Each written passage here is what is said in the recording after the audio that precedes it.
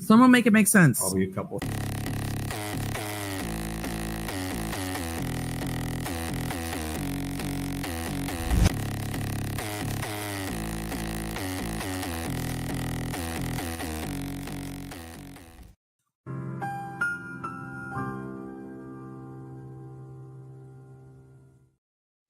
Welcome on in, everybody. Shout out to Flash, first in the chat tonight. We're getting caught up here from Karen Reed, day 24, wherein the defense begins its case in chief. But first, we do have some court filings here. Coming in at number 700, the Commonwealth's motion to preclude inadmissible hearsay. The defense noticed that it intends to call 4 individuals who have phone numbers associated with a federally protected and confidential series of text messages from Michael Proctor's cell phone. Footnote 1. While portions of federally protected text messages were revealed during Michael Proctor's testimony during the first trial, the records remain subject to protective orders of the Norfolk Superior Court and U.S. District Court for the District of Massachusetts. The defense intends to offer the communications of 9 individuals, only 3 of whom had partial contact names saved within Michael Proctor's personal cell phone, for the substantive truth of those statements. Of note, the confidential record indicates there were a total of 38,707 text messages exchanged within this group, beginning on October 18th, 2021 and ending on August 31st, 2022. The defense seeks to introduce a limited portion of text messages attributed to being exchanged by 9 individuals that occurred over 3 years ago. Preliminarily, it is the defendant's burden to satisfy the requirement of authenticating these communications by producing sufficient evidence to support a finding that the communication is what the defense claims it to be. And this is what we will get into at the end of day 24 here. Also, welcome to ABC's docket, who is currently cleaning at the office. Have fun with your cleaning there. The defense must not only establish that the communications were authored by the witness on the stand, but also the statements of others in the group, including Michael Proctor. This will require the judge to determine relevance and admissibility of each communication, depending on who authored the communication and whether it is sufficient for a reasonable jury to find by preponderance of the evidence. And let's just review that. So preponderance of the evidence is this equivalent of greater weight of the evidence. You can use this interchangeably. That's the lowest burden that we have here. Rarely used, actually, in criminal law. You'll see it more in civil, but that's the 50% plus a grain of sand burden. So by preponderance of the evidence that each and every communication was authored by the individual member of the group. Of note, prior to authentication, no communications should be displayed or read to the jury. Footnote 2. Bowdoin does not permit the defendant to ask questions without proper foundation or questions that are replete with unauthenticated, inadmissible hearsay solely to infect the jury. And they say they have a case there. Furthermore, the text messages must contain upon hearsay, and each statement and text message must conform with an exception to the hearsay rule. There are no applicable exceptions. Michael Proctor is available to testify and could authenticate and perhaps adopt and acknowledge the statements should sought to be introduced. While Bowdoin preserves a defendant's right to attack the adequacy of the police investigation, that attack is still constrained by the rules of evidence. Nothing in the Bowdoin case authorizes a defendant to introduce otherwise inadmissible hearsay. And we're going to talk more about Michael Proctor here as we go along. Moreover, the statements are inadmissible for the purpose of showing Michael Proctor's state of mind nor the state of police knowledge. Hearsay testimony to explain the reasons for police action, however, carries a high probability of misuse because a witness may relate historical aspects of the case, replete with hearsay statements in the form of complaints and reports, even when not necessary to show the state of police knowledge. Welcome on in, Mary.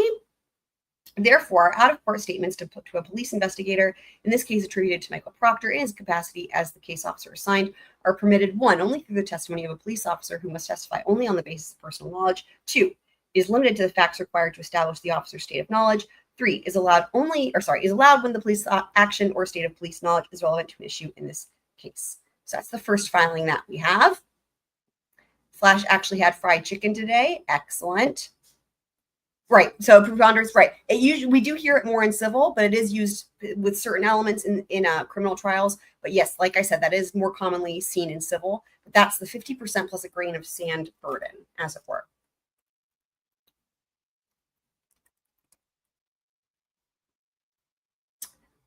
Okay.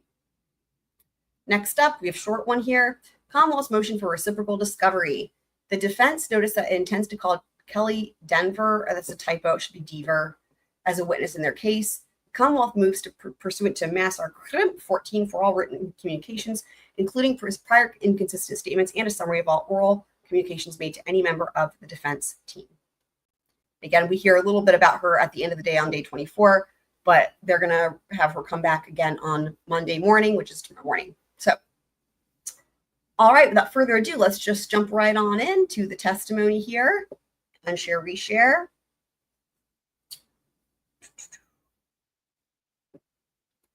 All right, here we go.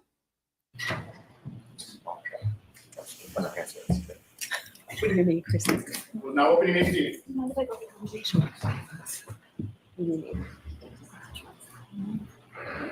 Thank you.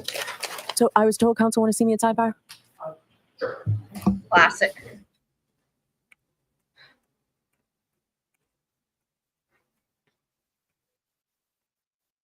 So let me see how long is this sidebar. Is this still sidebar? No. Okay. Oh my God. So we're getting into the motion for a directed verdict here in a second. Also known as a judgment of acquittal, depends on your jurisdiction. Excellent. Okay, here we go. Excellent.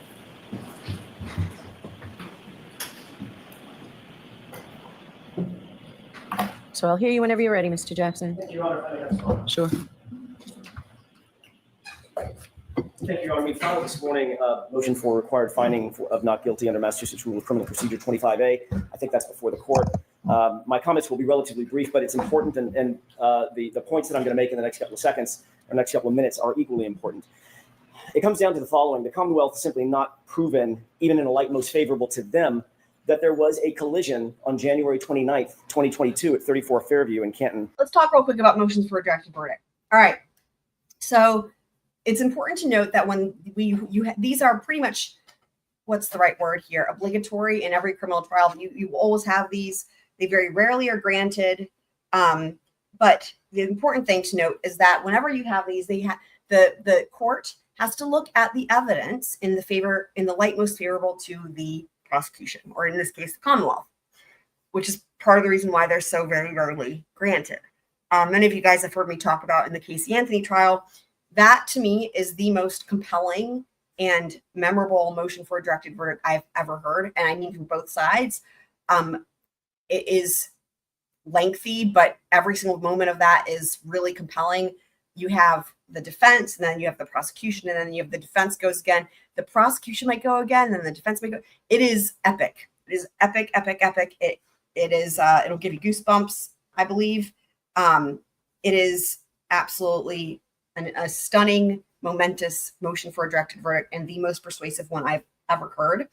But anyway, very, very, very, I don't know that I've ever seen one granted. I've heard of one that was granted in a case kind of recently, but it was something a little bit unusual. I can't remember the exact circumstance. It wasn't a case I was following. It was maybe a year or two ago. I just heard about it, but it was something, there was some funny thing that happened there. And I can't quite remember what that was because I wasn't following the case. But anywho, I just remember that the defendant was an elderly dude in a wheelchair, and the defense seemed to not be expecting it to get granted, and it was, and he got to walk out of that courtroom a free man. So anyway, all right, so let's carry on. Massachusetts.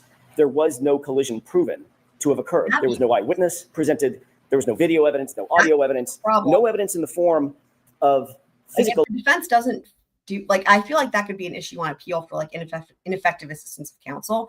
I've never seen it. Now, maybe potentially, Flash, is it possible that they filed one in writing but didn't ask to be heard, like for oral argument? Maybe, I don't know. Evidence at the scene by searches that were done by officers on the morning of January 29th, 2022. The Commonwealth, through suspect experts based on circumstantial technical data, only sought to prove a backing event, and that's important. They sought to prove that at 34 Fairview, the SUV went backward. They did not prove, and every single one of their experts was asked this question, they did not prove that there was actually a collision associated with that backing event.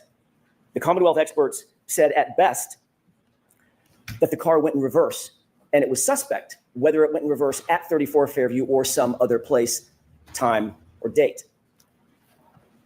Commonwealth also put on an expert who said that she found no injuries, none, mind you, indicative of a vehicle strike on John O'Keefe's body.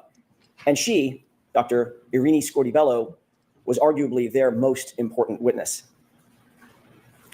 The Commonwealth cannot and did not say or prove Welcome. a collision at a particular time, a collision at a particular place, a collision with a particular person, or that a collision even occurred on January 29th, 2022 at or around or at or after 12:30 in the morning. And notably, or that a collision even killed him, because really, again, it was the cold, hard ground, right? So Their own expert, I think it was yesterday, if not the day before yesterday, was asked. Let's just reiterate, even if they can prove a collision occurred and that he was hit by that vehicle and that like just starting there, the Commonwealth's theory is that it scratched up his arm. And those lacerations, as we all know, had nothing to do with his cause of death. The rest of that, flying through the air and landing there, takes so much more magical thinking, as it were, to even get him there. You know, it doesn't. But in terms of the direct contact from the vehicle to the victim, if you can even if you're thinking, okay, a collision occurred, right? You're only dealing with the arm. So, anyways, on examination by Mr. Alessi, can you tell us the particulars of the collision, pardon me, as you suggested in your testimony? And his answer was, there's simply not enough evidence. He was asked specifically, why didn't you try to recreate the circumstances, the force impact? That's what you do, sir. You're a biomechanic expert. Recreate it for us. And he said, there's not enough evidence. There is evidence, however, that Brian Higgins and Brian Albert were sparring at 34 Fairview. There is evidence, however, that was just minutes, not hours, not days, minutes before John O'Keefe ultimately met his fate at 34 Fairview. There is evidence that Brian Higgins was love-struck, that he was jealous, that he was aggressively coaxing John O'Keefe out of the waterfall, that he was passively aggressively coaxing Miss Reed to engage with him rather than John O'Keefe. Again, there was not a single eyewitness to a collision. There was not even a single eyewitness to a backing event at 34 Fairview. The court will recall Jennifer McCabe testified that she basically watched the SUV the entirety of the time it was in front of the location at 34 Fairview with Miss Reed in the driver's seat. She saw it pull up once. She saw it pull up twice. She saw it pull up a third time. And then she saw it was gone. And at no time did she ever see the car go in reverse. She certainly didn't see the SUV go in reverse at a high speed. And she darn sure didn't see the car go in reverse at a high speed and strike a pedestrian. Her focus was defined enough to see thin tire tracks in a dusting of snow, thin enough, I think the phrase was, to track a cat. yeah, That's how detailed she was in her observations, yet she did not see John O'Keefe hit by an SUV. She did not see John O'Keefe's body in the snow, in the yard, laying prostrate, a 216-pound, 6'1" man in the snow, directly in front of the SUV she was tracking the entire time. There are two other witnesses, Ryan Nagel, Heather Maxson. They both noted that John O'Keefe, not that they didn't see him, Your Honor, that John O'Keefe was not in the vehicle when they were behind him. The dome light was on. They could see inside the interior of the vehicle. Miss Reed was sitting there with her hands at 10 and 2. And the passenger seat, notably and markedly, was empty. He was not outside the vehicle. He wasn't standing. He wasn't sitting. He wasn't lying down. There's only one place he could be: inside the curtilage of the home, inside the house, or inside the garage. Not one witness that was inside the house, not one passerby, not one neighbor, not one plow driver ever saw John O'Keefe's body laying prostrate in the snow that morning. Not one. Not until Karen Reed found Mr. O'Keefe at about 6:03. And again, the Commonwealth's chief medical expert, Dr. Scortibello, their medical examiner, who's the only person that the court heard from or will ever hear from who actually investigated John O'Keefe's physical body, the only person to have physical access to John O'Keefe, testified he did not have any injuries consistent with being struck by a vehicle. But she did indicate that the injuries, as did the firefighters, the first responders, indicate that he had injuries consistent with a physical altercation. And certainly, as to counts 1 and 3, no evidence has been presented or proffered whatsoever by the Commonwealth that Karen Reed intended to run over and harm John O'Keefe in any way, shape, form, or fashion. Hearken to the video at C.F. McCarthy's. Hearken to the video at the waterfall. Every witness confirmed what our eyes could see. That night, John O'Keefe, Karen Reed were loving, caring, affectionate. There's absolutely no evidence that Karen Reed had an intent to harm John O'Keefe, or that after the fact that she intended to leave him for dead, because there was no fact to be after. There was no collision in the first place. The Commonwealth's case, certainly on counts 1 and 3, taken separate from count 2, because of the mens rea associated with counts 1 and 3, fails miserably. The Commonwealth, at the end of the day, has presented their best case. They've done their best. Some would say they've done their worst. And their case has failed. No reasonable jury, harkening back to the standard under Rule 25, no reasonable jury could find Karen Reed guilty of count 1, count 2, or count 3. But taking count 1 and 3 aside, those are separate counts because of the mens rea required and the high burden that's required, even taken in the light most favorable to the Commonwealth. What evidence have they proven that Karen Reed intended to kill or harm John O'Keefe, or that she intended to leave him for dead in the snow? The answer is none, 0. No reasonable jury could find Karen Reed guilty. This case never should have been brought in the first place. There are reasons that I won't go into here. The court knows those reasons or knows our position on those reasons. This was a vindictive prosecution, and I believe that the court is duty-bound pursuant to the precepts of Rule 25A, as well as the principles of justice, to dismiss all 3 counts, and certainly taking count 1 and count 3 aside, the court is duty-bound to dismiss those 2 counts. Thank you.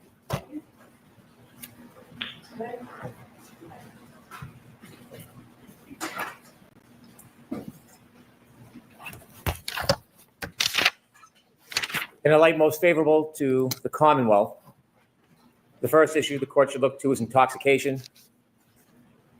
The reasonable fact finder would find that the defendant was in fact intoxicated. Based on the serum conversion and based on Karen Reed's statements herself, you've heard many, many admissions by the defendant about her level of intoxication, which far surpassed the statutory mandate that she consumed alcohol in a way that would affect her ability to operate safely. Those are just 2 of the cornerstone pieces of intoxication, which are clear, light, most favorable to the Commonwealth, the reasonable fact finder could find beyond a reasonable doubt. The evidence of collision is abundant. I do not want to go through an entire closing argument or rhetoric, but suffice to say there are taillight fragments from the defendant's own Lexus, from her shattered right taillight, that are found in Mr. O'Keefe's clothes. Mr. O'Keefe is left at the very spot where she expects to find him, according to her statements, where her car does a backing maneuver at least 24 miles per hour. He is left with injuries on his arm consistent with the damage to her Lexus right rear taillight. The scientific data is substantial. Telestream data, Apple Healthcare data, battery temperature data. And again, Ms. Reed's statements herself about clipping, hitting. The evidence of a collision in this case is overwhelming. It is a public way. Lieutenant Gallagher told us about Fairview as being a public way.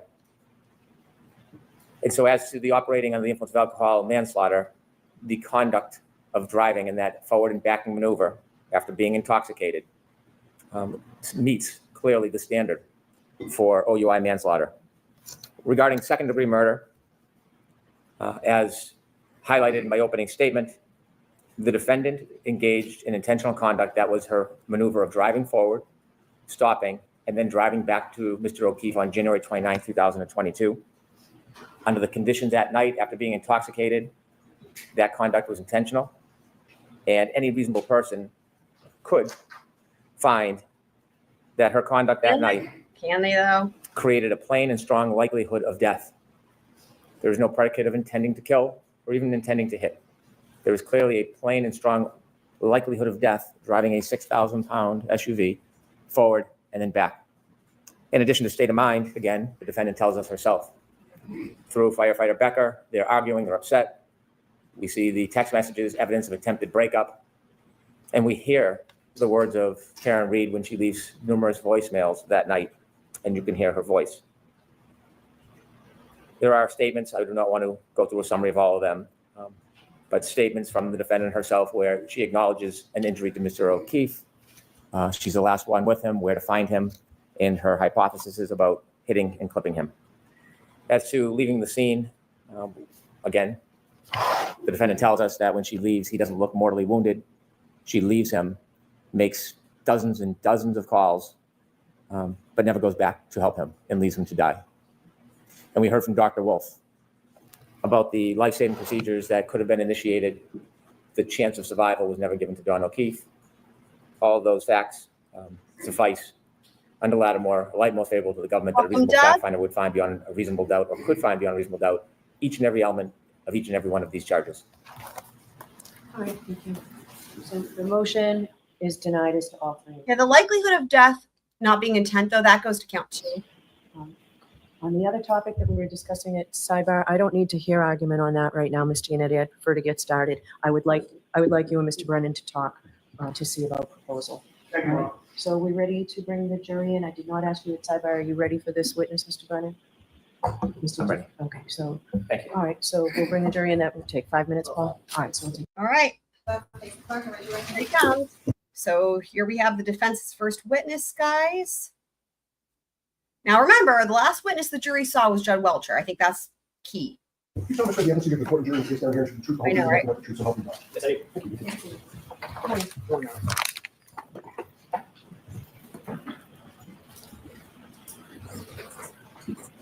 All right, Mr. Jackson, whenever you're ready. Thank you, Mr. DiSogra. Could you please state your full name and spell your last name for the jurors, please? Sure. Matthew DiSogra, last name Disogra.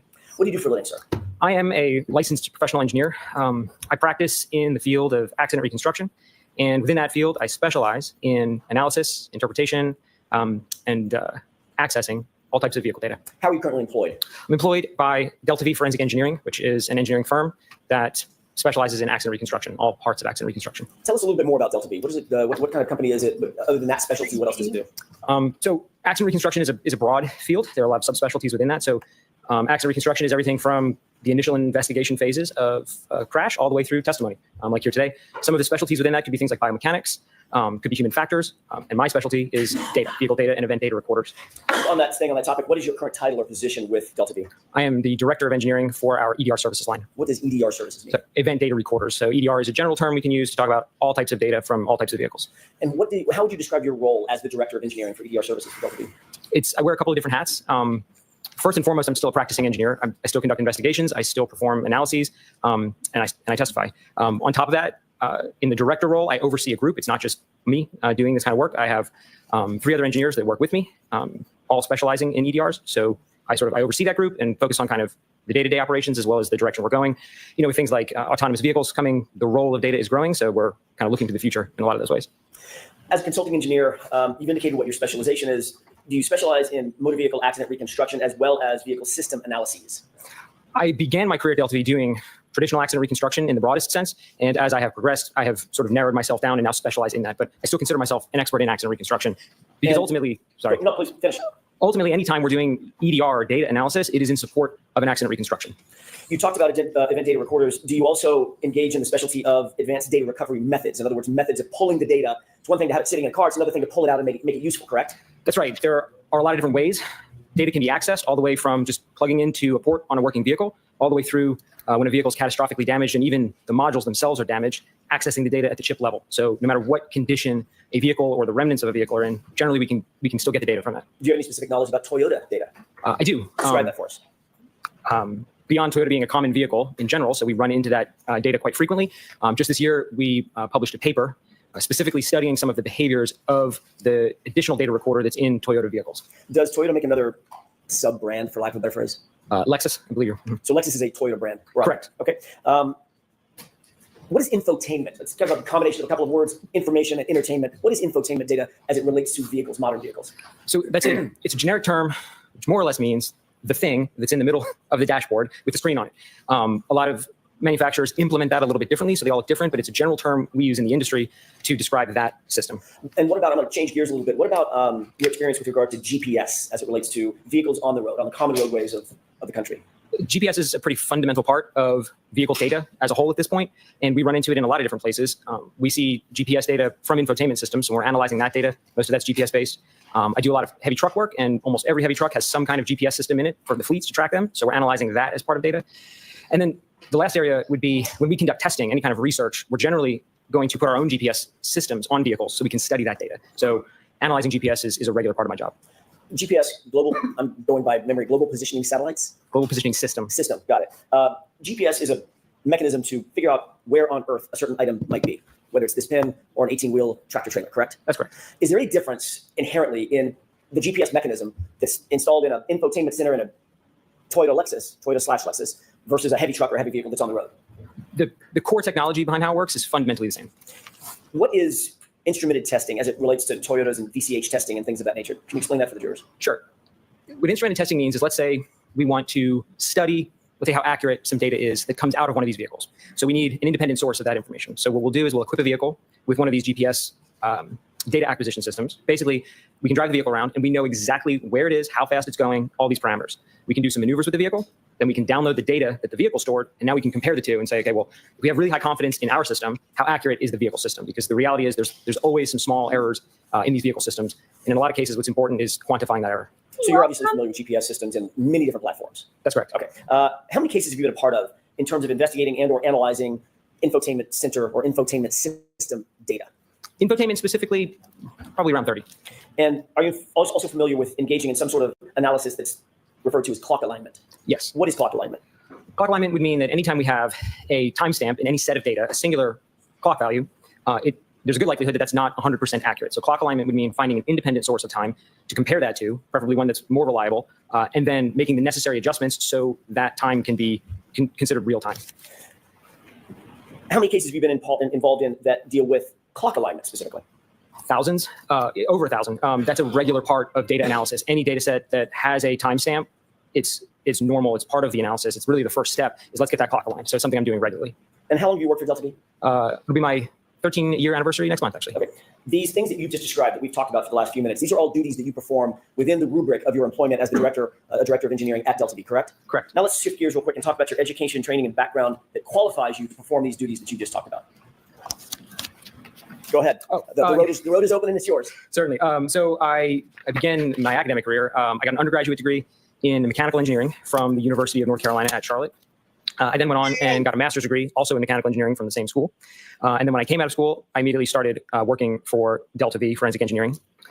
In order to get a professional engineer license, I then needed to acquire 4 additional years of work directly under the supervision of another licensed engineer. So then I completed that phase of work.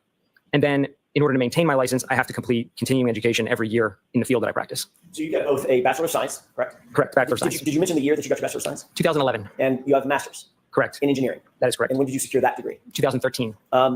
You just mentioned engaging in continuing education. What is continuing education in terms of the engineering field or the reconstruction field in your world?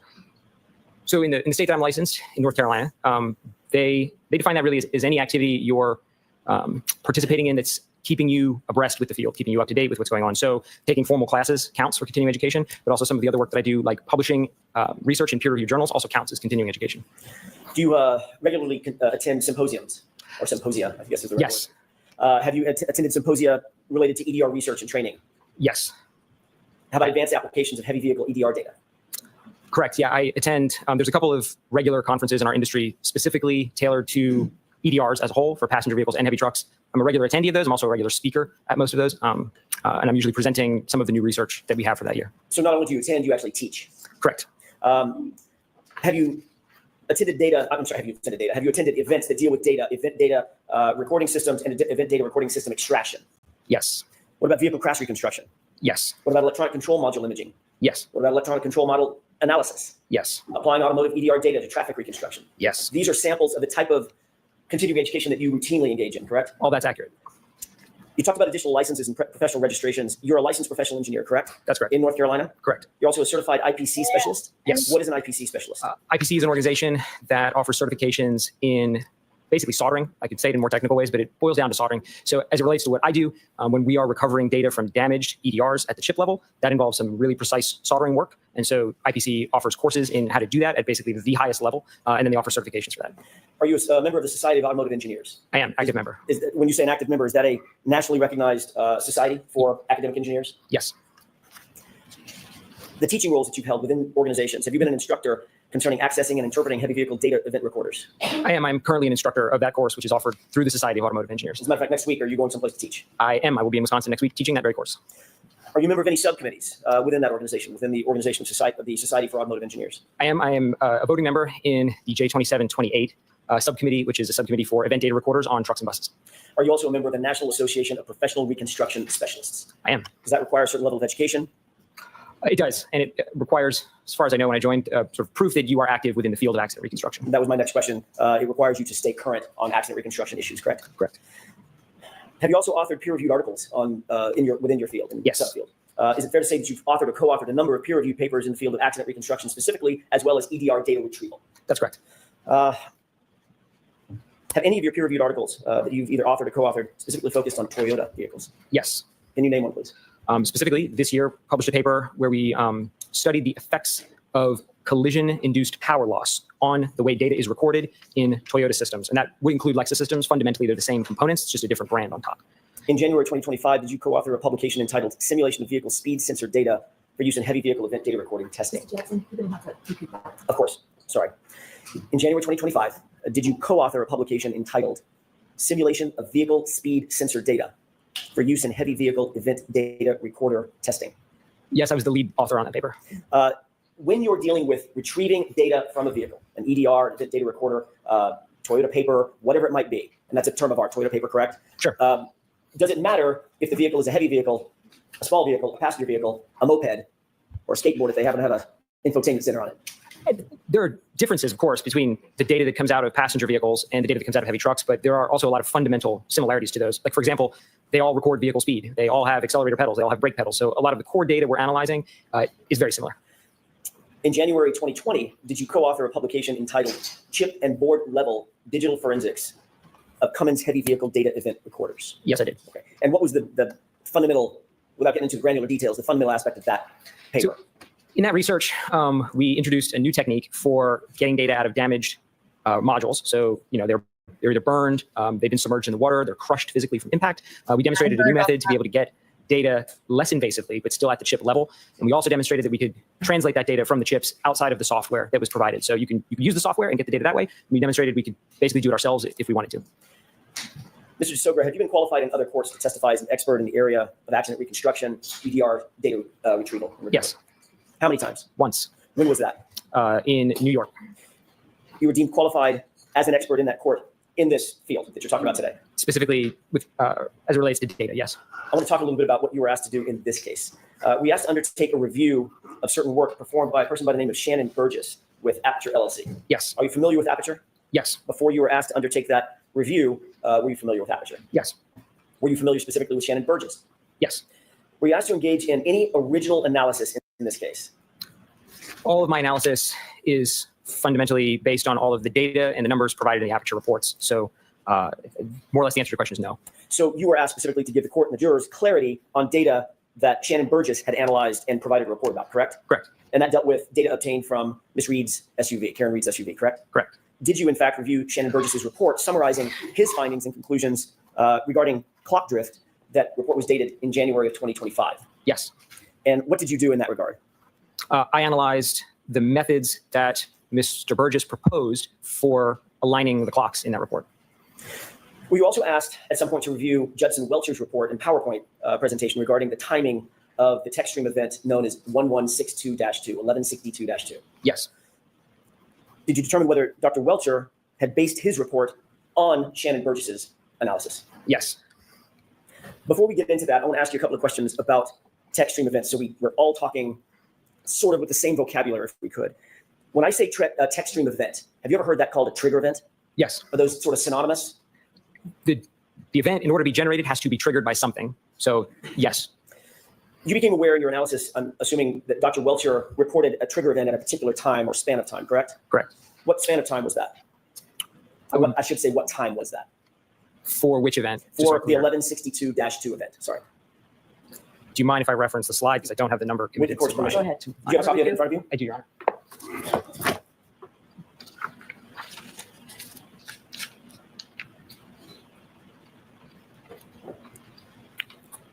So the original analysis places event 1162-2 ending at 12:31:43 a.m.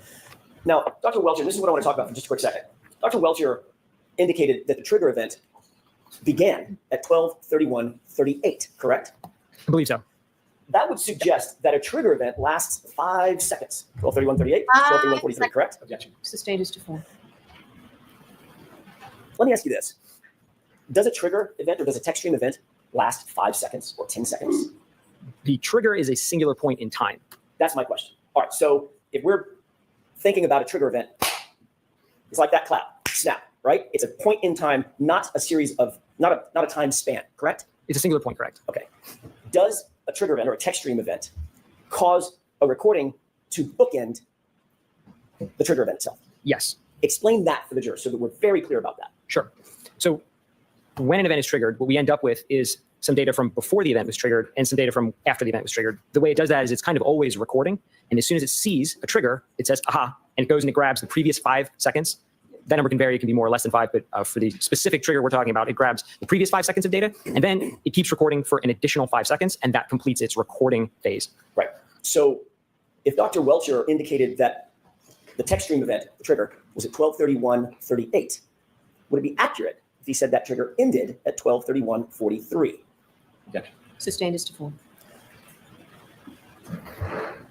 Is there any, if a trigger event is one point in time, one snap in time, would it be accurate to say that the trigger event itself lasted 5 seconds and ended 5 seconds later? It wouldn't be accurate to say the trigger lasted that That's long. my question. The event lasts that long, but the trigger is only one point within the event. The recording lasts that long. Right. Correct? Correct. So in other words, it captures, or does it? Let me ask you this. Does it capture 5 seconds before and 5 seconds after? But the trigger event is the singular point right in the middle. That's correct. Okay.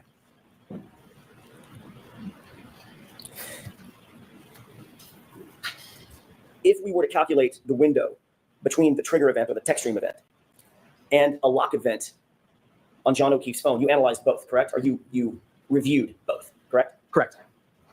Would you calculate from the point of the trigger, would you calculate from 12:31:38, that point in time, and I'm using the tip of my pen to represent the point, at 12:31:38, would you calculate it from 12:31:43? Customarily, when we're doing any analysis, we're referencing everything off of the trigger. That's the normal way. Everything in the Aperture reports was referenced off of the end of the event. So Of the recording event, of the recording event. not So the trigger. correct. And I didn't correct that. I just went with that convention for all of the analysis I did. But you noted it, correct? Correct. And you noted that that would be 5 seconds inaccurate. I'll withdraw it. I'll ask it a different way. What would be the effect of timing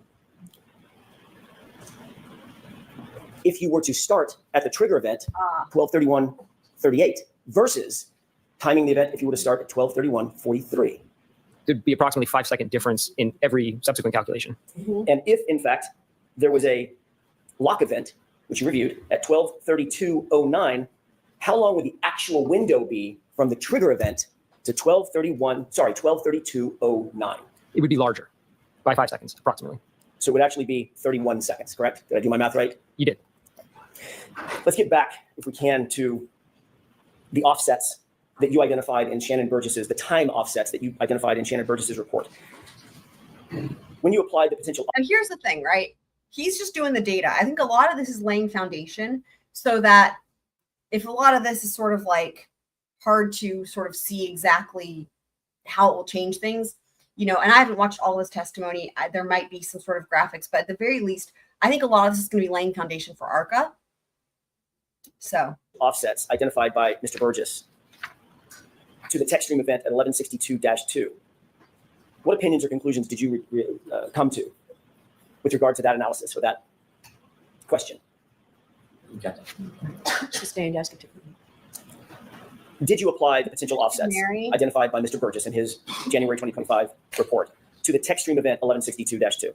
Yes. Did you also apply Dr. Welcher's analysis based on that same Shannon Burgess analysis to reach an opinion or a conclusion? Yes. And what was your opinion or conclusion with regard to that event and the timing following that event?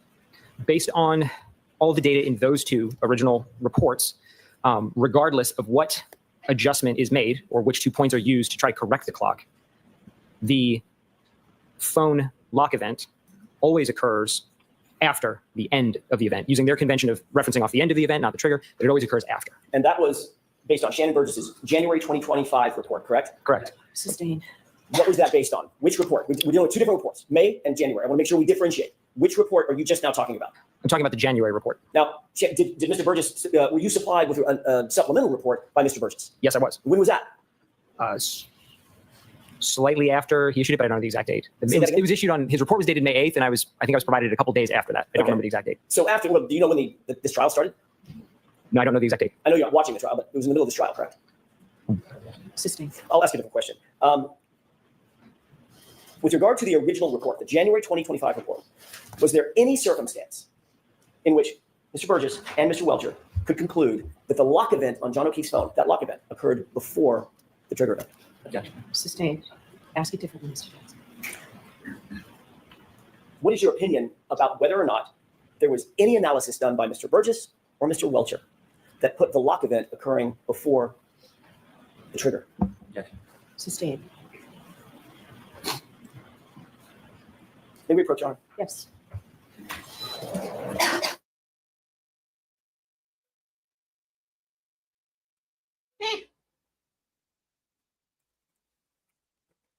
My question. Yeah. There you go, Flash. May I, Your Honor? Yes. Thank you. Back to my question. Was there any circumstance based on your review that if the text stream event occurred at 12/31/38, that there was any circumstance that the lock event occurred before that trigger event? There was not.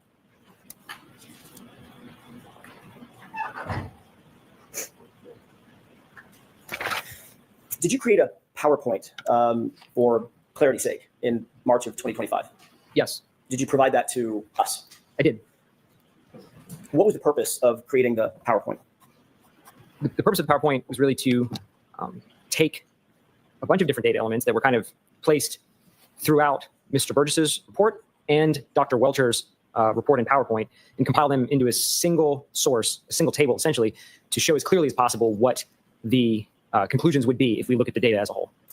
When you created that PowerPoint presentation, did you create it with the intention of providing it to the defense, which would then be provided to the Commonwealth? Yes. Are you aware of whether or not that was disclosed to the Commonwealth as part of the normal discovery process? No. So the answer is no. The answer is no. Following your presentation of the PowerPoint to us, at some point, did you receive from Mr. Burgess an amended report, an amended PowerPoint? I received an amended PowerPoint by Mr. Burgess, not from him, though, from you. Fair enough, fair enough. Did that report, or did that PowerPoint, however you want to put it, markedly, was it any different than his January 2025 report? Yes. Did you note any conclusions? Did you note the conclusions that he came to in January 2025? Going back to the original report? Yes. Did you note conclusions and opinions that he came to in May of 2025? Yes. Were those two things different? Sustained. Were the conclusions, not his opinions, were his conclusions different? Sustained. Was there any difference in the two reports? There was. Tell me the differences. In the first report, Mr. Burgess did some of the calculations that are necessary to correct or adjust the times based on certain approaches, but never went through the final step of applying those calculations to the times and coming up with the final time. In the supplemental report, he then essentially took that analysis to the end. He approached it in a new way, a different way than he had previously laid out in the first report, but then he also took it all the way to the end by applying those calculations to the times. What were the main differences? Explain for the court and for the jurors, what were the main differences that he changed in the May 2025 report? Contrasting it with the original report. In the original report, he laid out some methodologies for correcting the clock using phone calls that were shared between the vehicle and Mr. O'Keefe's phone. And in the supplemental report, he moved away from the phone call analysis and moved to attempting to align the clocks using a shared maneuver between the vehicle and the phone. What was the shared maneuver? It was a 3-point turn. Was that the same analysis that he had in January 2025? He did not have that analysis in the 2025, by January 2025 report. Thank you. Based on the new information in the May 2025 report, what was the effect, as you see it, regarding the possible scenarios? So I did the exact same process I did using the supplemental report as I did on the first report. And when I ran all those numbers and those calculations, it turned out there are now some scenarios in which the phone lock occurs after the end of the event. There's some scenarios where the phone lock occurs simultaneously, like literally at the same second. And there are some scenarios where it occurs before. So now there's So this is, let's hear this again. This is really important because this is where the jury's hearing like the significance of like this whole time shift, right? From the Commonwealth, it's like, oh, we're just trying to correct it, da da da. It's like, but what is the significance? How does this affect essentially, the Commonwealth's whole theory? And potentially, is that why it got changed, right? I mean, that this is to be argued in closing, but by January 2025 report. Thank you. Based on the new information in the May 2025 report, what was the effect, as you see it, regarding the possible scenarios? So I did the exact same process I did using the supplemental report as I did on the first report. And when I ran all those numbers and those calculations, it turned out there are now some scenarios in which the phone lock occurs after the end of the event. There's some scenarios where the phone lock occurs simultaneously, like literally at the same second. And there are some scenarios where it occurs before. So now there's a range. So Mr. Burgess's report, his new report, his amended report, widened that gap to allow him to opine that there were scenarios that occurred after the phone lock event, correct? Okay. The objection sustained. Did you prepare a PowerPoint presentation in furtherance of clarifying Mr. Burgess's analysis? Sustained. Did you seek to clarify Mr. Burgess's analysis? Objection. Sustained. Your Honor, may we approach? Yes.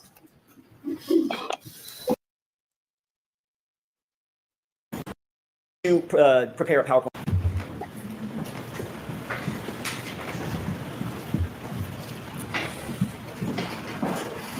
May I? Yes. Did you prepare a PowerPoint presentation in furtherance of your analysis? Yes. What was the reason, what was the purpose for your PowerPoint presentation?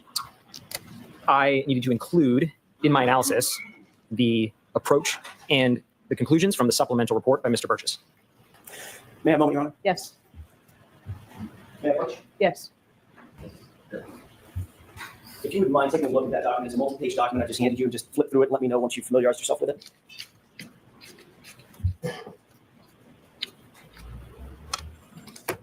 What is that document?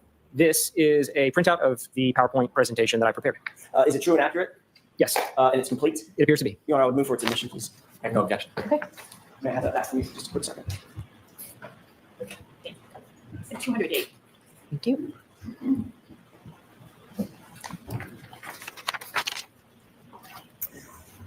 Your Honor, permission to display the PowerPoint presentation? Okay. Mr. DiSogra, can you still see with the lights off sufficient to see what's on the screen and what's in front of you? Yes. Okay. Do you recognize what's on the screen? Yes. What is that? That is the title page of the PowerPoint that I prepared. And what is the how would you describe the PowerPoint?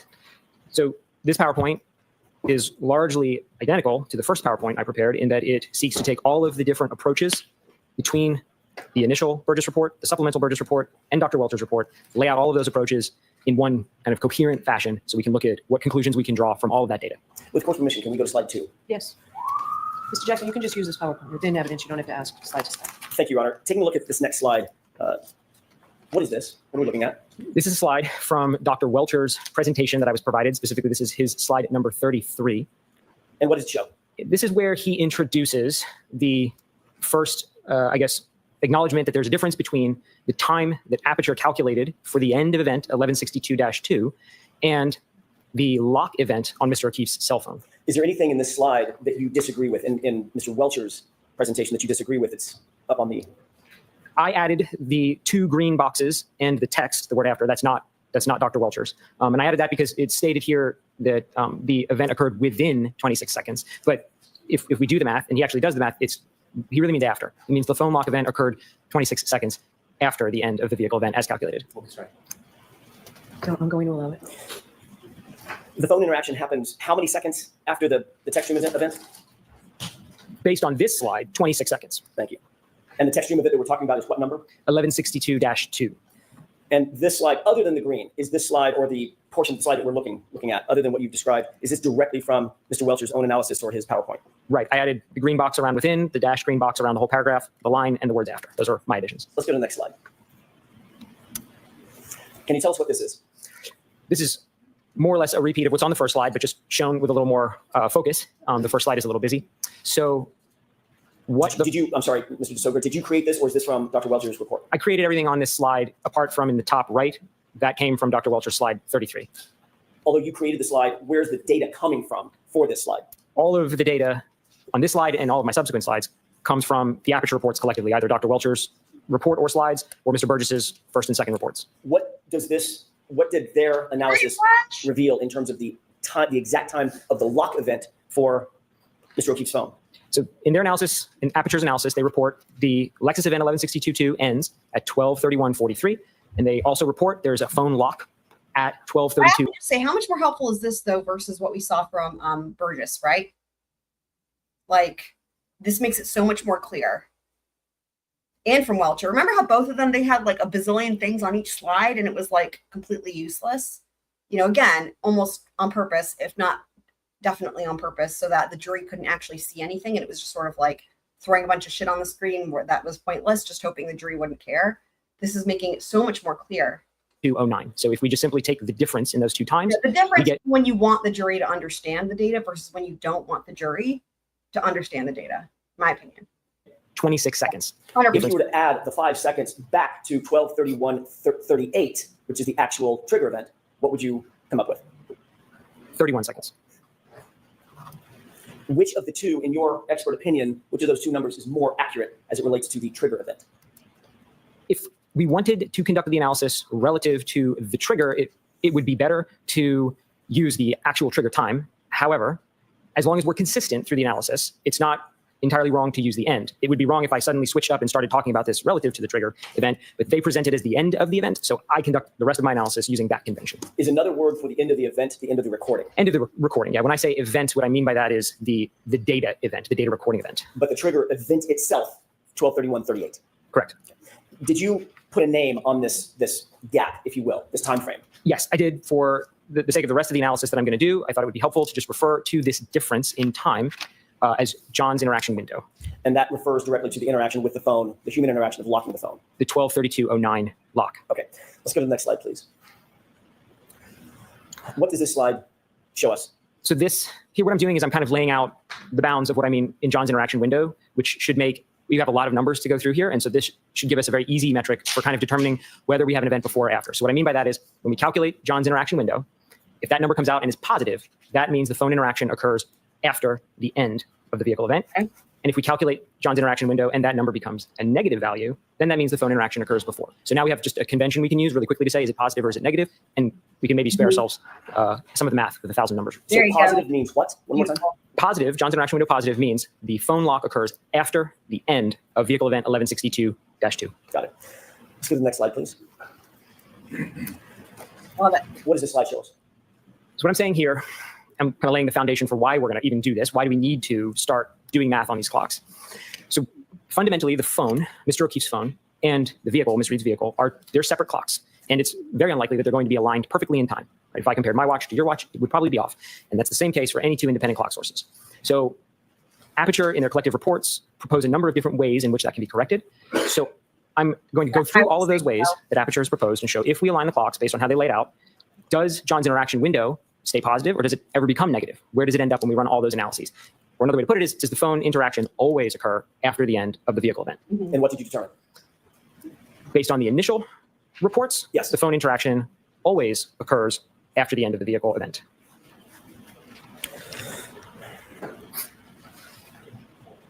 Did all of the information that's on this slide come from the same source or multiple sources, meaning Mr. Burgess and Dr. Welcher? In the PowerPoint as a whole, all the information comes from the Aperture reports collectively, Okay. from Dr. Welcher and Mr. Burgess. Did Mr. Burgess make any adjustments from his original report to his subsequent report in May of 2025? Yes. Let's go to slide 6, please. Tell me about this slide. Yeah, so this is the first adjustment we're going to talk about. And this one comes from Mr. Burgess's original report. And to summarize this adjustment, this is a key on timing adjustment. And we're going to show that the key on, the actual turning of the vehicle on, occurs about 3 seconds before that time gets registered in the infotainment. So the time we see is basically stale by 3 seconds.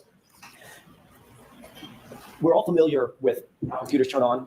When you say key on, do you mean a physical key or could it be a push button to turn the car on? In this case, it's a button. I refer to key on because generally that event is considered the key on in vehicle parlance, regardless of whether there's a physical key or it's a push button. So those 3 seconds mean what? What's the difference between pushing that button and the 3 seconds later that you just described? It means that when we're trying to use the timestamps that were recovered from the infotainment system that show when the vehicle was keyed on or turned on, that the vehicle was actually or likely turned on 3 seconds before that. Do you know where Just wait for that. the 3 second conclusion came from in Mr. Burgess's report? That came from the testing that Aperture conducted with the Exemplar Lexus that they purchased. Was there anything in the report that indicated testing, this type of exact testing on Ms. Reed's actual Lexus? No. Do you have an opinion as to whether or not all Lexuses, at least of this make and model and year, would have the exact same 3 second delay? Or could that be different? It could be different in their testing. In their testing, they only tested one Exemplar vehicle. So I think there was a solid foundation that the Exemplar that was used Right. exhibited this 3 second delay. It was a very close. That's a great point because dude, Burgess really hammered home on how everything is different. No clocks are the same. So that's a great point that by then only testing one Exemplar vehicle, a different Lexus could be different from that one. And any of them could be different from Karen's, right? A match in terms of part numbers and software versions to Ms. Reed's Lexus. But without any kind of testing of, let's say, a second vehicle, a second Exemplar, we wouldn't know. We wouldn't have any basis to say Right. it must be 3. We could test a second vehicle and it could be 5. So we say, well, there's a delay, but it varies vehicle to vehicle.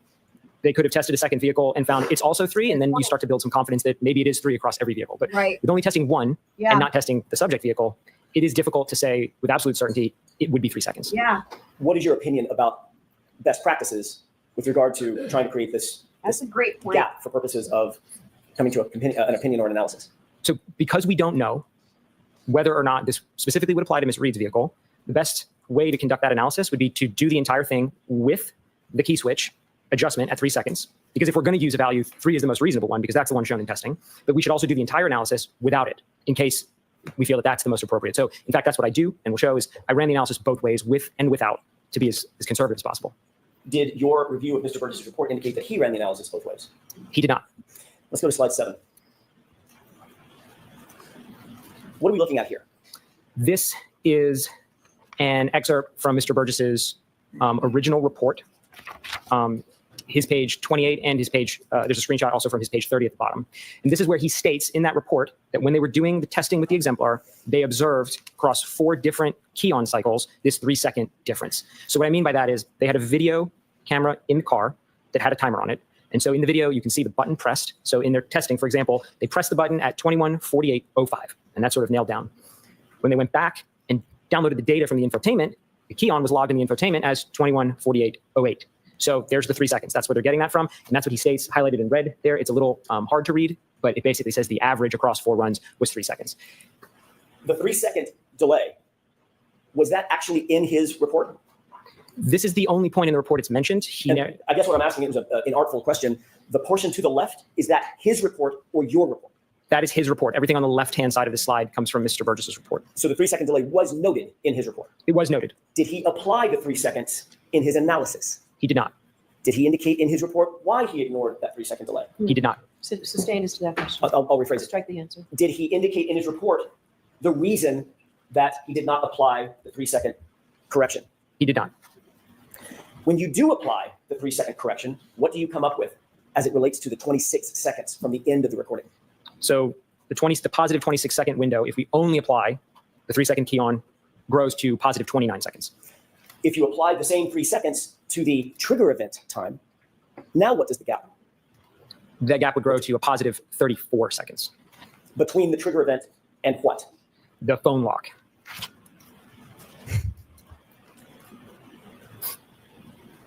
In your opinion, was it best practice to not account for that 3 second delay between the on switch and the data coming on?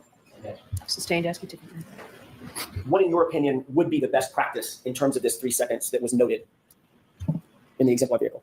The best practice would be to run the analysis with that adjustment included and without that adjustment included. Because like I stated, without testing of an additional vehicle, we really don't know if 3 seconds is just a specific behavior of that exemplar or if it's representative of all Lexuses of this type. Let's go to slide 8, please. Tell us what we're looking at in this slide. So now we're going to get into the next adjustments. That first adjustment we just talked about was really a vehicle-to-vehicle adjustment. We haven't talked about the phone yet. We're going to get into the phone now and talk about aligning that. But we had to get through the internal adjustment that has to get done first. Now we're going to look on the subsequent slides here at all of the different ways the Aperture reports compared the vehicle to Mr. O'Keefe's phone. Is there any additional adjustment that you believe should be made? The Aperture reports lay out 2 methodologies for adjusting. There is a methodology based on phone calls, and there's a methodology based on the 3-point turn And where did you get that information from? from the Aperture reports. In Mr. Burgess's original report, Shelly gifted 5 memberships. Thank you so much, Shelly. Awesome. And I believe, if memory serves, Miss Mojo, was this your other account? I remember you had another account. Is that from you? But regardless, thank you so much for gifting the 5 memberships. differentiated, the January report, which did he use to determine his determination of the clock skew?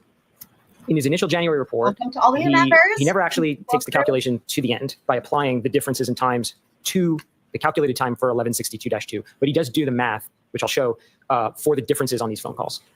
In terms of Dr. Welcher's report, did he identify Here's a King. GPS point of 154 at all? Got gifted. Yes. How did he describe that GPS data point? He describes in his initial PowerPoint slides as 0.154 aligning with the end of vehicle event 1162-1, talking about a different event now. This is the 3-point turn event. So he uses that as an anchor point. And that anchor point you said was the end of the text stream event, or the end of the recording of that text stream event. Correct. The Aperture reports consistently reference everything from the end of the events. Let's go to slide 9, please.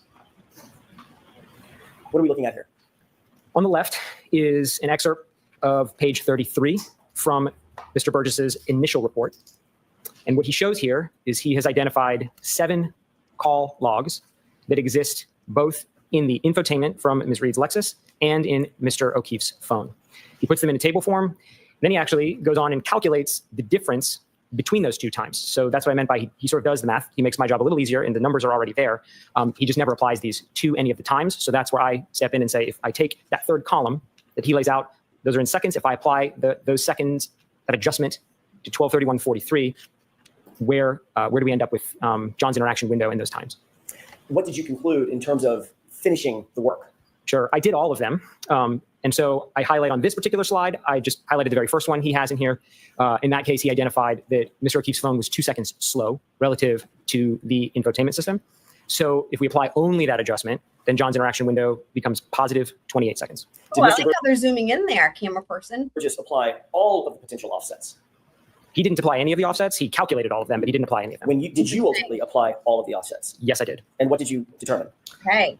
Regardless of which, That was interesting. Let's hear that part again about the offsets. then John's interaction window becomes positive 28 seconds. Did Mr. Burgess apply all of the potential offsets? He didn't apply any of the offsets. He calculated all of them, but he didn't apply any of them. Did you ultimately apply all of the offsets? Yes, I did. And what did you determine?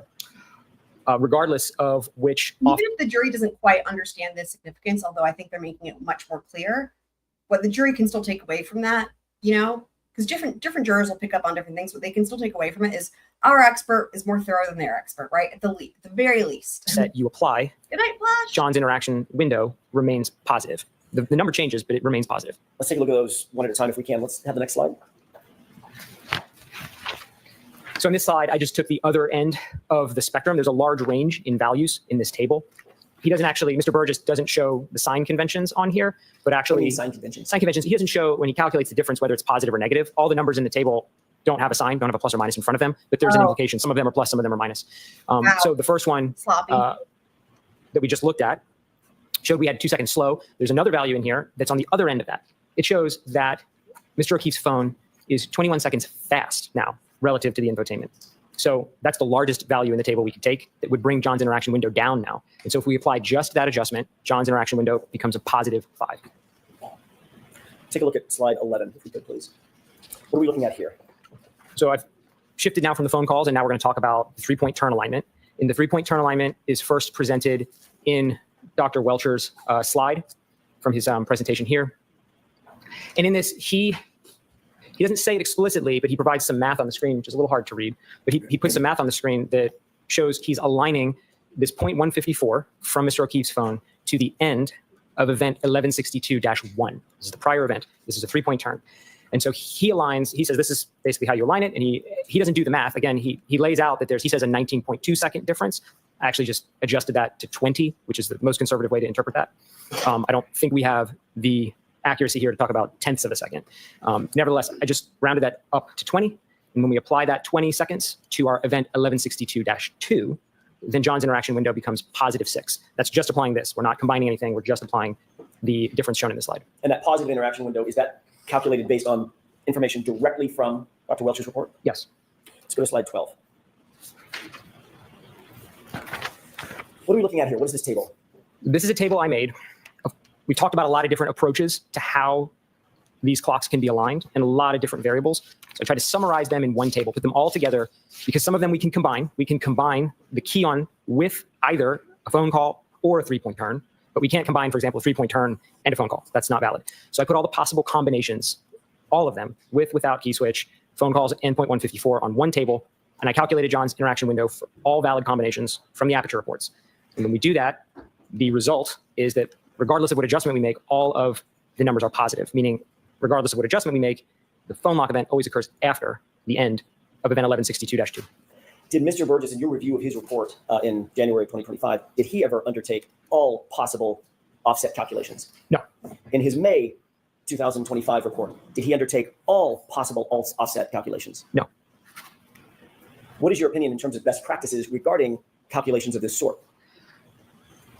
I think if there's sufficient data, if there's testing or research or literature that in a specific case supports there is a best path or a best method, then we should use that.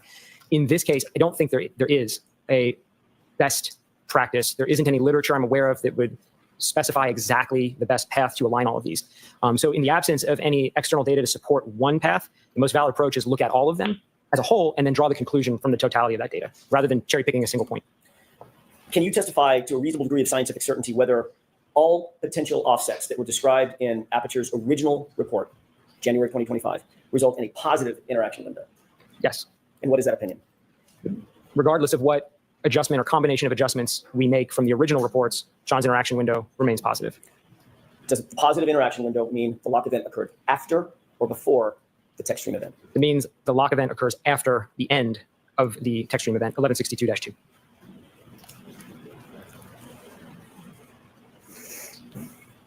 You've already indicated that you received a second report in May of 2025, correct? That's correct.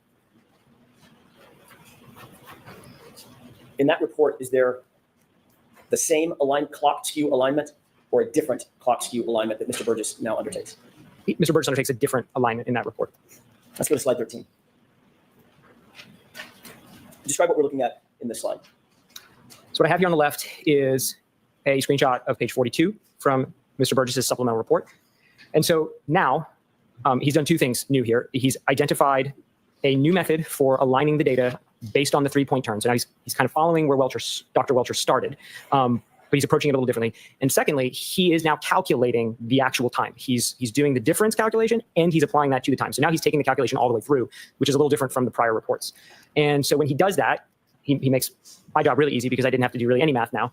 He comes up that there's a range now. So prior to this point, the original report by Mr. Burgess and Dr. Welcher reports all used discrete points in time, right? They sought to find an event that occurs at a singular second and another event at a singular second and align based on that. This is a little bit of a departure from that approach. Mr. Burgess is now using a range of times, a range of uncertainty. He basically assesses that the 3-point turn data from the phone and the 3-point turn data in 1162-1 cannot be precisely aligned down to a single point. Rather, they overlap in this range of seconds. And so he then says that that range must be applied. So now we have to apply a range. And what we end up with is 9 possible values. So it kind of looks like one conclusion, but really there's 9 conclusions on this slide. And so if we just applying the math he has in the supplemental report, John's interaction window now has a range of 9 possible values. And that range spans from +5 now to -3. So we have 5 positive values. We have 1 value that's 0, and the 0 would mean it's simultaneous. And then we have 3 negative values. Does Mr. Burgess indicate in his report that any one of those values is more likely than any of the other values? he does not provide any data or analysis to support one point being preferential over the other 8. And are there more or fewer positive results in his analysis than negative? There are more positive numbers in that range of 9 than there are negative numbers. Does Mr. Burgess's new data indicate anything about Dr. Welcher's analysis about the GPS data point 154 being at the end of the 3-point turn? He opines in that aligning the 3-point turn on a singular point is not, and I'm paraphrasing because I don't know exactly how he states it, but not the preferred method. Is Mr. Burgess's analysis consistent or inconsistent with Mr. Welcher's determination that GPS point 154 was at the end of the text stream event? Objection. Sustain. Does Mr. Burgess in his report indicate whether he agrees or disagrees with Dr. Welcher's analysis? I don't remember specifically.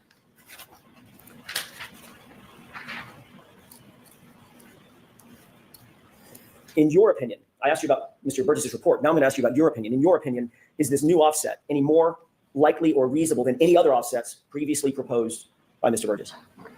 I don't think it is more or less likely. I think it is a valid approach, certainly.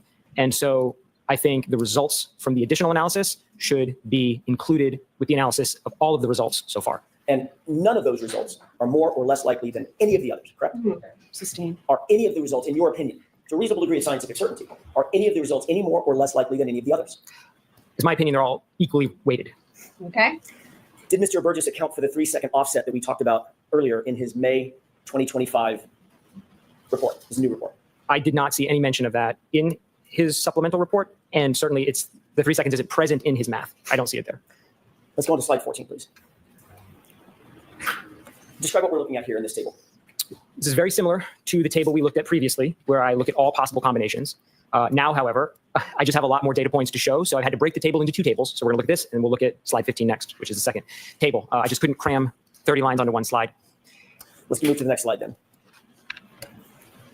Is this a So there's continuation of the second half. So think of these as a singular table. I just had to split them up. If we head back to slide 14, we'll start there. So this slide, Yeah, I appreciate that. Instead of saying like, hey, jury, I'm just going to shove it all on one side, make it all small and impossible to read. He's like, well, there's just too much to fit, so we broke it up. Brilliant. I mean, the obvious thing, it's like, that's the obvious choice, right? It's almost like the decision to not do that would be the non-obvious common sense thing. But that's what the Commonwealth experts did, right? They just kept making the font size smaller and smaller, so you can't read any of it. I'm not accounting for the key on. And Oh, oops, sorry. that's the main difference between my 2 tables. Table 1, I'm not accounting for the 3-second key on. In table 2, I am. When you But- say key on, you're talking about that 3-second delay. Correct. Okay, go ahead. But again, I want to make sure we're thinking about this as a singular table because that's where we'll draw our conclusions from. So the first lines of the table, we've already seen those. Those were in my original table. I haven't changed those. That's the same math that's been there. All I did was I added the 9 points now from Mr. Burgess's supplemental report using the range he shows. And so now we can see if we include that, now we get some positive numbers for John's interaction window. We get that 0. And again, the 0 would imply that the end of event 1162-2 is happening exactly the same second as the phone lock. So it's kind of not on one side or the other. So I think it should be thought of as separate. And then we have 3 negative values, which would imply that phone lock occurs before the end of 1162-2. And did you already mention the one that was simultaneous? When John's interaction window is 0, correct? 0. That would imply simultaneity. All right, is this 14 or 15? Is 14, let's move to 15. Now, Same. is the continuation of that, mentally, we'll just continue that same table? Correct. Okay. Just a continuation. Imagine in your mind is just rows 16 to 30. Okay. And it's the same thing, same format, except for now we're just adding in that key on adjustment because, again, I think the analysis should be run with and without it. And so now when we run this with the key on adjustment, we get 14 of these 15 are John's interaction window is positive to various degrees. Welcome, And Ken. one of them is Remind 0, me, I don't know again, that I- simultaneous. And there I don't know that I've seen you in the chat before, so let us know if you're new, but welcome on in. If are you're no negative values not with new, this welcome adjustment. back. You're not new. Can we go to the next slide, 16, please? But I agree, great expert testing. Totally What agree. are we looking at here? This is the summary then of that table, kind of a verbal summary of the giant 30-line table now. And if we look at all of the possibilities from all of the Aperture reports collectively, then we can draw some pretty straightforward conclusions. 25 of those 30 possibilities result in interaction with the O'Keefe phone after the end of event 1162-2. Looking at all the possibilities, 2 of the 30 result in interaction where it's simultaneous. That's the zeros, they're present in both tables. And then looking at all 30, 3 of the 30 result in interaction with the phone before the end of event 1162-2.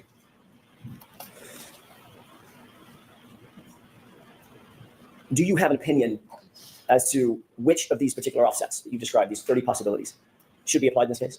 No. Why is that? Each of the approaches have their own individual strengths, and each of them have their own individual weaknesses. And there is not really any published literature, any research, or any testing done that I'm aware of that would suggest one really stands. Everybody, welcome Kim on in. It is her first time here. We're so happy you're here. The Scroll Crew is the absolute best. So we're very happy to have you, and feel free to join the Discord. I'll have Nightbot put a link in the chat. Head and shoulders above another one of the methods. So I think the most fair way to present it is to look at, again, if we combine everything together, then we can draw some conclusions like this in terms of how many of the total result in one outcome or another. Is every data point that we're looking at and that you've been talking about, are these all drawn directly from Aperture's reports? That's correct. I have not proposed any methods for aligning the clocks myself. All of the methods that comprise these 30 are from the Aperture reports themselves. Based on your analysis of the Aperture, or your review of the Aperture analysis, is there any ability to say to a reasonable degree of scientific certainty that the text stream event occurred after the last physical interaction with John O'Keefe's phone? Yes, there would be three out of the 30 possibilities would result in that. Do you have an opinion to a reasonable degree of scientific certainty that it did happen after the text stream event? Okay. Sustained. Of the 30, what's the percentage of possible events that occurred, possible scenarios, I should say, wherein the text stream event occurred after the last interaction with John's phone? What's the percentage? So that's sustained.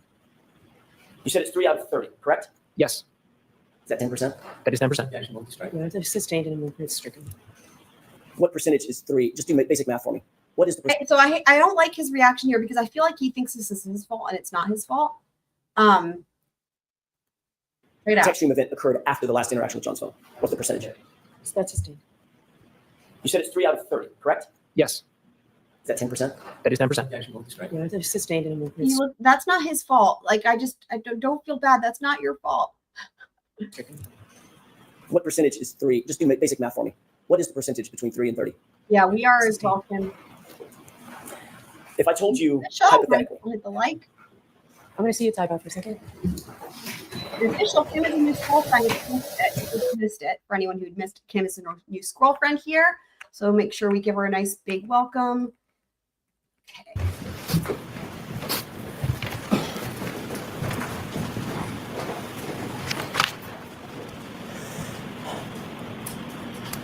following your analysis of the totality of the possible scenarios, did you come to a conclusion that the vast majority, let me rephrase that, did you come to any conclusion about the numbers as they relate to the positive interactions versus the negative? And when I say positive versus negative, I'm talking about the phraseology that you used, John's phone interaction being in the positive side versus John's phone interaction being in the negative side. Yes. And what were those? Of the 30 possibilities, 25 of them, it's a positive. John's interaction window is positive for 25 of them. And only 3 were negative? Correct. Only 3 of the 30 were negative. Okay, we can take that slide down.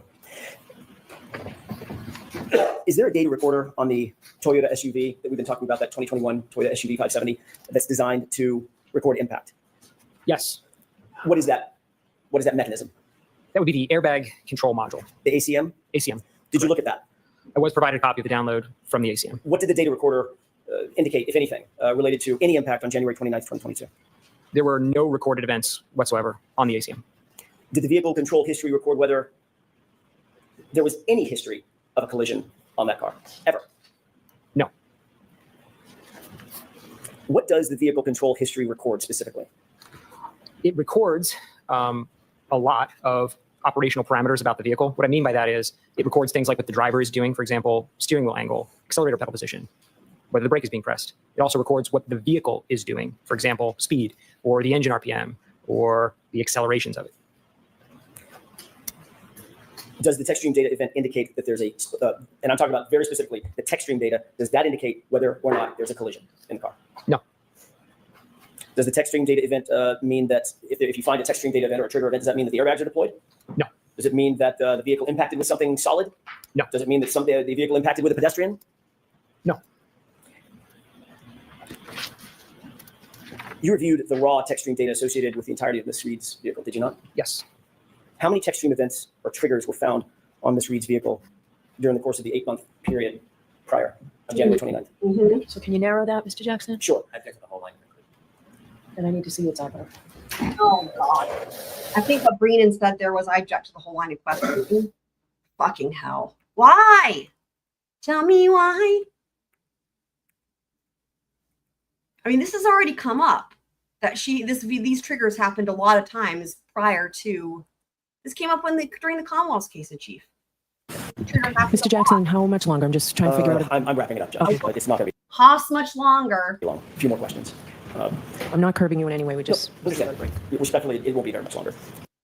That's her new phrase she loves to say. I'm not curbing you. It's like,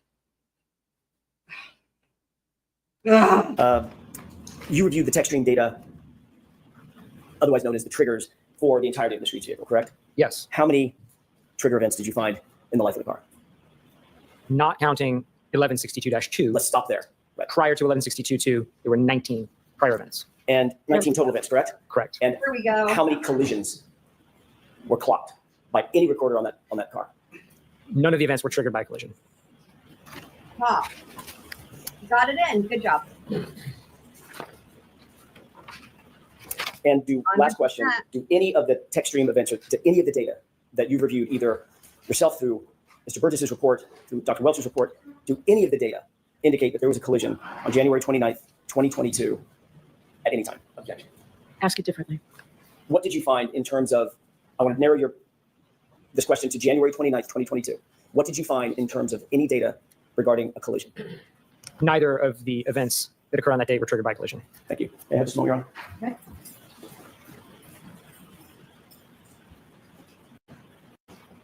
Okay. Okay. Jurors, we're going to take the morning recess. Okay, so things that need to be. Okay, so they're going to take a recess. It looks like when they come back, we will be on cross unless they put anything on the record. Scroll ahead. Okay, here comes cross, guys. Get ready for this. Now, here's what I want to mention. Okay, before we jump into cross, I want you to think about, again, the jury in this case, right? If they've never served on a jury before and they don't have any exposure, they've never seen a trial, they probably think that the way that the Commonwealth's last expert witnesses behaved on the stand is standard. They might think that's normal because they don't have anything to compare it to, right? So think about, especially as it pertains to, because it would be most recently on their memory, think about Judd Welcher. And I want you guys to think about how Mr. Lessie on cross and how, for those of us who know Mr. Lessie, he might have gotten a little bit frustrated, but think about his demeanor, right off the bat on cross with Judd Welcher versus Judd Welcher's demeanor right off the bat on cross. Judd Welcher was combative, difficult. The list of words would go on and on, right? Weaselly, as we like to say here, right off the bat from the get-go, regardless of how Mr. Lessie was patient, kind, really, really, really, really more patient than Judd Welcher deserved, right? And for longer than he deserved, right? And even when he tried to rein him in a little bit more on the second day, he was never combative the way that maybe Jackson might be, right? Or other attorneys. So what you have is the Commonwealth's witness, and not just with many witnesses, the Commonwealth's many witnesses, right, of them, the majority of them, right, being really combative, even when the defense, especially as it pertains to experts, because in this trial, it's mostly been Mr. Lessie, even when the defense is coming in polite and patient and whatever, even keeled, you have the Commonwealth's experts being really combative, right? And now we're going to get into cross, right? So this is the first time that we're seeing, apart from in voir dires and whatnot, this is our first time seeing what Breenan will be like on cross-examination for the jury. And now we have, so the turntables have turned, as Michael Scott would say. And there is a reason I'm mentioning that. He does have unusual. Right, Mr. Brennan. And Mr. DiSogra, I'm going to ask that you keep your voice up because we're going to try and keep the air conditioning on. And the fans, it's a little stuffy in here. So if you just speak directly into the microphone, that would be great. No problem, Your Honor. Thank you. May I proceed? Please. Good morning, sir. Sir, are you trying to offer an opinion suggesting that Ms. Reed's Lexus never hit John O'Keefe on January 29, 2022? I'll allow it. Is that what you're doing? Is that your opinion? No, sir. Are you offering an opinion that Let me put this on 1.25. Yeah. So there's a reason, because right out the gate, right? It's one thing when over the course of an examination, one or both parties might change their demeanor accordingly. But it's another thing. Again, think about Welcher immediately right out the gate on cross with Mr. Lessie from word one. Same thing here. Nothing, no pleasantries, no nothing. Like, this is crazy for a first question, like in the tone. May I proceed? Please. Good morning, sir. Sir, are you trying to offer an opinion Right here. suggesting All right. that Ms. Reed's Lexus never hit John O'Keefe on January 29, 2022? I'll allow it. Is that what you're doing? Is that your opinion? No, sir. Are you offering an opinion that Ms. Reed's Lexus never got in a collision before? The way I stated it was none of the prior events were triggered by a collision.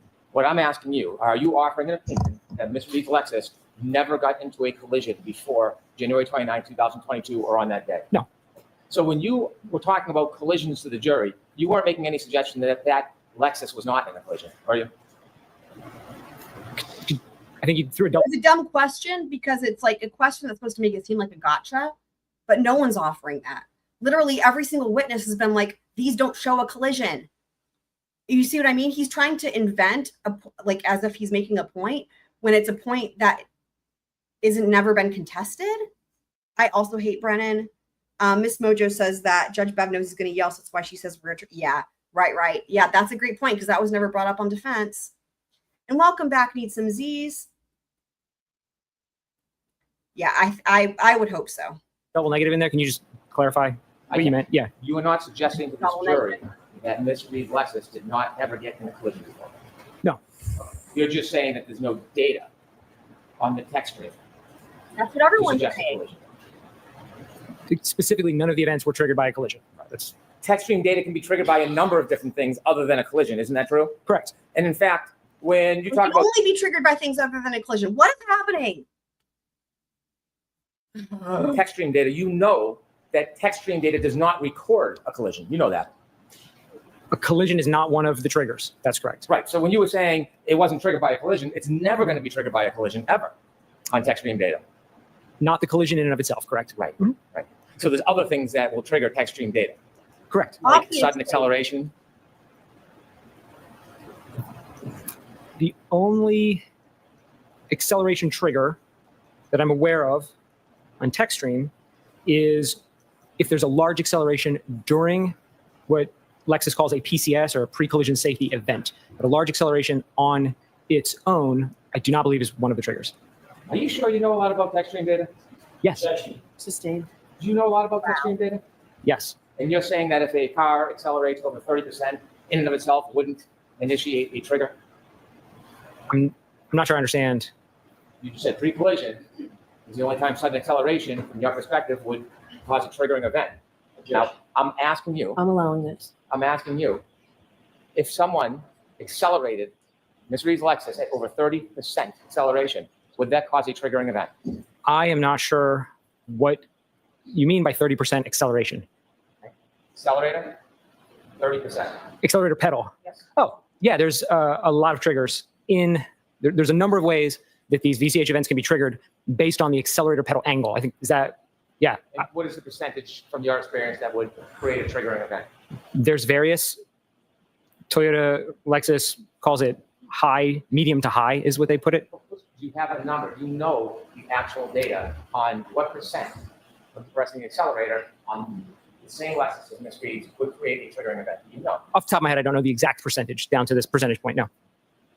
So again, already thinking about this contrast, right? So again, the whole idea of like when the Commonwealth's experts are combative from the get-go and then stay combative and Weasley and all the rest, you know, the defense has stayed even-keeled, level-headed, patient. That could be part of why they had Mr. Alessi do those experts versus Mr. Jackson, right? Anticipating what they would be getting from. In other words, it was smart. It was really smart because not only is the jury seeing a huge disparity between just in general how these experts testified for the Commonwealth versus how an expert testifies for the defense, that not only are they seeing that difference, but they're also seeing the huge difference in terms of the Commonwealth always being on the combative side, whether it's the Commonwealth as the expert or the Commonwealth as the person doing questioning. Like, this dude is not, like, in other words, it's Brennan who's upset. It's Brennan who's the toddler. It's Brennan who's throwing a tantrum, and he stays completely unaffected. And this is what a good expert does. And especially with having little experience. But regardless, this is a huge skill that makes him so valuable as an expert, because we've all seen it, right? Where you've got experts who start out and they're resisting that type of questioning that's really combative or argumentative and what have you. But eventually, a lot of times, and rightfully so, they will, snap back. And I don't think this expert ever comes close, but he stays very firm in his opinions, and he just answers things very honestly without narrative. And he maintains exactly what he said. It is what it is, right? There's no weaselry. And if I were on this jury and I had no idea what a trial is like, and this was my first exposure, this would really make a big impression on me. So that's a great point too. There is something different than the texturing data. That's the EDR data, correct? Yes. You would not expect, it would be abnormal for the EDR to register data based on a side swipe between a 6,000-pound Lexus and a 216-pound person, wouldn't it? Objection. I'll allow it. That would be abnormal to register that data in the EDR, wouldn't it?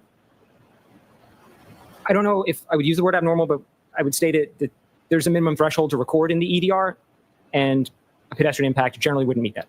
I'm sorry. A pedestrian impact generally wouldn't meet that, but I don't want to make a blanket statement as if it's always the You're case. saying it would meet that? Would not. Would not. Okay. And a side swipe or a clip has less force and impact than a head-on collision, depending on the speed, correct? Generally, yes.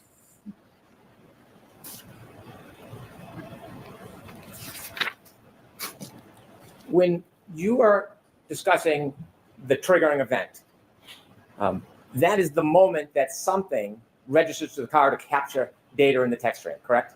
Correct. So if I was to suggest 30% of depressing the accelerator pedal would cause a triggering event, would the triggering event be when it reaches 30%? Yes. The event data captures potentially part of an event, doesn't it?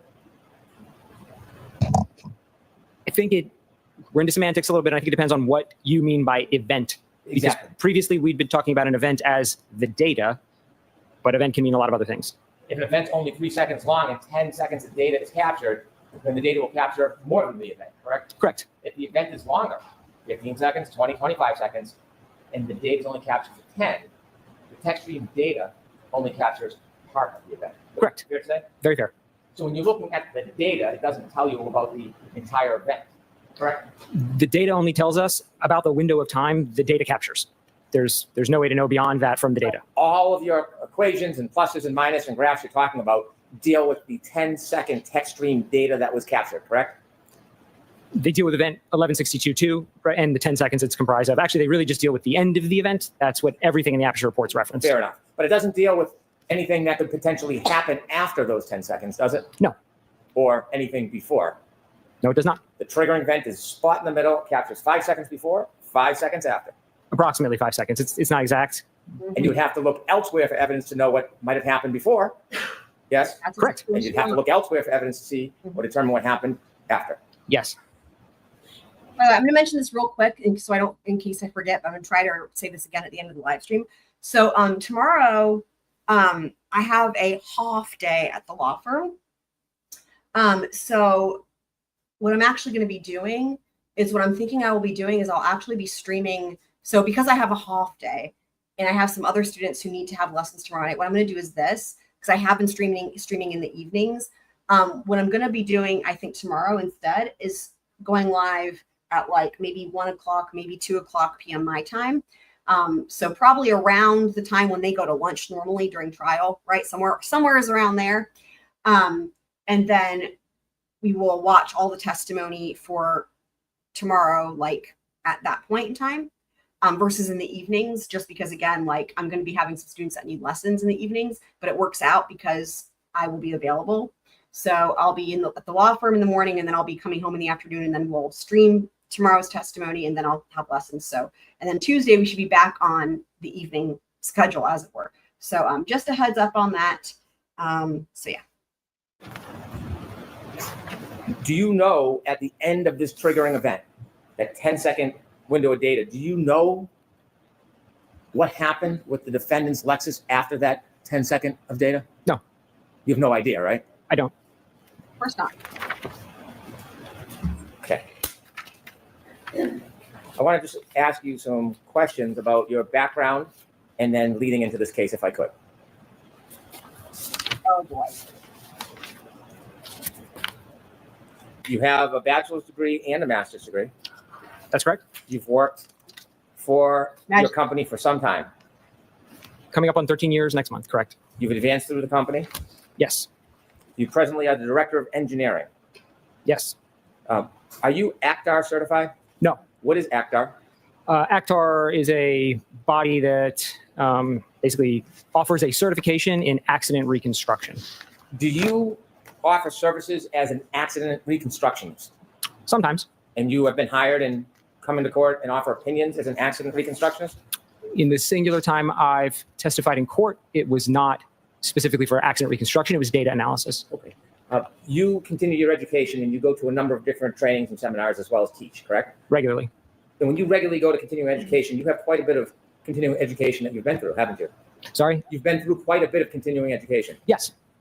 You focus, as part of your specialty, on EDRs, don't you? That's correct. Event data recorders.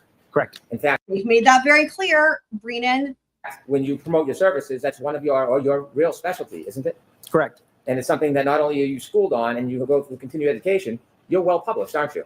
That's correct. And in your publications, you speak primarily about EDR type information. Yes. And that's something you are well skilled in, isn't it? Yes. Ask me Now, answer. forensics or data forensics is a wide field, isn't it? It is. And you can do some things or many things in it.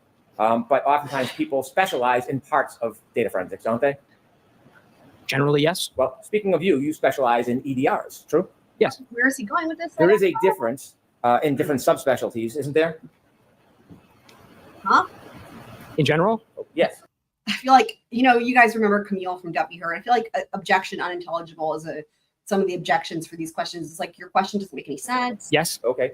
Now, are cell phones, is that a subspecialty in digital forensics? Yes. Is that something you're a specialist in? No. iPhones. Are you a specialist in iPhones? This is stupid. He just said he's not a specialist in cell phones. What is going on? No. Have you ever taken any specific training on mobile forensics? No. Have you ever written So dumb. any papers on mobile forensics? No. Hey, have you Why ever would he? He just said he's not. Dude. Brennan? promoted yourself of having any type of subspecialty as an expert in mobile forensics? Never. In any of your continuing education, and you have a valid You might be wondering why the defense is not objecting, because this is dumb and there's plenty of ways that they could object here. I think the reason they're not objecting is because it would make it seem like they're maybe a little bit, they don't, okay, what's the word I'm looking for? I don't think, it could seem to the jury like they don't want the jury to hear that he doesn't have expertise in a certain field. Although, obviously, it doesn't matter because we know it's already been made clear, right? Like, he's an expert in this one particular field. He said right out the gate he's not an expert in solvents. He's not claiming to be an expert in solvents. So this is all completely irrelevant, which would be one of the grounds they could object on. But by doing that, I think it could make it seem like they're trying to keep, you guys can let me know in the chat what the word is that I'm looking for. Like their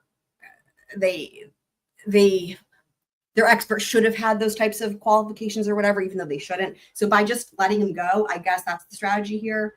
But yeah, this is all objectionable. asked them out. Have you ever taken any classes or seminars in mobile forensics? No. Have you ever taken any class or study about variances between infotainment systems and mobile forensics? Classes? No. Have you ever attended any seminars on variances relative to mobile forensics? No. Have you ever testified about variances in mobile forensics before you testified in this court today? No. Have you ever published By the way, Doug, remind me, you're in the Chicago area, right? Darko? anything to do with variances in mobile forensics? No. In this case, you had an opportunity to review a number of reports from Dr. Judd Welcher, yes, Yes. and Mr. Shanon Burgess. Correct. In reviewing those reports, you've offered your opinions and analysis. Did you ever engage in actually any efforts or study in this case to obtain data? Could you maybe clarify what specifically you're asking? Yes. Did you ever yourself, not watch someone else do it, did you ever download or obtain data in this case? No. Did you ever test Miss Reed's car? No. Did you ever get an exemplar vehicle to run any tests? I did not. Did you ever do any actual testing in this case? Which is really stupid because again, there's really, as it was clear on direct, there was really no point unless you tested more than one. So And so your role is to look at other people's work and offer opinions and criticisms, basically. criticism. And provide some clarity to the work, but generally, yes. Clarity for who? Who asked you to provide clarity? My clients in this case, You what? Mr. Jackson, my client. Did you ever speak to me? No. That's what I thought. So Doug, you're from Chicago. So I was just referencing, we have a new squirrel friend here, Miss Kim, who is from Chicago. And I said to her, I said, well, I remember we've got some other squirrel friends from Chicago. And sure enough, one of them is in the chat. So Kim, if you're still here, you and Doug are both squirrel friends in Chicago. So yay.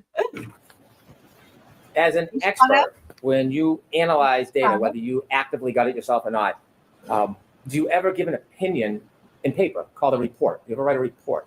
Yes. And you've seen reports in this case that you've looked at, correct? Correct. A number of reports by Mr. Burgess, Correct. report by Dr. Welcher, Also correct. reports that you're critiquing, Funny. right? Correct. Did you see Ian Whiffin's reports? It did not. How about Jessica Hyde? Did you see her reports? You were asked to consider information from Mr. Whiffin's report.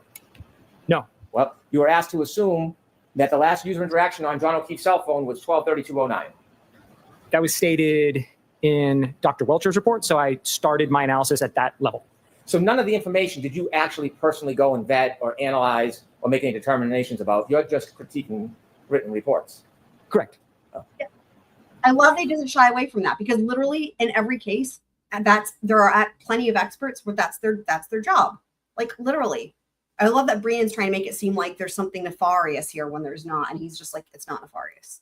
Well, as an expert coming into court and testifying and having opinions, you put together a PowerPoint, didn't you? Yes. Why didn't you ever put together a report to share the basis of your Okay. opinions and the process you went through to arrive at your opinions before you came into I knew court? this question was coming. Primarily, I wasn't asked to, so I didn't do it. Okay. Every trial, guys, every trial, you'll hear this asked. When it comes to a criminal trial, you will hear this asked from by the prosecution, or in this case, the Commonwealth. You will hear them ask this question. It drives me crazy because, and again, this is one of those things that the jury's never going to learn this, but here's the thing. Just want to make this clear for everybody out there, right? In criminal trials, the defense is not required to write a report. Good night, Mary. The defense is not required to write a report, with the exception of if they're going with an NGI defense, affirmative NGI defense, then there's a specific instance of it. There's a specific instance of this where it's like, if they're going with an NGI defense, there are specific situations wherein they would have to provide a report. But it's very specific and it's only NGI defense. With anything else, and for anyone who's like, what's NGI? That's not guilty by reason of insanity. With anything else, or well, okay, I say NGI. Whenever the defendant's mental state of mind, totally, the mental state, right, and is at issue, which is going to be an NGI defense, right? So, in civil cases, everybody has to write a report, but in criminal trials, the prosecution or the Commonwealth, the government has to, but the defense doesn't have to, and here's why. Primarily because, I mean, I think the biggest reason is because it's a criminal trial, right? The defense has no burden. But second of all, it's really expensive, and to require the defense to provide reports for expert witnesses would be not feasible. So while they could offer a report, there's no reason why they would. We know that with any trial, if you don't have to write a report, you don't write a report, right? Not only is it expensive, but also it just gives the upper hand to the other side. So, but you'll hear this in every case, every trial, where they're like, you didn't write a report, as if trying to make it seem like there's something nefarious going on, when there's literally not. They don't have to write a report, and there's no reason why they would write a report. It absolutely will never happen. So, and that's the other point, right? No expert's going to do the work they weren't asked to do. That does not happen, which again, right. We know that in this case, the prosecution asked them to finagle that timeline. So yeah. Do it. I wouldn't commission work without being asked to do it. And they're great answer from him. He may not even, this expert may not even know, legally speaking, about that it's not a requirement. He may not know that. I wouldn't expect him to know that. But his answer here is great. There a PowerPoint, didn't you? Yes. Why didn't you ever put together a report to share the basis of your opinions and the process you went through to arrive at your opinions before you came into court? Primarily, I wasn't asked to, so I didn't do it. I wouldn't commission work without being asked to do it. Brilliant. And number two, Brilliant. I don't even know if he knows. Does he know? Does he know that that's exactly what they did for the Commonwealth? That's a great answer. the extent of my work beyond building the PowerPoint was just basic addition, just adding numbers together that already existed in the Aperture reports. So there wasn't a tremendous amount of complexity to what I engaged in. What about your work product and your calculations? Did you do all this in your head, or did you type it out and go through a computer program? How did you do it? I used They wouldn't have to turn over work product either. a calculator for most of it, and the tables in my PowerPoint were generated in Excel, which has some calculation capabilities. Were you ever asked not to write a report? No, Wow, You Brian. had provided an initial PowerPoint, yes, and then you received information from Mr. Burgess, yes, and then you added new slides to your PowerPoint. that's correct. Mr. Burgess's report was May 8th. Yes, You provided your PowerPoint on May 25th. correct. Did it take you that long for the calculations between when you got the report and May 25th to put together the new presentation? No, it didn't. Why did you wait until May 25th to provide the new information? That's when I was asked to do it. What do you mean by that? I just want to see what the date is today. Today's the 30th. When you finished your PowerPoint on May 25th, did you send it to the defense on May 25th? Yes, I did. They had a copy of your PowerPoint on May 25th. Don't be shy. No, I'm pretty sure it was the 25th. No, it's sustained.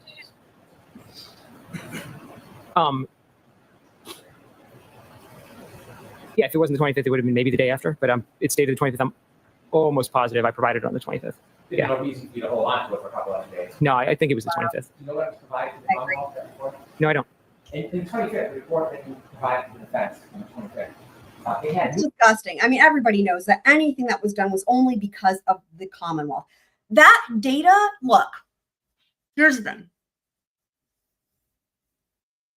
The Commonwealth didn't have to use the quote unquote new data, right? They didn't have to use it. They didn't have to ask for it. They didn't have to use it. They could have just left well enough alone and none of this would have happened. But instead, on May 8th, they have this new report. The defense didn't get it until the 13th?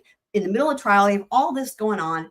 And then they know very well that if that happens and that comes in, the defense gets to respond and update their that.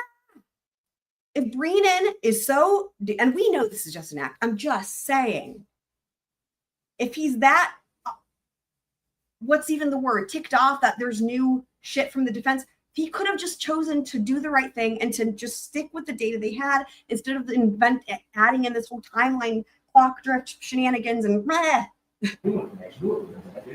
I know. It had the information from Mr. Burgess's supplemental report. That was the additions. Why did you wait until the 25th to put it together? That's when I was asked to do it. My clients, Mr. Jackson, He said, please add this on the 25th. we had a phone call on the 25th and discussed Mr. Burgess's supplemental report. During that phone call, he asked me to update the presentation, and I did so, and then provided it. How did the date of the 25th come about? Why the 25th was the date provided? That's when he requested it. I think it was a Sunday, actually.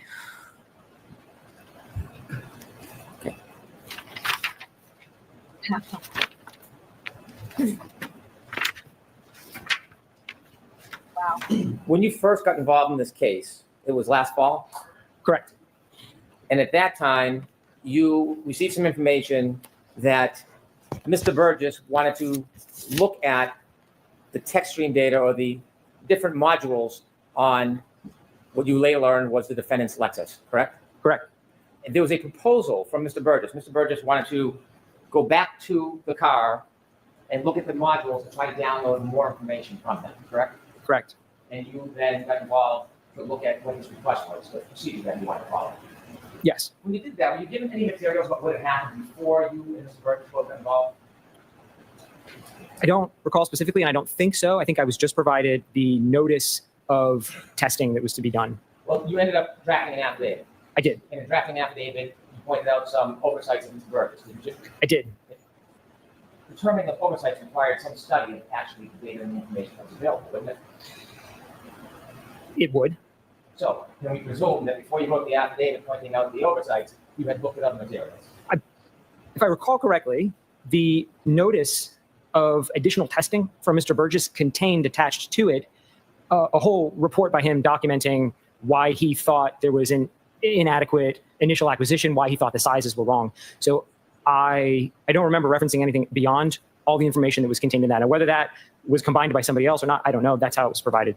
Did you end up looking at the report of Ms. Gaffney and what had happened in the past with the download and search of these Lexus materials? If I'm remembering right again, I think Ms. Gaffney's report was also attached to that same singular file. You learned that the defense expert, Ms. Gaffney, had downloaded data from chips, correct? Correct. And Mr. Burgess was asserting that there was information missing and believed that there was missing information from the chips. Correct. In that form, it's sustained. It's It's stricken.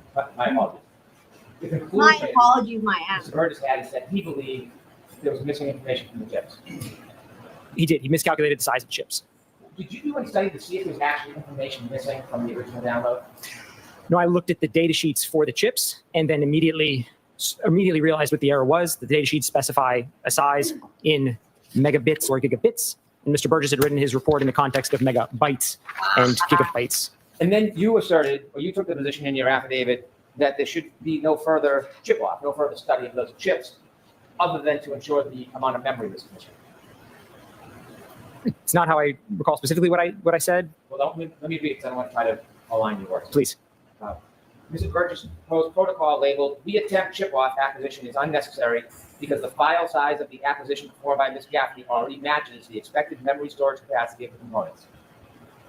That sounds accurate. If you want to see this, I don't want to read from the document. If you need to see if it actually, just let me know. That's fine. I trust your reading. However, an acquisition may be conducted for the sole purposes of ensuring the contents of the memory chips have not been altered since the last testing by recording the checksum. Yes. Did it cross your mind at that point that there was important data in those modules that was not seen or recovered or obtained by Ms. Gaffney? No. Did you want to know when Mr. Burgess was looking for more data, more information, what he thought was missing? He stated, I think, in his report or affidavit, I'm not sure what it was, but he stated what he thought was missing was there was a physical size difference. So he thought there was not corrupt data, but just missing chunks of data. Log on information, you've heard of that. Ignition on and ignition off information Yes. in an infotainment system. That's important information when you're reconstructing an accident, isn't it? It could be. Well, you read information in this case. Pretty important in this case, wouldn't you say? Yes. And so you would not want to engage in that process without this pretty important information, would you? Which process? Of an accident reconstruction? Sorry. So can you restate it, the whole question? Yeah. Yeah. You said you have some experience in accident reconstructions. Yes. Don't you want all the data available? The more data, the better. Generally, yes. You wouldn't want to ignore data on purpose, would you? No. I mean, the data analyst, the more data, the more you get to look at. Yes. And so the power log on information that actually has date and time, that's critical in an accident reconstruction, isn't it? In some accident reconstructions, in some, there's no debate about when a vehicle was on or off, but if there is, then yes. Not just on and off. The power log on and off gives you the date and time that you can match with the texturing data, correct? Yes, it does. You know, texturing data itself doesn't have date and time. It can, this vehicle didn't. It can, but this vehicle did not. And this had a running time instead. but That's it's stopwatch. Correct. So this data that was not found during the initial process, that was critical data at the time. I don't think prior to the process, anyone knew that this particular Lexus infotainment system stored those key on and key off times. Right. The only person that found this out was Shanon Burgess. He found it in the process, but I don't think anybody knew in advance of this case. There was nothing out there about it. So to my knowledge, this is the first time that this specific data has ever been released into the wild. But it was on the board there. If someone knew what to look for or got creative, they could maybe find it. Yes, more so to your if got creative, because I don't think anyone would have been able to have the foreknowledge that there would have definitely been that. Shanon Burgess did. Sustained. That's fine. I'll strike it. And when Shanon Burgess went to obtain that data that everybody else overlooked or didn't know about, you went with him. Yes. So you had a process where he was going to now control the data and take the information that was left behind and remove it from the infotainment board, correct? He actually never specified anything about the SD card in that initial notice. So it was a departure from his protocol, and it was a little surprising to me when I got there that the protocol was written with a specific focus on a number of other chips. And it became very apparent to me very quickly that the focus was not on those chips, and the focus was on this SD card that had previously been unmentioned. There was nothing in there about that prior to that. Did it offend you, or were you impressed that he had found that? I was a What? Who cares? What the fuck type of question is that? little confused because Great answer. Did it offend you or were you impressed? not on those chips, and the focus was on this SD card that had previously been unmentioned. There was nothing in there about that prior to that. Did it offend you, or were you impressed that he had found that? I was a little confused because I went into it with an expectation. Generally, if we write a protocol, we adhere to Why the would you be offended or impressed? Weird. protocol. If we're going to deviate, we have a discussion about deviations. So I was just Tell you what, that question just shows you insight as to how Brennan understands and like that's how he assesses things, right? From an emotional, toddlery, immature state, emotional state. Like that's crazy. It makes sense though, right? Although I don't know that we've ever seen him impressed, but we do see him acting offended a lot. Wow. surprised. It's not customary Rejection, to kind of sort rejection. of shift out of nowhere. Rejection But feeling. other than that, I did not know what to think of it because I'd never heard of that. Did you give any input? Did you have any knowledge about the SD card and how it worked? No.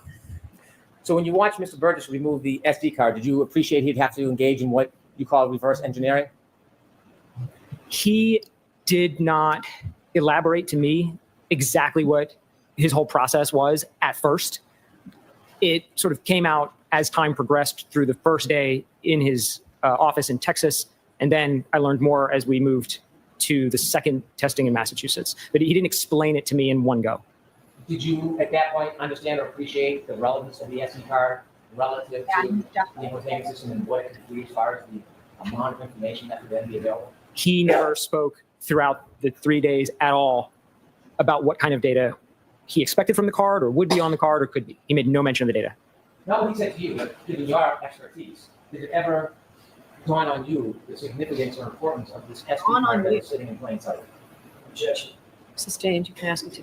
Did it ever dawn on you as Mr. Burgess was recovering this information left behind that there was something important or significant about it? At the time, I thought it was a possibility. If you reference the initial work, a number of different memory components were identified in this infotainment. There isn't a singular memory chip. So if we're looking for data, it could be in any of them. So we found a new source of data storage, and there could be something there. There could be nothing there. It was unknown to me. But it turned out there was.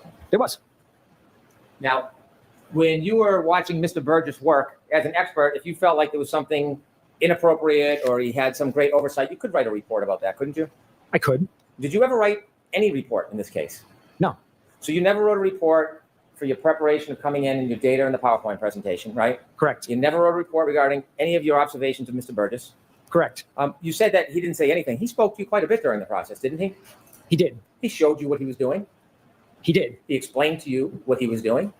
He explained the process. I think you had asked me earlier about whether he explained the data, and he didn't. He demonstrated great proficiency, wouldn't you say? Wow. What the fuck is happening? He ended up with a successful You know, we always say don't ask a question you don't know the answer to. You can tell that this expert is trying to be polite. data, and he didn't. He demonstrated great proficiency, wouldn't you say? He ended up That's a no, but he's trying to be polite. with a successful acquisition of the card at the end of the process. Wow. When you are considering all your equations, did you consider the timing information taken from the SD card that Mr. Burgess found regarding power on and power off of that car? Yes, to the extent that he considered it in his own report. Again, I'm referencing his report. But how about you? You're coming in here giving an opinion saying what's better or best practice or right. How about you? Did you consider, you personally, the one who's giving the opinions, did you consider the significance of the power on, power off data as it relates to all these times? Yes. Yes? You sure? Yeah. Okay. I mean, I considered it. If that's the question is, did I consider it? I considered it. Did you do any study yourself? No. Now, we agree, or you agree, that there are variances between different devices. Yes. So a Lexus clock that comes from the infotainment system is very common that it would be different than a different device like an iPhone. Specifically, this Lexus, I don't know if we can make the statement that it's common or not, because again, this is the only time that I know of that this specific data has been analyzed. So I don't know the answer to that question. Did you say on direct examination that variances between devices are common? Variance between devices are common. Interesting. In a variance of 45 seconds, that wouldn't be remarkable on No. different devices. It's common in the industry. Correct. And in your business, that's an accepted amount. Oh, I'm not sure what you mean by accepted. The amounts interesting. are what they are, and we have to correct for them. I've done. What a great answer, right? Listen to this. Because Shanon Burgess made such a big deal about this accepted amount. Common in the industry. Correct. And in your business, that's an accepted amount. I'm not sure what you mean by accepted. The amounts are what they are, and we have to correct for them. I've done analyses of clocks that are anywhere from completely correct, 1 second off. I've done analyses of clocks that are 25 years apart. So it's a wide range of possibilities. Now, I would imagine in that case, it's probably something like a grandfather clock from like the 1700s. It's not been recalibrated or something along those lines. Potentially. Stand your point. I would Yeah. hope. If you see as an analyst a 45-second variance or 30-second variance, It's that wouldn't shock you, would it? That's a great question here from Bunny Murphy. Is it proper for him to try and rehabilitate Burgess through this cross? It's done all the time. I would say that there's a lot about Breenan's questioning and attitude that is improper, but as it pertains to this type of line of questioning, trying to rehabilitate his own witness, it's done all the time. In fact, it's one of the main strategies with expert witnesses that you'll see. Is it helping? The only thing that I think it helps is that for anybody who was like a lot of us, well, okay, let me say, for anyone like me who was like, this clock variance thing is complete and total BS, I still stand by that to a certain extent in that when it comes to modern devices, right, you know, the only thing I can imagine is when it's something where you can set it yourself like a microwave and make it fast if you want or slow if you want or what have you, right? But where it's things that are automatically supposed to be timed through like the powers that be, I still have a hard time imagining they'd be that much off. However, he has said it's a real thing. Now, again, the caveat to that is it's a real thing, but the example he gave was like 25 years off. And again, in my mind, it's like, this could be something like a really, really, really old clock, like, you know what I mean? Anything that's not synced digitally to the type of shit like what iPhones are synced to and stuff like that. I couldn't imagine, for example, an iPhone that I have and an iPhone that somebody else has, and they're both powered on. I don't think they're going to be 25 years off, right? I don't even think they're going to be a second off. But anyway, he did say that it is a thing. So other than that, I don't know how it really helps rehabilitate Burgess that much. But you guys, In a variance of what do you think? 45 seconds, that wouldn't be remarkable on No. different devices. It's common in the industry. Correct. And in your business, that's an accepted amount. I'm not sure what you mean by accepted. The amounts are what they are, and we have to correct for them. I've done analyses of clocks that are anywhere from completely correct, 1 second off. I've done analyses of clocks that are 25 years apart. So it's a wide range of I possibilities. understand your point. Yeah. If you see as an analyst a 45-second variance or 30-second variance, that wouldn't shock you, would it? No amount of variance would shock me, is the answer. Okay. I want to ask you questions and go through your PowerPoint. And I want to ask you your specific opinions and how you arrived at certain claims that you've made. Sure. Okay. If we could put up Mr. DiSogra's new PowerPoint, 52525. Dorga. New PowerPoint. Fuck off. Fuck off. You've made a modification to your PowerPoint. Yes. You made an amendment to your PowerPoint. I Yes. don't know why Breenan thinks it helps to keep highlighting this, because anytime he highlights this, all it's highlighting is the new information he got from the Commonwealth experts. But whatever. It's your, if you want to sink your own boat, as they say, or whatever the saying is, that's me talking to Breenan. Yes. So there was something that happened. You received new information or new data, But- and you updated or changed your PowerPoint. I did. That's an appropriate thing to do when you receive new information, isn't it? Yes. If you have new data, you don't want to leave it behind. You want to make the best presentation with the best data you can. I'd want my presentation of the data to be as accurate as possible. So I included all the data. And you would expect that from any expert, wouldn't you? If they received new information or analyzed new data and it was important, it would be an appropriate best practice I to see what you're update the PowerPoint or information they're providing, wouldn't it? Objection. I'm going to allow that. I don't know if I would tell other experts what they're. Okay, so Brennan with his contradictions, he's trying to use this expert to say, to try to be like, you shouldn't have updated your shit, right? Like he started out his questioning at the very beginning, right? With like the whole thing about the report, the time of the report, you didn't turn this over, or whatever it was, right? That it's a new PowerPoint. He even said, your new PowerPoint. But now he's trying to use it to say, that's normal, right? If you get new data, new fact, you update it. It's really in my opinion, it's really insulting to the jury to think they're that dumb, that they wouldn't remember that not that long ago, you literally just tried to make it seem like that was a problem. And now you're trying to make it seem, use him to say that that was normal. The thing that the jury doesn't know, right, too, is that we know is that the burden is different when it's the state or the government, in this case, the Commonwealth, versus the defense, right? We know that that's different and that it's not just apples to apples. It's not just apples to apples. Not to mention the fact that the Commonwealth is doing it in the middle of trial shows that they're changing their theory of what they think happened. And that's the biggest takeaway of all of it. It's one thing if you get some new thing coming in that's just kind of not that important. Maybe it's just to be accurate for the record, But what they had happened in the middle of this trial was hugely significant in every way. It went to the heart of what the theory is, right? And it changed the timeline for everything. And anyway, Best practices are, I would say, generally as experts, we do work that our clients ask us to do. So if we're asked to do it, we do it. If our clients say, hey, don't do that, then we don't do it. Well, you like the phrase best practice on direct, so I'm just wondering if I can borrow that phrase. Sustain. Oh my God, stop it. And this witness is not even phased, which is incredible. And this is, I have to just say, I think in my personal opinion, this is a testament to this witness's personality. It's not a testament to his experience as an expert witness, right? And usually, again, like I said earlier, typically with expert witnesses at this point, they might snap back a little bit, and that would be understandable and normal. I think this is his personality, that he's able to stay so, like, he's able to just ignore all this unnecessary vitriol coming from Brennan. Now, the defense may have warned him about this, but this is not like a practiced thing, right? I think this is his personality. So hats off to him, or props to him, all that. Work that our clients ask us to do. So if we're asked to do it, we do it. If our clients say, hey, don't do that, then we don't do it. Well, you like the phrase best practice on direct, so I'm just wondering if I can borrow that Fuck phrase. off, Sustain. Wow. Okay. We can turn to page 2. Now, this is taken from Dr. Welcher's report.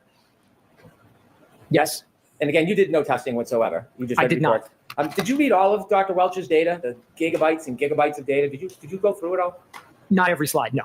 Not just the PowerPoint. I mean the actual massive amount of data in his study. Did you go through the data? Oh, no, I didn't look at any of It's the. funny because without even the title at the top, immediately I was like, oh, you can tell whose slide this is. Why? Because you can't read anything on it. So it's definitely from Aperture. And I've never seen anything like this in any trial where the slides are so useless. Like, why are you making the font so small? It's very odd. Data. Did you ever speak to Dr. Welcher? No. And so when you are making assumptions on what he thought or how he analyzed, you're just guessing.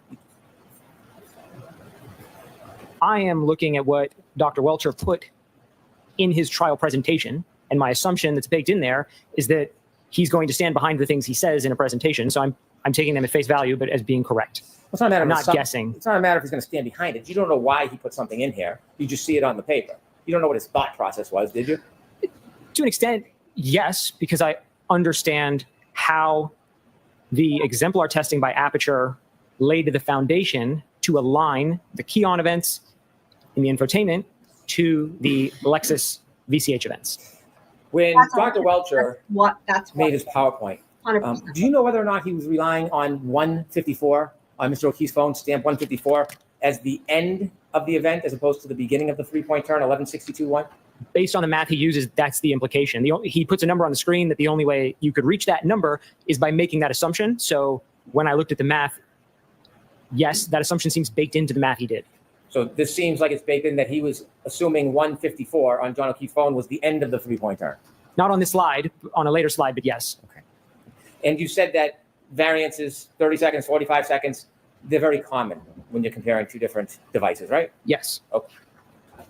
Return to the next page, please.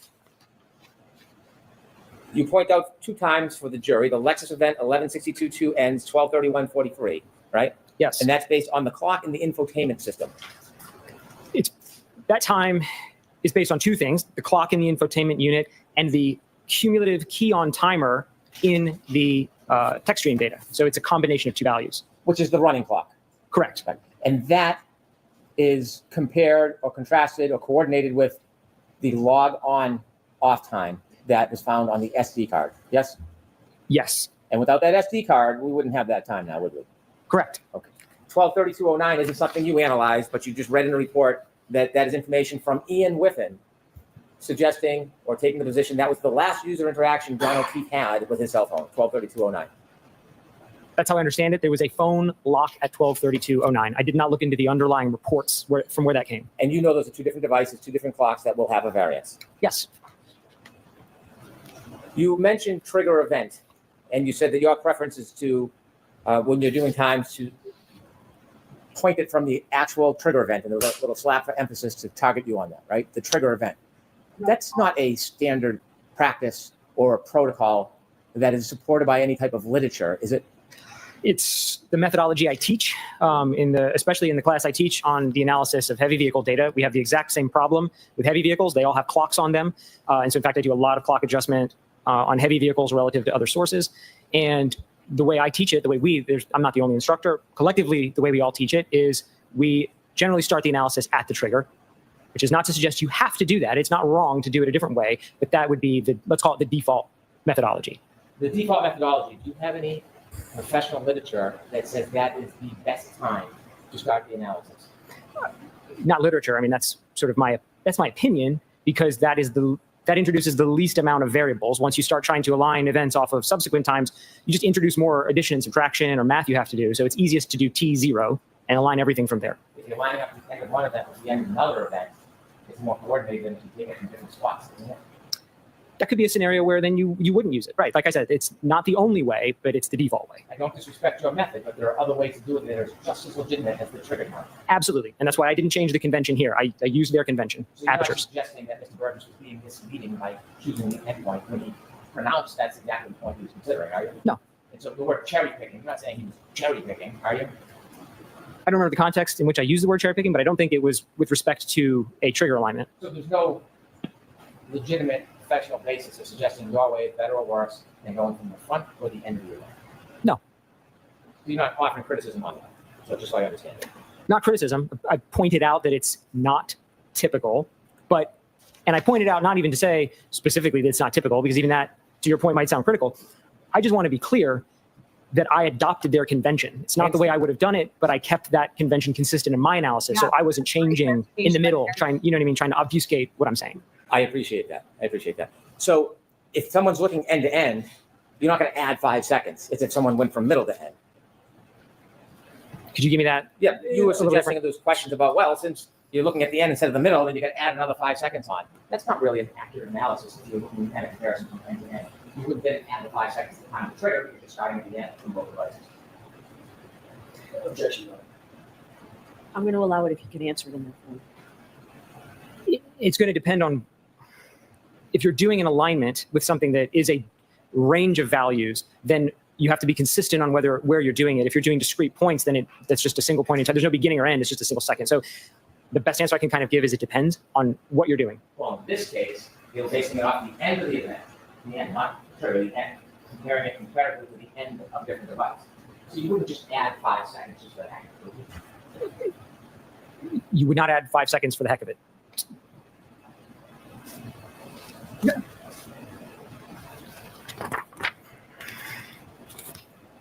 You see 12:32:09 minus 12:31:43, the middle line, equals 26 seconds. Isn't that in Dr. Welch's slides before, let me phrase it more cleanly. Before Shanon Burgess analyzed the data more closely on May 8th, in his May 8th report, isn't this the exact difference in time that Dr. Welch cites in his PowerPoint, 26 seconds? I'll sustain it in that form. Did you see, when you reviewed reports, that Dr. Welcher uses this exact number plus 26 seconds in his report? I got the number from the PowerPoint, I'm sorry, not the PowerPoint. report, but that is all of the numbers here on this slide are from Dr. Welcher's PowerPoint. And on the previous slide, I show that. So these are all just copied straight from that. And you've labeled this John's interaction window. I did. Interaction window Do you think it might be confusing when you use interaction window to make it seem like the event is limited to 10 seconds? No, and that's not the implication there at all. That's not what I'm trying to say. That's not what I'm trying to say. Fair enough.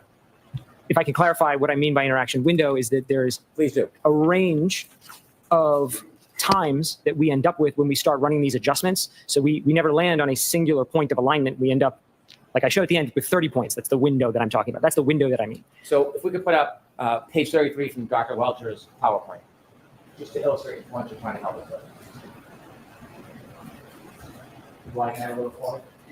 So this represents, you've seen this, right? It looks familiar, like it's from one of his slides. And if I've seen it, I did not spend a lot of time digging into it. Does this look like the 10 seconds of data that would be captured from a triggering event in a text stream data session? I want to see you at sidebar. Sidebar. Do they go to lunch? I bet they go to lunch.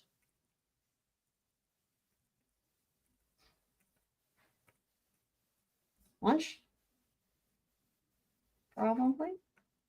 Give you a nice full power lunch. break. Well, So we'll lunch see is you back right. here. Fucking hate how she says it's so dumb. Okay, do they put anything on the record? Nope. Yeah.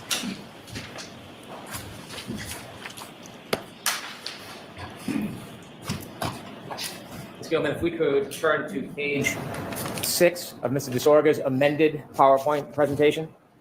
I don't know. I hope so. Sir, I want to ask you about your opinions, and inevitably, some of the slides that you've presented to this jury regarding adjusting the clock in a time period of 3 seconds.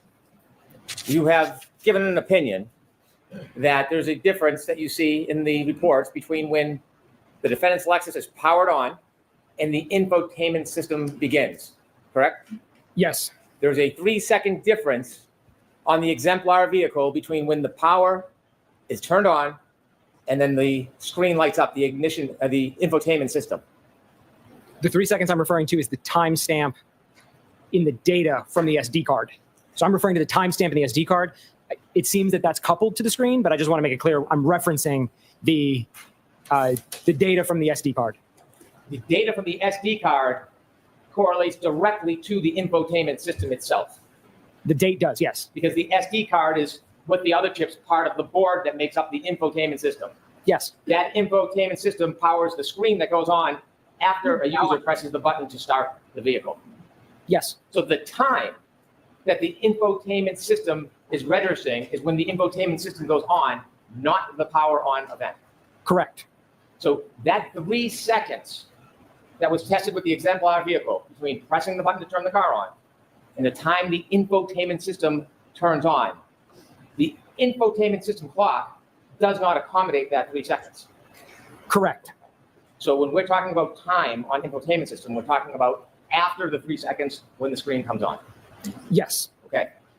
Now you've made some slides and you've made some assumptions suggesting that that 3 seconds should be added to your analysis. And I want to ask you about your analysis regarding the 3 seconds. If we could turn to page 7, please.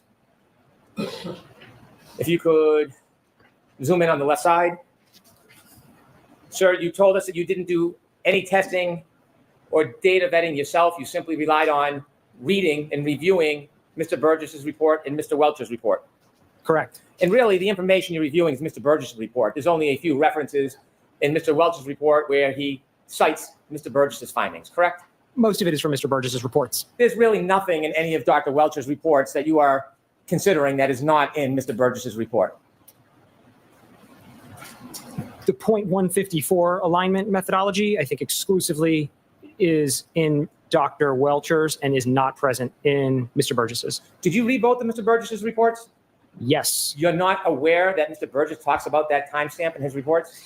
He mentions it in the second report to say that he doesn't think, basically, he doesn't think Dr. Welcher should have aligned it on that. That is exactly not what he said. Where in the report, State. where in his report does he say that Dr. Welcher should not have relied on 154? Where does it say that in his report? I have it here. If you can give me the page, we will take a look at it. I don't know the page, and I'm paraphrasing.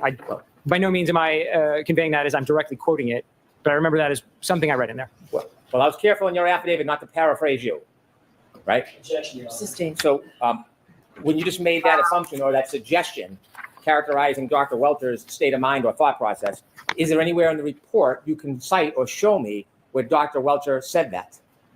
No. Okay.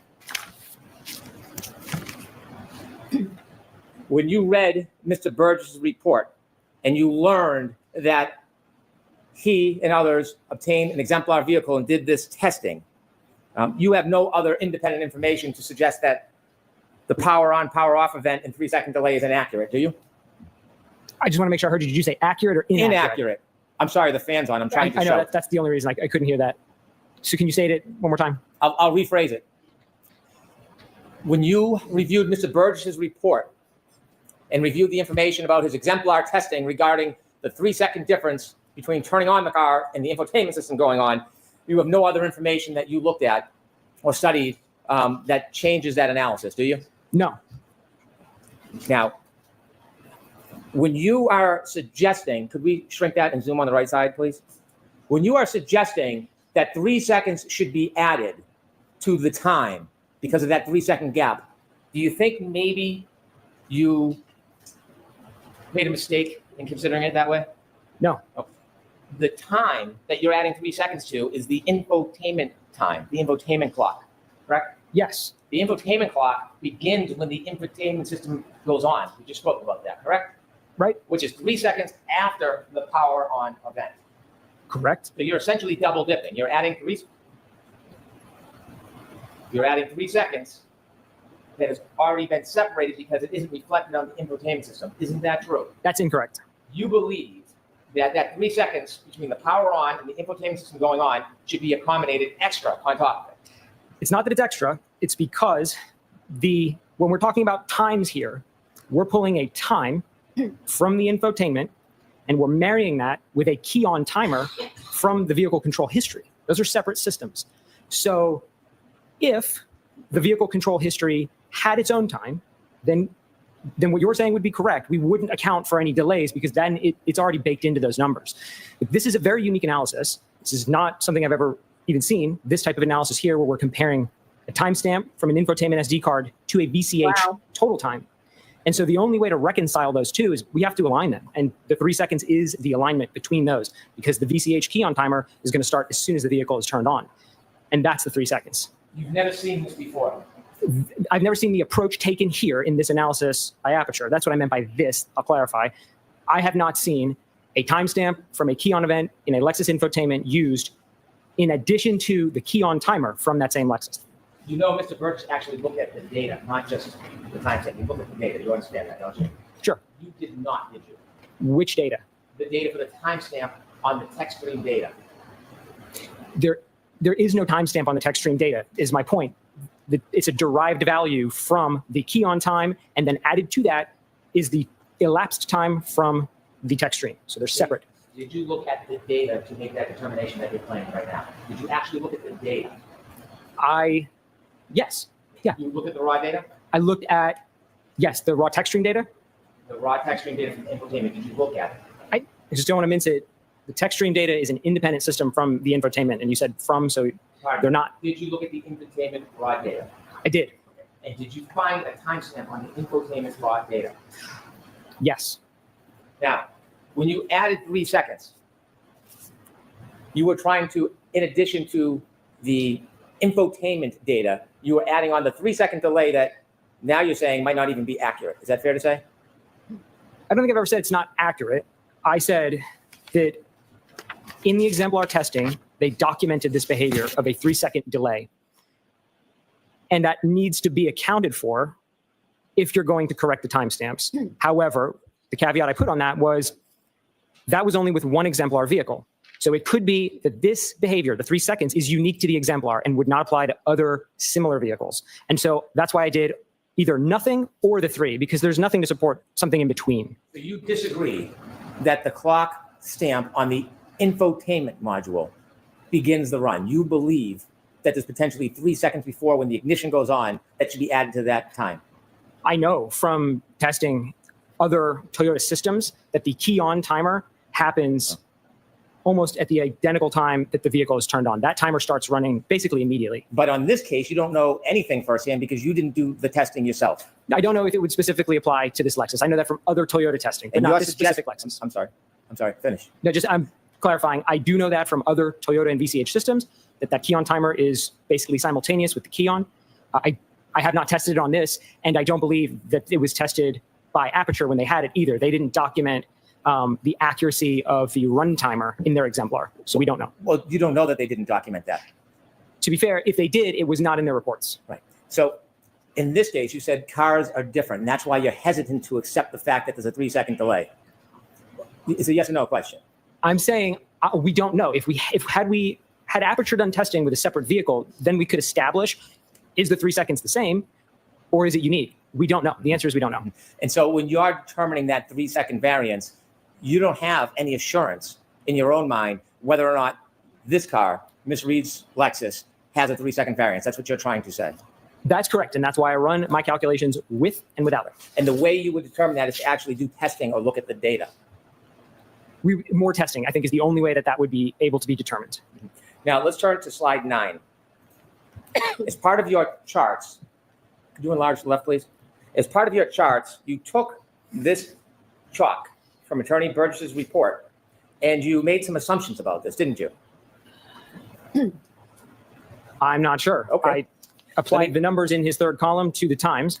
So, I mean, that's the extent of the analysis. When you looked at the first 5 columns, 1:14, 13 a.m., 4:38, 16 a.m., 4:42:06 a.m., 4:45, 12 a.m., and 5:04, 28 a.m.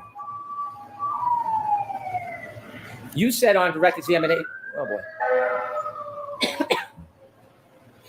You said on direct examination that was matching infotainment to iPhone. That's what it says on the chart. So Okay. that's probably what I said. I don't remember specifically, but that's what the chart says. Is that your opinion that those first 5 columns are matching infotainment to iPhone? The chart says infotainment call timestamp in column 1. It says O'Keefe iPhone call timestamps in column 2, and then it says offset. So I'm taking that at face value. You're basing your later charts on the predicate that these numbers, the first 5 columns, are infotainment compared to John O'Keefe's iPhone, aren't you? Based on the chart, yes. You didn't do any study on your own to determine the genesis of that information, did you? I'm aware of the fact that these calls, the 5 you mentioned, were placed when the vehicle was in a keyed off state. I'm aware of that. What I asked you specifically is, on those 5 columns, did you do any research or study to determine whether or not it was infotainment matched to John O'Keefe's iPhone or some other phone matched to John O'Keefe's iPhone? Did you do any independent study about that? No. Because in your ultimate conclusions and all the charts you've given to the jury and shown the jury, it relies on the conclusion that the first 5 columns are a comparison between infotainment clock and John O'Keefe's iPhone. Isn't that fair to say? That's exactly how the chart presents it, and that's how I present it. Did you know that at 1:14:13 a.m. the defendant's Lexus was turned off? Yes. Did you know at 4:38:16 a.m. that the defendant's Lexus was turned off? Yes. And did you know for 4:42:06, 4:45:12, 5:04:28, did you know that her Lexus was turned off? Yes. Do you know that when you make phone calls, oh, by the way, do you know on those different times, the first 5 times, where that information is generated from? Which column? Left column, 1:14:13, all the way down to 5:04:28. Those 1, 2, 3, 4, 5 columns. Do you know where that information came from? It came from the SD card from the infotainment. Do you know where the genesis, the beginning, the source of that information? That matters, right? The source? It would. It would. Do you know where it came from? The assumption, the assumption is if the vehicle has a timestamp and the phone wasn't connected, it would have been synchronized after the fact. But that wasn't tested. Aperture didn't do any of that testing in their work to look at the behavior of a timestamp in the infotainment when a phone is synchronized after the fact. Blaming Aperture is not going to get you out of answering the question. Did you know? Sustained. Oh my God. Did you guys hear that? Aperture didn't do any of that testing in their work to look at the behavior of a timestamp in the infotainment when a phone is synchronized after the fact. Blaming Aperture is not going to get you out of answering the question. Did you know? Wow. Sustained. Sure. Disgusting. It just makes him look bad, in my opinion. Wow. By him, I mean green. Yeah, obvious. Wow. Even for him, that's another level, guys. Do you know the genesis, the source of those 4 numbers?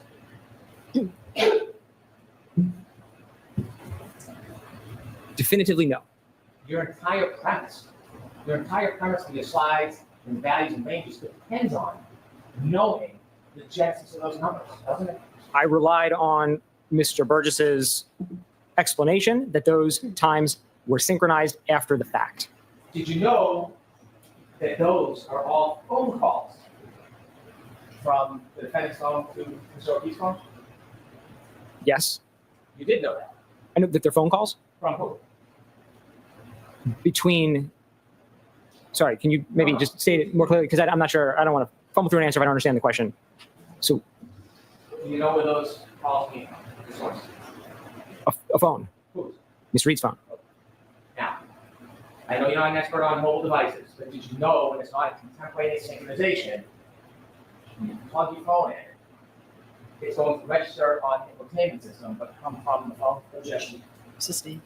Do you know when someone plugs their phone in after they turn the car back on, how it synchronizes on the infotainment system? I don't know if adjustments are made to those times during a synchronization or not. I think that's something that could be tested, and to my knowledge, was not tested. If you don't know, then your conclusions and all your opinions to this jury is based on an assumption that you don't even know the predicate for. Isn't that fair to say? My conclusions are based on all of the data that Mr. Burgess laid out. So he laid these out and went so far as to calculate the offsets himself. So there's something implied in his table by virtue of him calculating these that maybe he would decide to align them. And so, again, to provide the clarity on all the possible alignments, I included them. But that's not what I asked. If you're making an improper assumption about the predicate, about these calls and the source of them, and you're wrong, that would change your entire analysis and conclusions and charts that we see in your later charts, wouldn't it? Sure, if there was testing that showed that that is an invalid method on this specific Lexus and SD card, then of the 30 possibilities, some of them would end up being eliminated. Did you know that when an iPhone is plugged into a car, it downloads the information from the iPhone onto the infotainment system? Did you know that? I don't know how the clocks are synchronized when you plug an iPhone into. He already said he's not an expert in iPhones. Like Breenan was trying to be like, "You're not an expert in iPhones." He's like, "No, I'm not." Now he's asking questions about it. A car. Well, if you don't know, how can you make conclusions based on a predicate you don't even know what it is? The conclusions are based on the data in Mr. Burgess's report. I know you're not an expert on mobile devices. Objection. So I'm going to strike that. Go ahead and ask your My question. apologies. If you have 2 different devices, a Lexus clock, the infotainment system, and an iPhone, you would agree that it's not unexpected to be variances, correct? Correct. When you're comparing 2 iPhones, do you have an opinion, do you agree that you would expect the variance to be very small, iPhone to iPhone? I don't know. Have you ever studied that before? 2 iPhones? Yes. No. So if you sit there today, you don't have any expertise, any education, any knowledge about how closely 2 iPhones would sync with each other? No. Do you see in the first 5 columns, the numbers are small, 2, 2, 1, 2, 1? Yes. Would you agree iPhone to iPhone using the same source of time is generally going to be within 1 or 2 seconds of each other? Objection. Sustained. Do you have any opinion about whether iPhones to iPhones will generally be within 1 to 2 seconds of each other? Objection. Can I ask if there's an opinion? Do you have an opinion on that? No. Next question. If the first 5 calls are iPhone to iPhone rather than infotainment to iPhone, you agree all of your assumptions and conclusions are inaccurate. They're not iPhone to iPhone in the sense that column 1 came from the infotainment. The values were read from the SD card. So there's an assumption baked into it. What you're saying that when a phone is synchronized, the infotainment assumes the times of the phone, but we don't know whether the infotainment would adjust those times to its own clock or not. You're speculating, aren't you? We don't know. It wasn't tested. I don't know is the You answer. don't know. I don't know. You don't know. I do not. Okay. Don't say we don't know. You don't know. Sustained. So this is iPhone to iPhone. Then your assumption on the first side 122.121. If they're iPhone to iPhone, and you're wrong about the fact it's infotainment to iPhone, your assumptions and conclusions are inaccurate, aren't they? I'll allow this. If the title of the first column had iPhone in it as well, then I would not have used it in my analysis. But that's not the question. I appreciate that. My question is, if those first 5 calls were iPhone time to iPhone time, and you mistakenly analyze them as infotainment time to iPhone time, then the rest of your assumptions and charts would be inaccurate, wouldn't they? Objection. Sustained.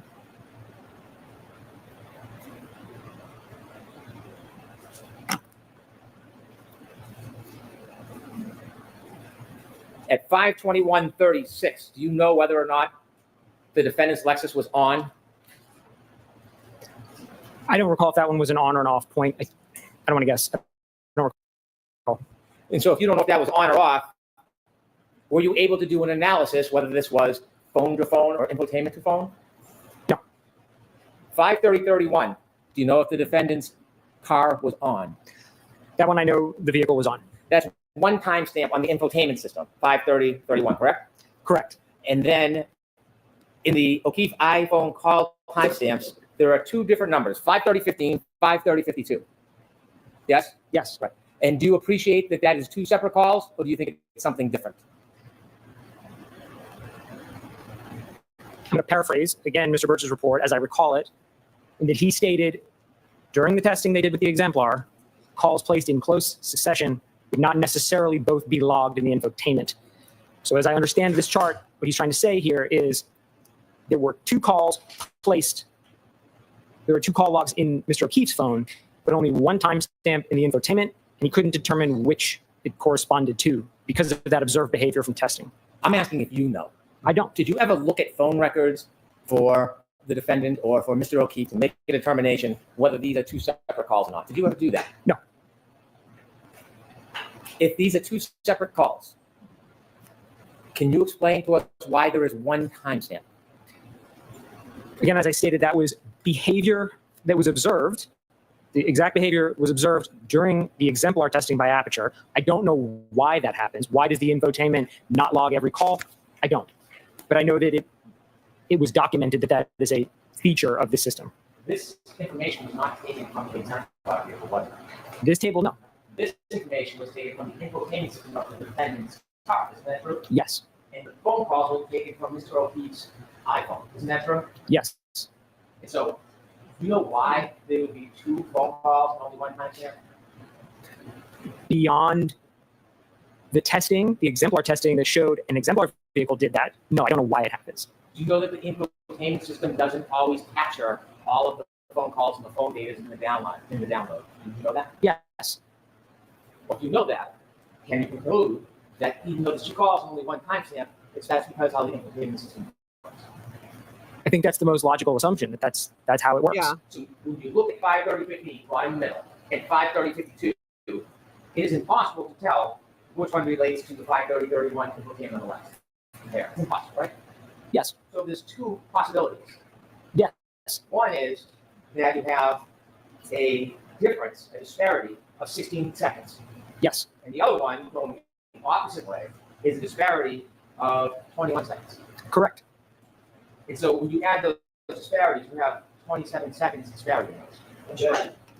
That doesn't Oh, make okay. sense. Is there a 27 second disparity when you compare it to I'm not sure I understand the math. 5:30:31? It's 16 seconds different than 5:30:15 on each phone, yes? Yes. 5:30:31 is 21 seconds different than the 5:30 phone call, yes? Yes. And the difference is cut each way 1 time, 1 clock. Correct. Add those disparities, you get 27 seconds. Huh? Objection. I'm going to allow that. No. What do you get? You're saying if maybe so I can be clear what you're asking, That if doesn't we make have sense. a negative 16 and we have a positive 21, how many seconds are in between there? Exactly. 37? And so you can see, did you know that the next card will turn out 507 a.m.? Does that ring a bell? I don't have any of those keyons committed to memory. So you can see between 521 and 530, the offset is different between them, which shows that variances change. They move. That seems reasonable. Yes. But when I said it seems reasonable, do you have the experience and the knowledge to agree with me that variances move? Yes, they do. Okay. He just said it seems reasonable. If those first 5 calls were iPhone to iPhone rather than infotainment to iPhone, would you agree they should not have been considered in your analysis? Yes, with the caveat that because this is a novel analysis with this SD card and this infotainment, that it was demonstrated that that's the behavior. My opinions on things like that are based on testing and research and literature. And so when we have a brand new system with new data, we want to see some testing to prove it works the way we think it works. But under the assumption, then yes. You would agree? Yes. If we turn to 10, please.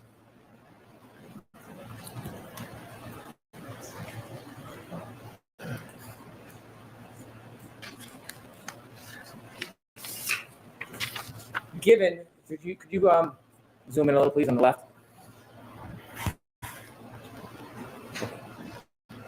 Given that these data points come at 5 in the morning, or 1, 4, 4, 4, 5, 5, and 5:30, did you consider whether they would be less reliable than comparing to the triggering event, the 3-point turn at 12:23 the night before? Did you consider that? Yes. When you said you reviewed in your critiquing reports, did you read Mr. Burgess' report on May 8, 2025? Yes. Did you read in his report where he explains that this is a less reliable method to, it's a less reliable method because of the time distance between the actual event we're interested in, 1162 at 12:30, 1:43 to 48, than the 3-point turn? Yes. When he explains that the method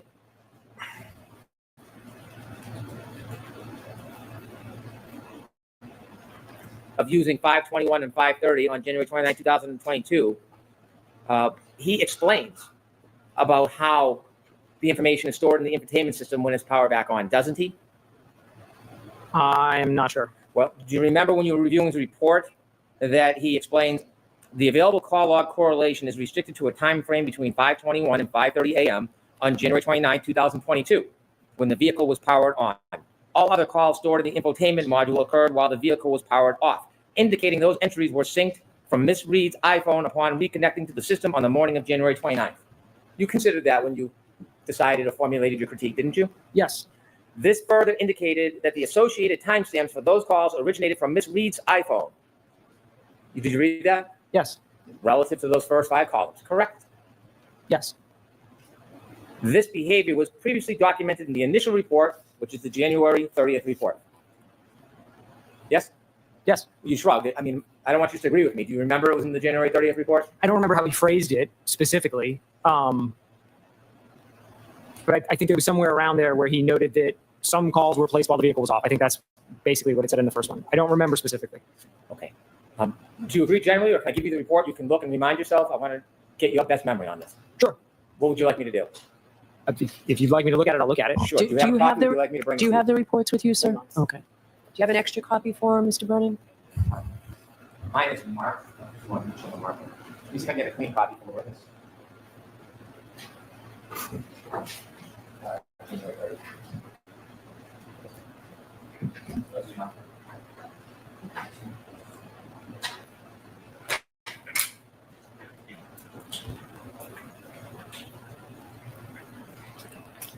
I don't have a clean copy. I don't want to show you something that has my writing on it. Not that I care that you read it, but it's protocol.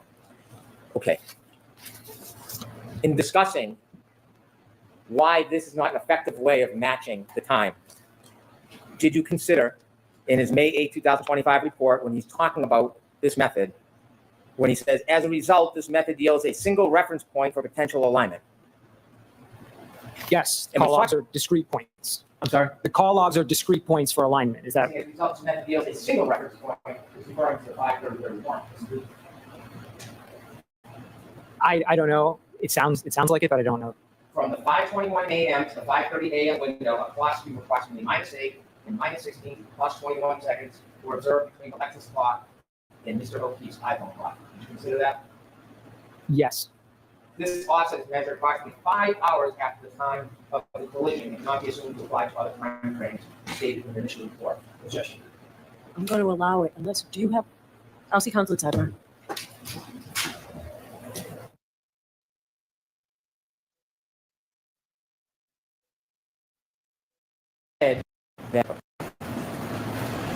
Sir, going back to my question, so you read Mr. Burgess' report, the same report that you're critiquing, and you were aware of this information, weren't you? Yes. And so you were aware that Mr. Burgess in his May 8th report was identifying that the section in green was the only contemporaneous information for analysis. Did you know that? Is that how he states it specifically? I can read it again. I just read it to you. If you don't mind. Okay. Objection, Your Honor. So let's give him a copy. I'm sorry, Your Honor? Let's give him a copy. Does he have the clean copy?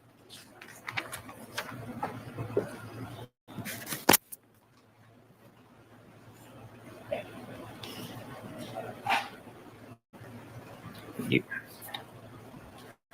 If you can turn to page 3. What I read to you was where it says clock sync method 1. Do you see that? Yes. And this is, if you look at the second paragraph, I read that to you word for word. Do you see that?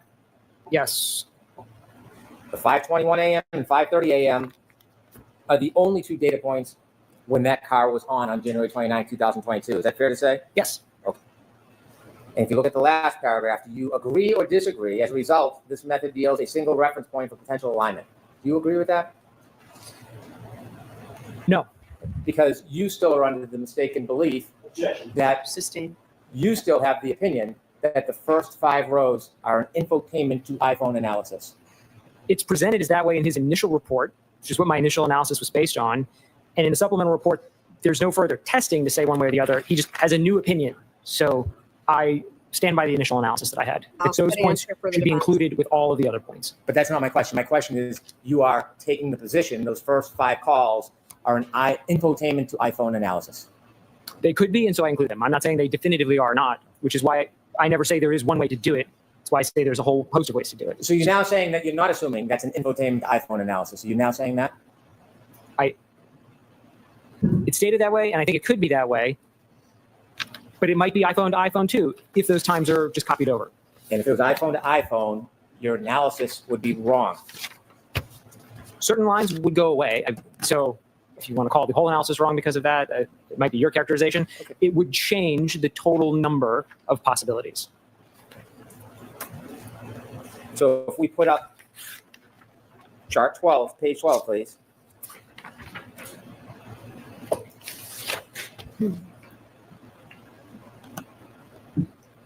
If you were wrong about the infotainment to iPhone analysis and those first 5 should not be considered, which part of your chart would now be wrong?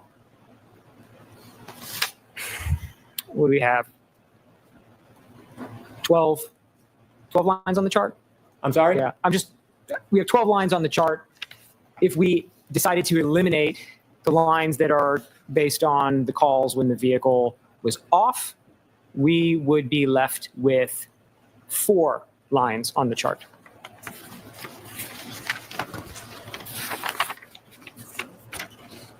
And if we turn to 14, please. And if you could enlarge, well, I don't think you can enlarge it.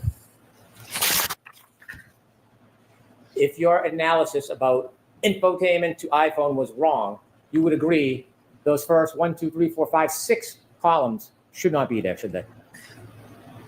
No, the positive 16 stays, the negative 21 stays, 1, 2, 8, and 20 would go away. So we'd lose 4 lines from this chart. And the negative 16 line, that comes from information at 5:30 a.m. the next morning. Correct. And you would agree that that distance is not as accurate as queuing it from the 3-point turn event 1162-1. The 3-point turn is closer in time than the call at 5:32, And thus more reliable, wouldn't you say?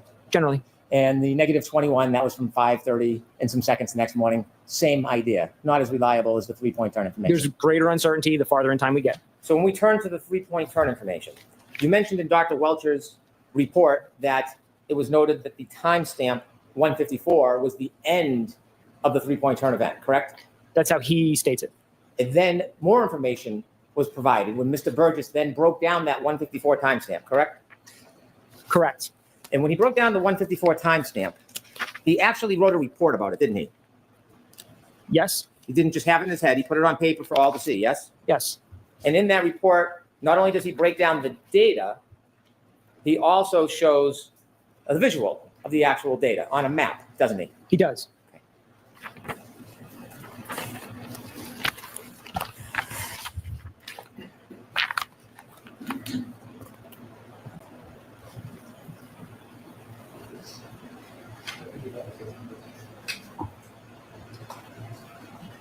Yeah, I think you're right, Bonnie. The jury's checked out.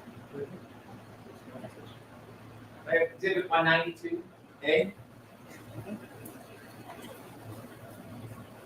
Okay. Let's start with 192B, please. If you could open that up so we can see it a little better.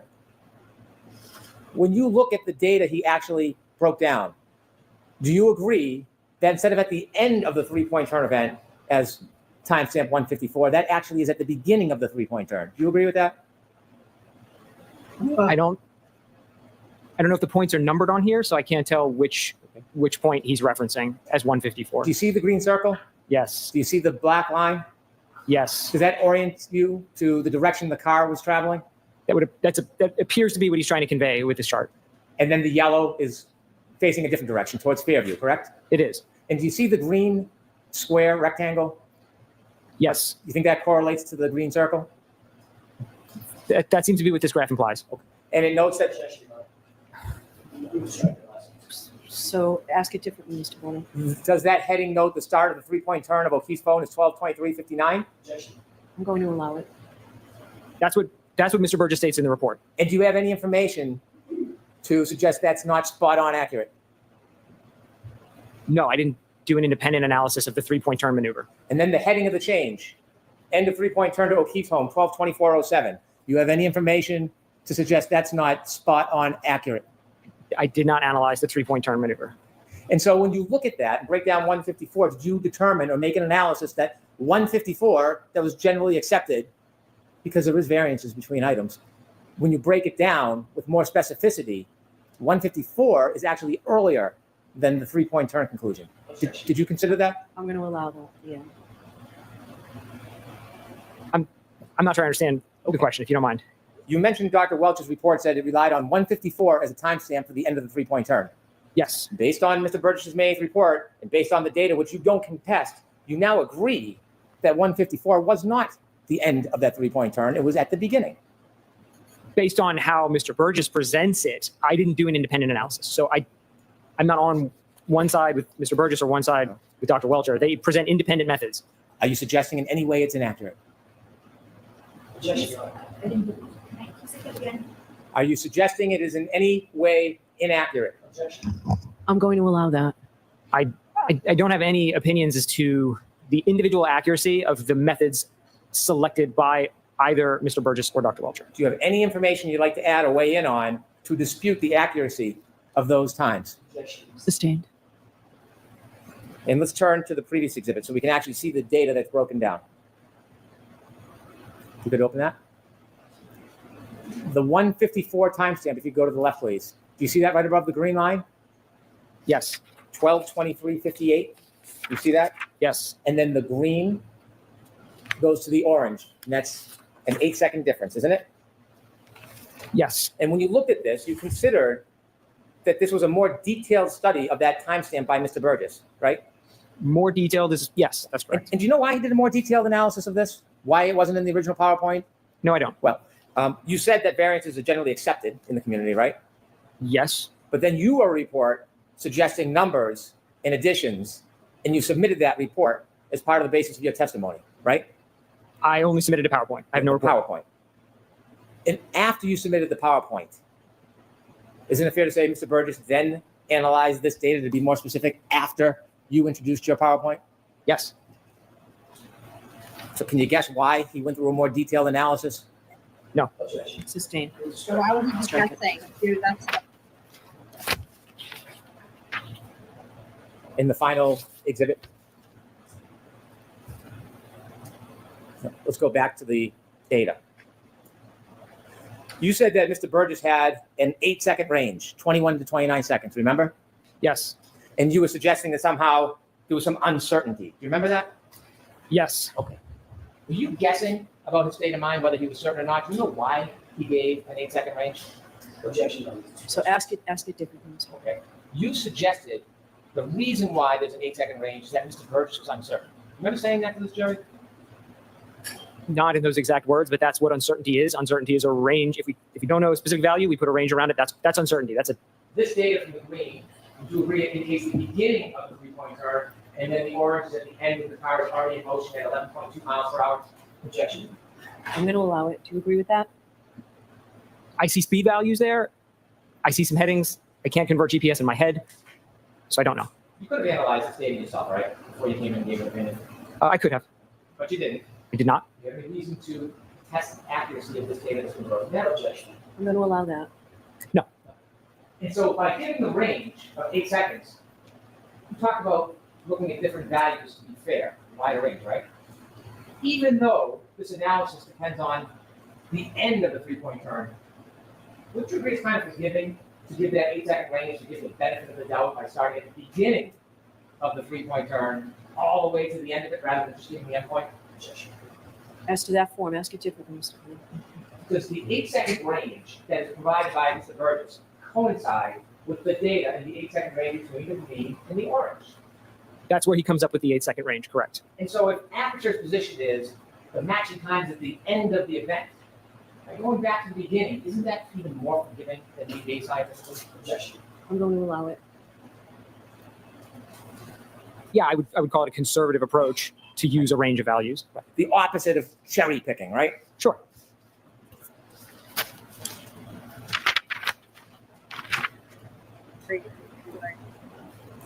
Do you have an opinion to a reasonable degree of forensic data certainty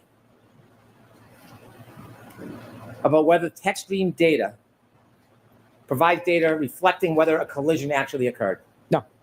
In your opinion, to a reasonable degree of forensic certainty is the text stream data would not. We've been over Reflect the this a collision, million times. That's not what I said. I don't have an opinion. And you know that there can be collisions or touching between vehicle, and it's not going to appear on the text stream data. You know that, right? It's possible. It's possible. Did you know that the defendant's vehicle at 5:07 a.m. on January 29, 2022 bumped into a different car? Yes. Do you see that reflected on the text stream data? I'm thinking back to when I reviewed the raw text stream data, and I don't remember seeing an event from that. I can't really I hear don't you. remember seeing an event from that time in the text stream data. Well, you don't remember seeing it. It's not there, is it? I don't think it is. I don't remember seeing it. I don't think there's one. You're not. I was going to finish and say I don't have all of the events committed to memory. There's Yep. 19 of them. I'm sorry. There's 19 events. I don't have them all committed to memory. You're not testifying or offering an opinion that there was no collision with this car that night, are you? No. Because if you were implying that or suggesting that or insinuating that, that would be misleading, wouldn't it? It's not. Sustained. It's not even, dude. I have no further questions. Wow.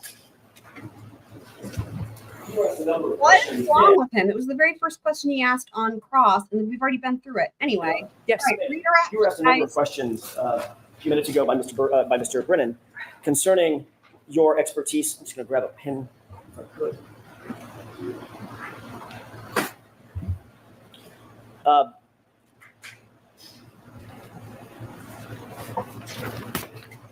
Specifically, you were asked about your expertise regarding mobile data devices. Mobile devices and their data, right? Yes. And were you being truthful when you indicated that you were not an expert in Yes. that field? Were you being truthful when you indicated that you have a certain expertise in EDR data? Yes. Were you being truthful when you indicated that you did review Mr. Burgess's data Boy. and Mr. Welcher's data as reflected in their reports and PowerPoints? Yes. I wonder if where he's going with this is his truthfulness as to things, and if he's going to get to things like his his background and his degrees and whatnot. Welcome. Were you being truthful about your credentials? Yes. Have you ever lied about your credentials? There it is. No. Wow, called You it. hold a bachelor's degree Yes. and you hold a master's degree. I do. You ever lied to anybody about that? Wow. Well done. Mr. DiSogra, what is the only reason you amended your PowerPoint presentation from its original version to the one that you most recently amended it to? to include the additional analysis and data points from Mr. Burgess's supplemental report, So- the May 8th report. I'm sorry, I interrupted you. Go The ahead. May 8th report. So you amended yours because he amended his. Correct.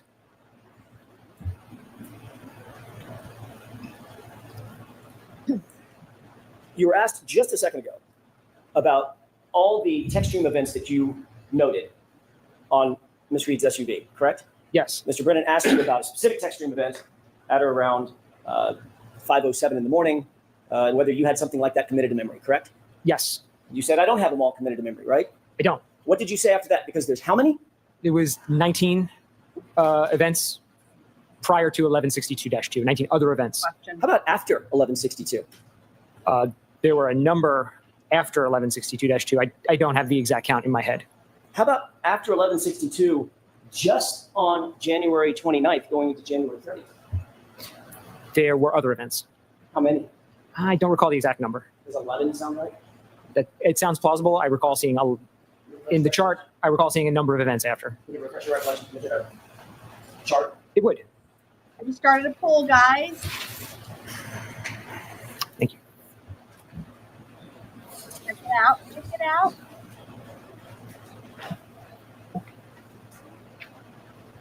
Yeah, there are a lot. I would have to really use my finger to count them all. Okay, more than 8, Total after 1162-2, only on the 29th. there aren't date stamps on these because this chart is the raw text stream data, which doesn't have timestamps. Safe to say, there are many, right? Yes. May I approach? Yes. And again, this goes back to a question that you were asking Mr. Brennan. I want to follow up on. In no instance were any of those related to a collision, to your knowledge, correct? Objection. Sustained.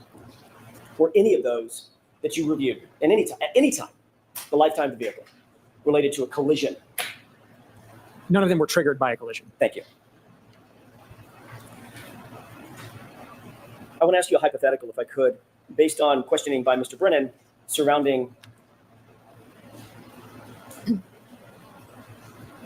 the 12/32/09 lock event. Do you remember him asking you about those questions, about that event? Yes. Your analysis was based on, Mojo, remind me where you're joining us from. I'm trying to think, is it Georgia or Nevada? the time span. Let me rephrase that. Was your analysis based on Mr. Burgess's and Mr. Welcher's analyses together of a span of time between the 1162-2 text stream event or trigger event and the lock event at 12/32/09? Objection. Florida, that's right. So the question is that what he's considering? Correct. In other words, was he basing his opinion or analysis on that time frame, at least in part? So I'll let that question stand. Thank you. Yes. Okay.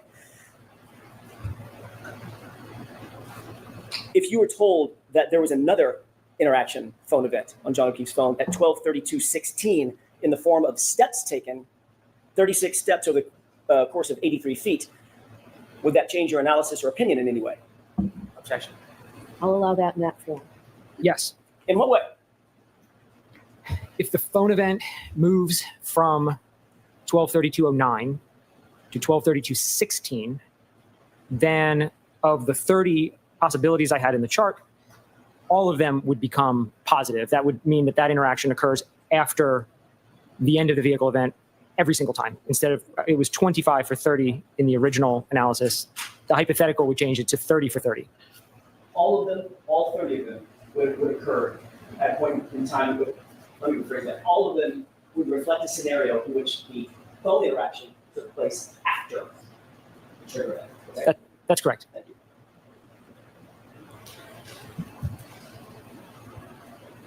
If you were told, to give you another hypothetical, if you were told that there was a Doppler state event on the phone, pocket state event on the phone at 12/33/14,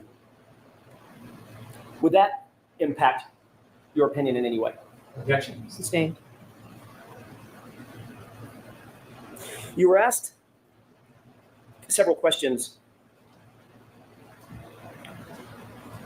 about what you believed Mr. Burgess may have gotten wrong in terms of his original report and one of his original analyses dealing with bits and bytes. Do you recall that? Yes. Did Mr. Burgess, Hold on. of course, You need to, what? We have to turn the fans off. and I'm not speaking loud enough. Right. I'm sorry. I'll raise my voice. I just don't want to scream over people, but I will raise my voice. Let's try this for a few minutes. May I start again? That question, yes. Thank you. You were asked about whether or not you believed that Mr. Burgess was incorrect in terms of certain analyses he undertook or reflected in his original report back in January of 2025, correct? Correct.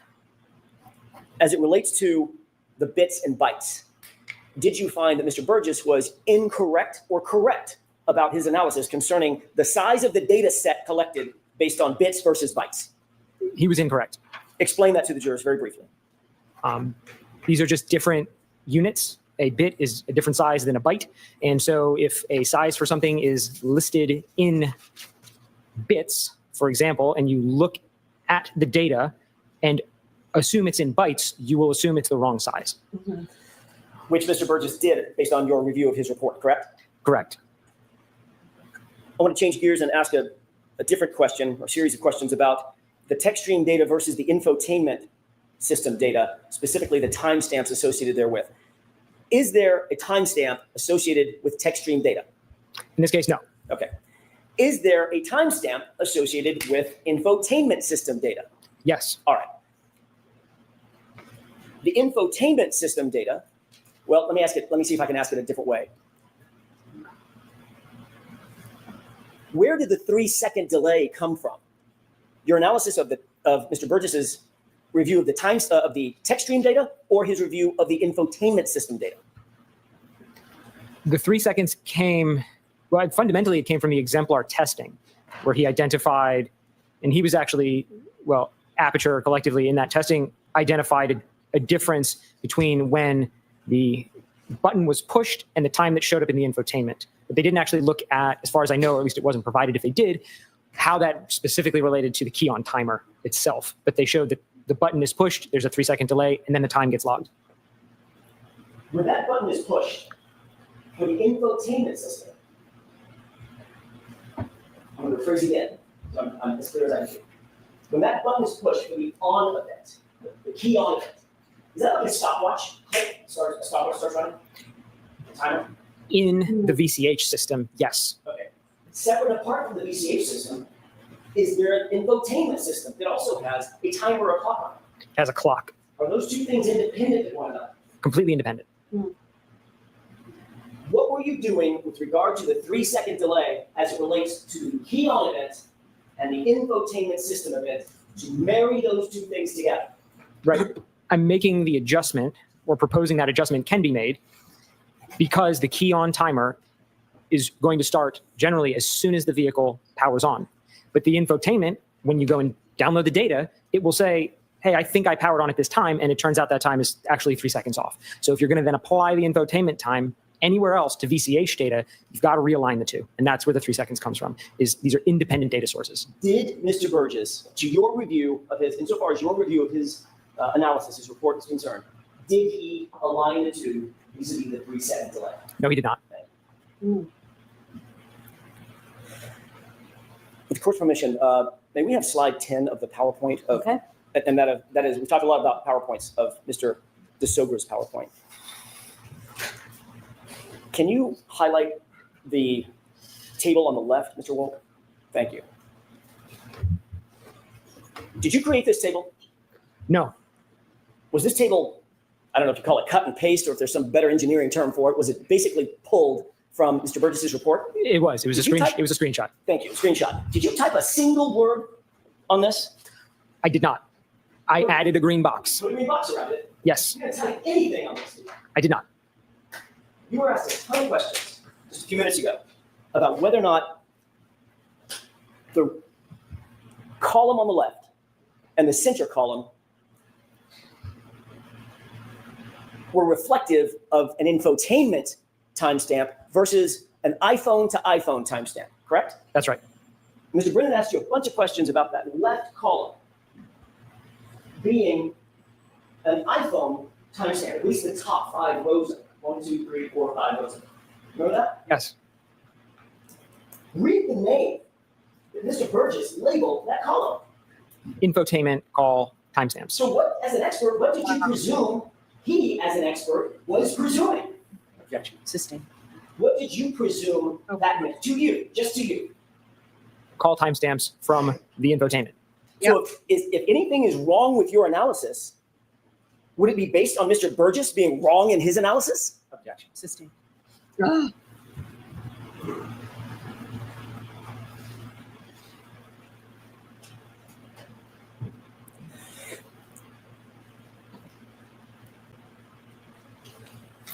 May I have just a moment, Your Honor? Sure. Do you need the light on? I don't. And we can pull that down.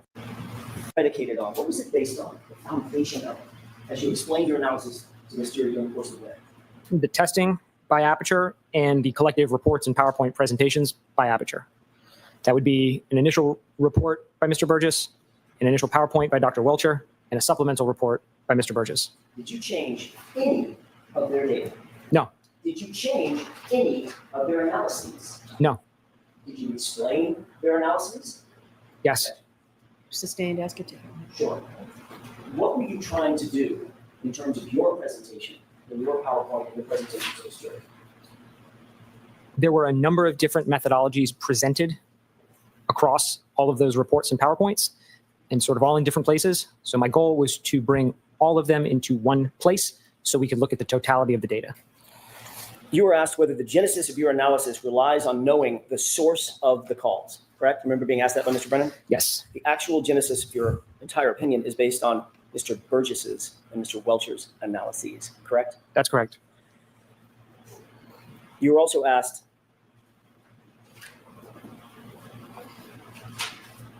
why you believed Mr. Burgess did a quote unquote more detailed report in May versus January of 2025. Do you remember being asked that just a few minutes ago? Yes. When you presented your analysis, your math, based on Mr. Burgess's January 2025 report, how many of the scenarios indicated based on his data and his analysis that the lock event occurred after the texting event? All of them. That's all I have, Your Honor. All right, Mr. Brennan. Cross. Fairly short redirect. So, Mr. DiSogra, this Oh my demonstrates God. Why the can't they be danger right? or the difficulty. Hold on. This is a speech, not a question. Start the It's question cross-examination. differently. It is, it has to be a question. Start. Go ahead, Mr. Brennan.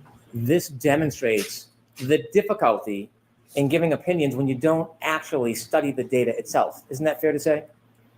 What are you referring to with this? Well, you're giving opinions, but you can't verify any of the data because you're not relying on your study of the data, are you? I'm relying on expert reports. You're criticizing somebody's report, but you yourself can't defend data that you haven't actually analyzed and broken down yourself. I don't think that's true.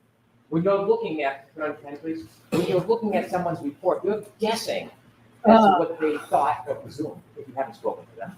Fair? I would say I'm reading the words that are in front of me and interpreting them for what they say. When someone plugs their iPhone into a car after it turns on, and the car reads data that's on the iPhone, that data then resides on the entertainment system, correct? There's a transfer of data. And Yes. so unless you actually do the study yourself, you had no way of knowing if that information, although on the iPhone, on the entertainment system, you had no idea whether it was from an iPhone or from the entertainment. Fair? That's right. I don't think that's. And so when you don't actually do the work yourself, and you just presume or you guess, you could get it wrong, couldn't you? If I had guessed, yes, but I didn't guess. I used the data in the reports and I referenced the testing that Aperture did. So I did not make a guess. 1 through 5, and you telling me right now, to a reasonable degree of data certainty, that information is based on the infotainment clock. Is that what you're saying? I don't know. You don't know. But if you actually did the analysis yourself rather than just Monday morning quarterback and somebody's report, Objection. So I'm going to strike it, ask it differently, if Mr. you Brennan. actually did the analysis yourself, you wouldn't have to make a presumption that you'd be wrong, correct? I don't think the analysis was possible in this case because the testing wasn't done in this case. You Well don't know if said. the testing was done or not. You didn't do the Objection, testing. Your Honor. So I need to hear the question. You don't know if the testing was done or not, do you? I know it's in the reports. The testing wasn't in the reports. Did you read Jessica Hyde's report? No. Did you read Ian Wilson's report? No. You don't know if that testing was done, do you? I don't. Objection, Your Honor. I'm going to let that stand. You don't? I do not, sir. And so if you're wrong, your assumptions and product are then wrong. Part of my conclusions would change. I wouldn't agree that I'm wholesale wrong. Well, as a scientist, if they're not accurate, that would be wrong, wouldn't it? Ew. That might be a nuanced answer. I'm sorry? I said that might be a nuanced answer. Frankly, I'm not sure how to give you a good answer to that If you question. have the wrong data when you're doing your analysis, then the final analysis is going to be wrong if you have using the wrong data. It's that simple. Yes. Right? You don't have to be a scientist to figure that out. Yes. That's, Okay. If we can have Mr. Welcher's 33. Ugh.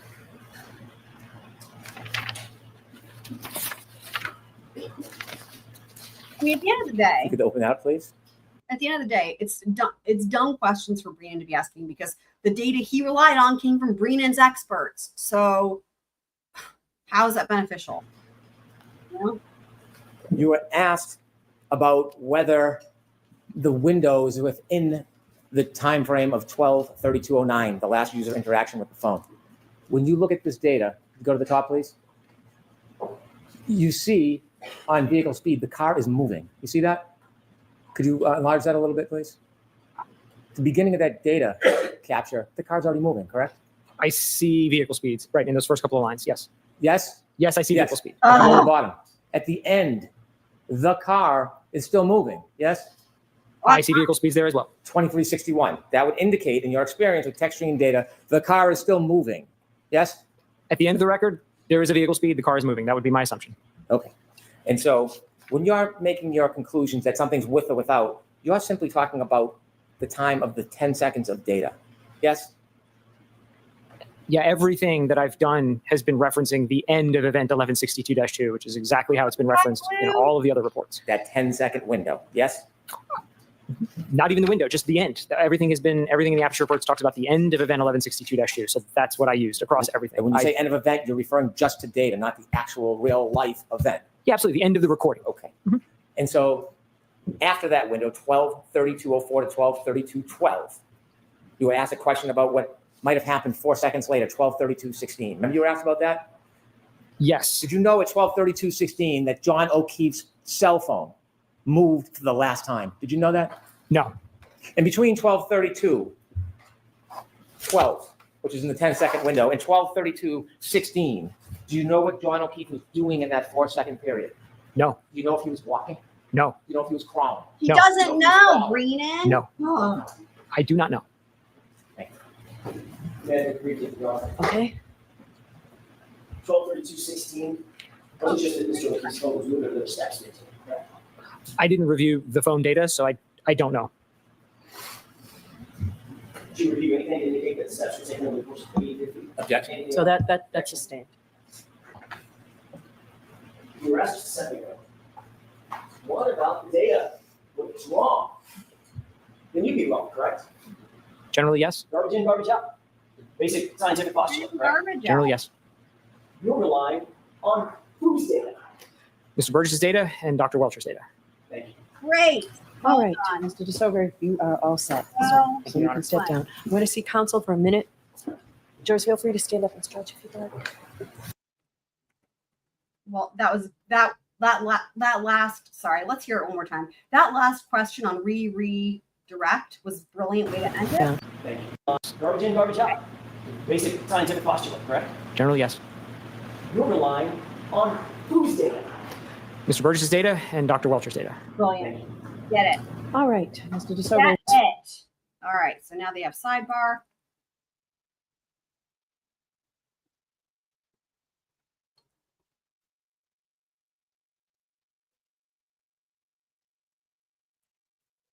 I'm going to let you go home. So that 5 minutes that just means that you get to go home because we know we'll be longer. We don't want to do this to you, okay? So we'll break for the day. I have to give you those same cautions. Please do not discuss this case with anyone.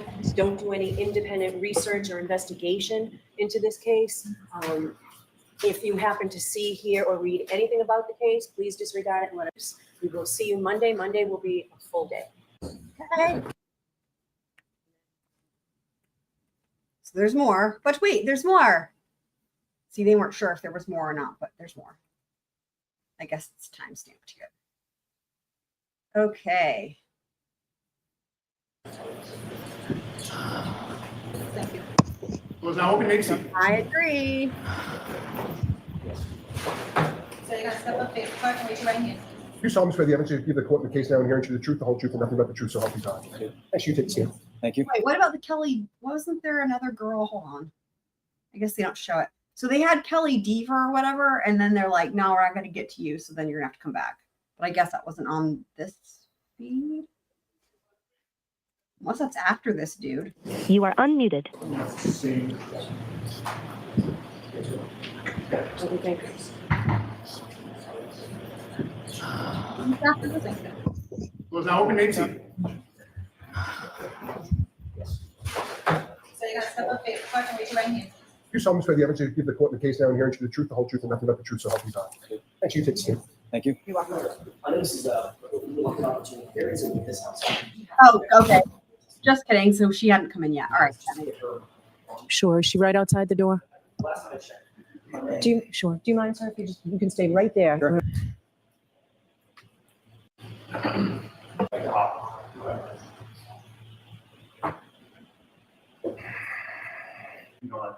So the podium, or one of those. Follow this. Okay. Thank you so much. Hi, good afternoon. Hello, Could you tell me your name, please? Kelly Dever. And Ms. Dever, you've been summoned here. I think I saw you earlier. You've been here all day. Yes. All right. So we're not going to reach you today, unfortunately, but you were summoned to be here. Yes. All right. So that summons is still good until we reach you. So you're going to have to come back Monday morning. Okay. Yes, ma'am. Do you agree to do so? Yes, ma'am. Okay. Thank you very much. We'll see you Monday morning. Be here before 9. Okay. Will do. She was the subject of the Commonwealth's motion that we read at the beginning of the live stream. All right. Thank you very much. Although they spell her name wrong, not surprisingly, and they spell it Denver, not Your Denver. Honor. Go ahead, Mr. Lessie. Now we get into Proctor's buddy. Although this is funny because she calls him Mr. Lessie. Go ahead, Mr. Lessie. Oh, she's an idiot. That was a big compliment, Your Honor. Thank you. Good afternoon, sir. Would you please state your name and spell your last name? Jonathan Diamandis, Diamandis. You've also been here all day. Yes, Sorry for making you wait. no problem. Do you know former State Trooper Michael Proctor? I do. How do you know him? I've That answer, when he says I do, I'm like, my automatic reaction is, I'm so sorry for you, sir. known him since middle school, probably the 6th grade. Grew up with him, essentially? Grew up with him, Next question should be, was he as much of a piece of shit back then as he is now? Just kidding. been friends for 30 years.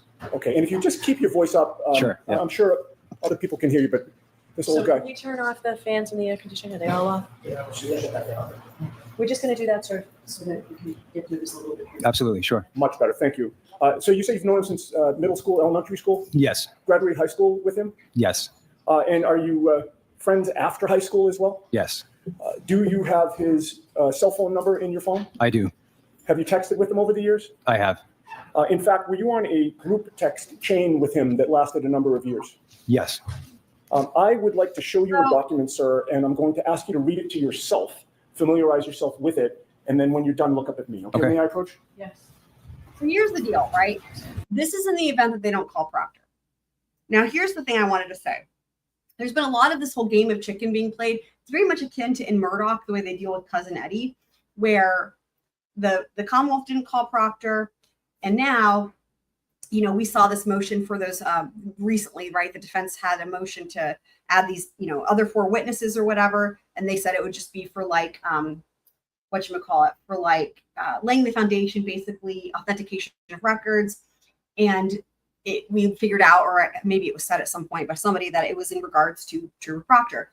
So here's the thing I wanted to mention is that in opening statements, right, the defense obviously talked a lot about Michael Proctor, but they said in opening statements, you will hear da-da-da-da and name any number of things.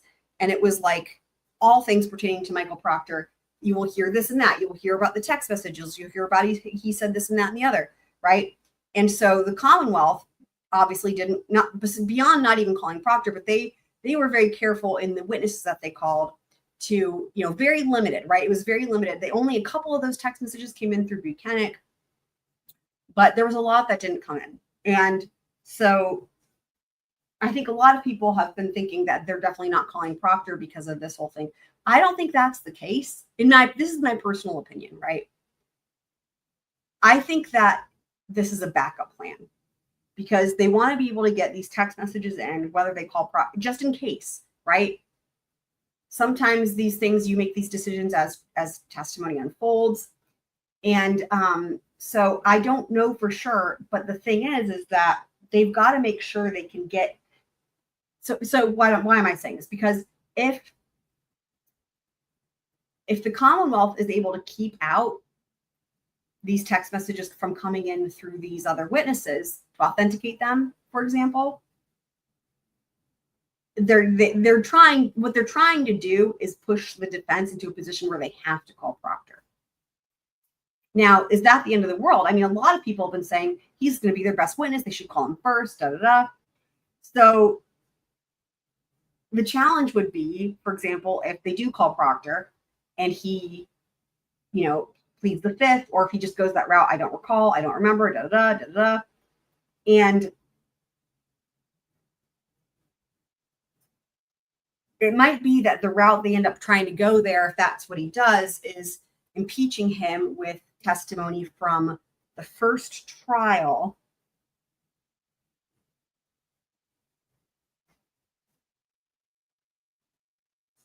Trying to remember exactly the implications of that.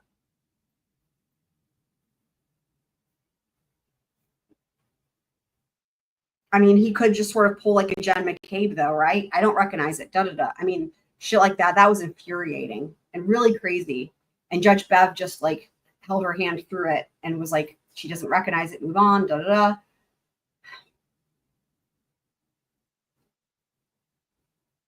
I don't know. It sounds like when they carry on Monday, they're going to be getting more into this. Like, well, we'll hear more about it at the end of the day on this one. Like, but I think that they're not done with all this.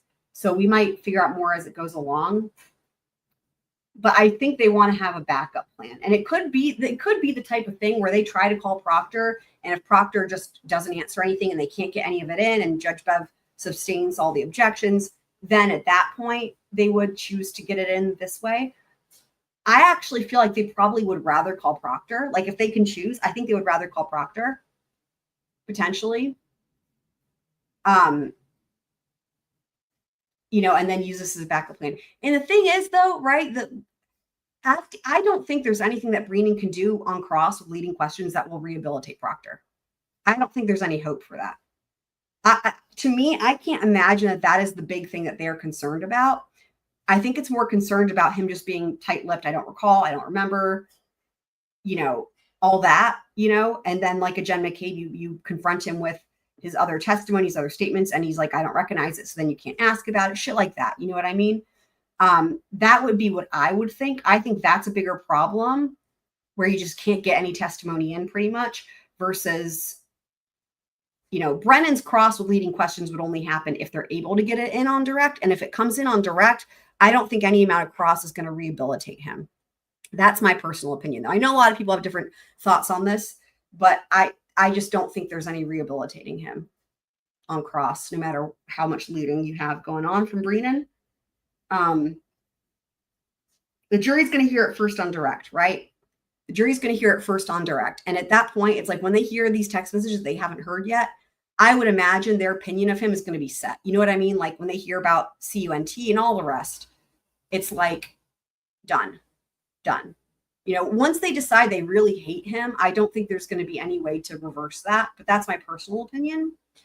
Let me know what you guys think. Also, for anyone who's just now getting here, there is also a poll in the chat going on too. You guys can answer. And that was as it pertains to Mr. or Matt DiSogra. Would you like us to mark for identification first, Your Honor? Yes.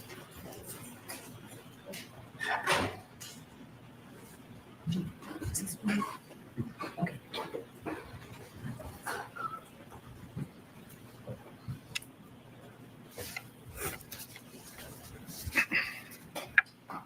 Exhibit N for identification. And I'll give that to the witness. Thank you.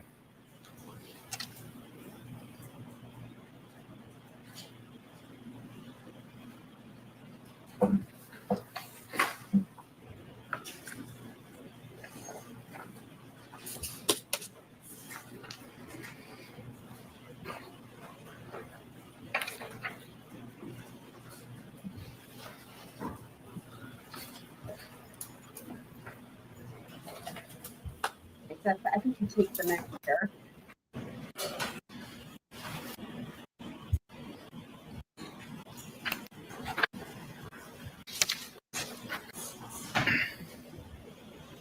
I think he's all set, Mr. Unity. Thank you, Ron. Sir, have you reviewed that entire document? Yes, Does that look familiar to you? yes. What do you recognize it to be? It looks to be a text chain with a group of my friends that I grew up with. Okay. And so would all of those friends have been people that you went to high school with? Not all the same high school, but the same time. Some of us went to different schools. And you were friends during that era? Yes. And you've remained friends for how many years since then? I mean, we've been friends for 30 plus years, probably. Do you know precisely when that text chain started? I do not know when the text chain started. Months, years? Years, definitely years. And that's a portion, in other words, there's a start time and an end time to that, but the text chain started before the start time that's listed on that document? That's correct. Now, I'd like to ask you about 5 different categories Another of... thing too, right, is if they don't call Proctor, there's stuff that I feel like they would want to be able to get into that they can't, even if they get these dudes in. These dudes would just be authenticating the text messages, right? Like in my opinion, like I'm trying to picture, like Proctor takes a stand, right? And it's like, the first thing they're going to probably ask him, I would imagine, is former to Proctor, right? So you're former to Proctor, you know, and then it would be like, getting it like, so tell us, why are you former to? I mean, even just the first handful of questions, the way I can picture it would be like just so powerful, you know? And even if the Commonwealth would be objecting left and right, that's still going to look bad for the Commonwealth, right? I mean, I just feel like, again, even beyond just the text messages, there's going to be so much shady stuff. Like just thinking back to like last year, right? I still feel like there's going to be stuff you would want to ask him, and he can't possibly not answer all of it, right? I don't know. We'll see. Information that allow you to identify the text chain. First of all, directing your attention to page 1. That is an unredacted version of this. Do you see your phone number on page 1? I do. And is that accurate in terms of your phone number? It is. The other thing I'll say too is there's absolutely nothing sympathetic about Trooper Proctor. If he had like a family member dying or something, you know what I mean? Like just anything that could have made him, you know, even if it's, you know, not a real excuse, something he could use as an excuse, there's nothing sympathetic about him whatsoever. So that's the other thing I was going to mention too. Well, do you have a passcode on your phone? On my phone, yes, I do. And have you had that for years? Yes. So as of January of 2022, you would have had a passcode to get into your phone, correct? Correct.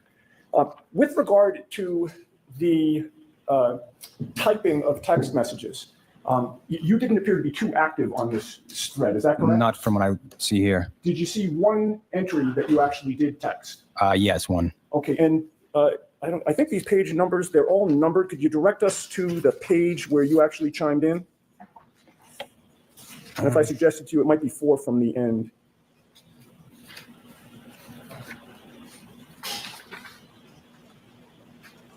And you don't have to read the actual text, sir. I just want to... Sure. I'm just trying to locate it. Yes, I see it. Okay, and the time of that, date and time of that text as it's reflected on this document? February 2nd, 2022, 12:38 p.m. Okay, and what you type... Oh, I'm sorry. It's to the record, it's on page... Oh.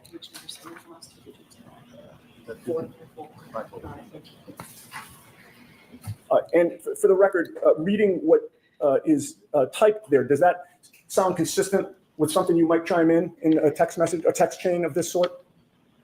It could be. I have no memory of actually typing it, but sure, that's not something. I mean, it could have been something that I would say. Yeah. At the very last line of that text, do you mention somebody's nickname? Yes. And what nickname is that? Chip.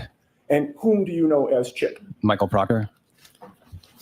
Now, going back to the first page, there are a number of other phone numbers there. have you checked your phone prior to taking the stand today to match those phone numbers with other friends of yours? Yes. And if you could, and hopefully you remember them all, can you list by first name only your friends who are included in this text chain? Sure. I don't think it's necessary. Yeah. So let's not, if he recognizes, I don't want to put names out. Oh, there. I don't either, Judge. That's why I was saying first names. But if that's sufficient that he recognizes. Why don't you refer to the last 2 digits in the phone? Sure. Is that acceptable, Mr. Brennan? It is. Okay. Okay. You see, I'll list the last 2 digits of the phone numbers that don't have a name associated with them. Okay? Okay. If I may just have a moment. Yes.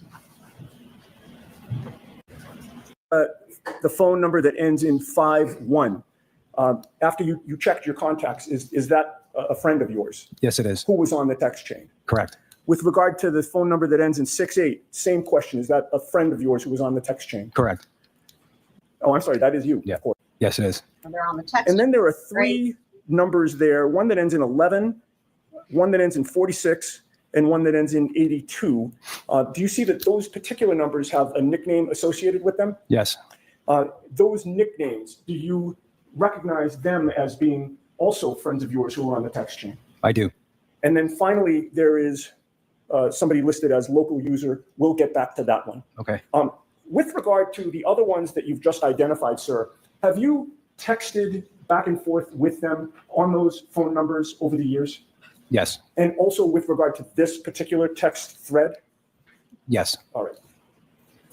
Now, I'd also ask you, with regard to the content of these messages and who said what, and particularly focusing on the one that's identified as local user. Having read that text chain, were you able to determine who local user is? Yes. And who is that? Michael Proctor. And was that by the content of the messages that Michael Proctor typed that you recognized it? Yes. And with regard to whether this is a complete, accurate record of what it purports to be, what is your testimony in that regard? I believe this to be a record of our text chain for this period of time. Appears to be accurate and complete. It does. If I may have a moment, Your Honor. Okay. You read fairly and accurately represent the circumstances of the conversation that was going on? Yes. Nothing further. Okay. Mr. Brennan? Good morning. Morning. Good afternoon. Do you have an independent memory of any of the text conversations in the package that you reviewed? I do not have a memory of this happening. Thank you. Irrelevant. He's just there to verify that the phone numbers are the people, but whatever. Nothing on that.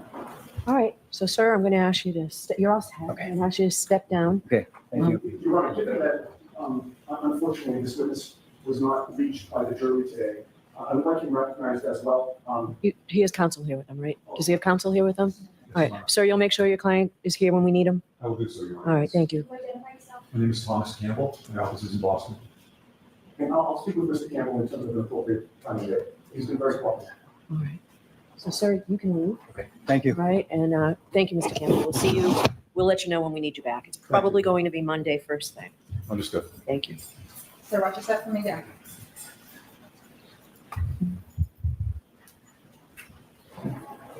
All right.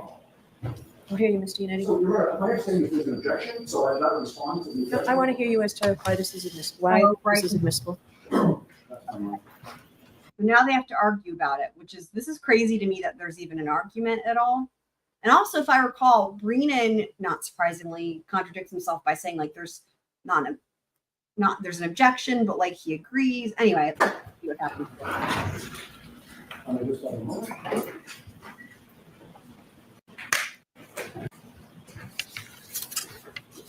So, Your Honor, with regard, I assume we're just dealing with authenticity at this point? No, we're dealing with both. You're the proponent of the testimony, so let's deal with both. Okay, all right. So regarding authenticity, Your Honor, there are several ways that are either independent or connected with each other by which or through which a party can authenticate text messages. The majority of the case law out there are defendants having appealed judges' decisions to admit text messages offered by the Commonwealth, and the majority of the the case law that exists affirm judges' allowance of text messages into evidence. The Commonwealth filed a memorandum in opposition to these text messages being admitted, and not one of the cases cited by the Commonwealth apply here or are appropriate. The case of Commonwealth versus Purdy, in that case, the Commonwealth introduced text messages from computers seized at a massage parlor. The defendant objected that there was no evidence that he had authored any of the, these actually were emails, not text messages, any of the emails that were admitted into evidence. Nobody saw him do it. Nobody saw him type it, and nobody discussed any of the emails with him. But the SJC cited a longstanding rule, including Rule of Evidence 901B1-4. Evidence may be authenticated by direct or circumstantial evidence. And the circumstantial evidence is essentially what we covered here in court today: the appearance of the electronic communications, the content, the substance, internal patterns, or other distinctive characteristics. Commonwealth versus Welch. It was a murder case where a boyfriend killed his girlfriend, was charged with killing his girlfriend, was convicted. The Commonwealth sought to introduce text messages between them, and various text messages from the victim's cell phone were admitted into evidence because, for one reason, they referenced the defendant's distinctive nickname. And in this case, we have a text chain with 3 nicknames, all of whom the witness recognized as being his friends. We have more to authenticate this text chain than in any case I have seen, and also more than in any case the Commonwealth has cited. In this case, we have an identification of every phone number pursuant to the last 2 digits. We have an identification of Michael Proctor's message relating to the contents. We have evidence of the witness's cell phone requiring a passcode, meaning that in order for his phone to be active in this chain, he would have had to have unlocked the phone with the passcode. And he testified that what was in the content of the message that he identified as being his is consistent with something that he would have said. And not only that, but he adds a 4th nickname, that being Chip, that being Michael Proctor. The Commonwealth, with regard to Commonwealth versus... I have a thought. I don't know if this would be possible. It's kind of thinking outside the box. But I was just thinking, like, if for whatever reason, for whatever reason, I think we all know the reason. If Judge Bev says, yeah, they can't authenticate it, or whatever, and they're in that position again, it's like, okay, well, do we call Proctor? I wonder, so in other words, Proctor himself could authenticate these. And I don't know if this is even possible. This is just me thinking outside the box, but okay, I know it's possible. I know this is possible. This happens all the time, right?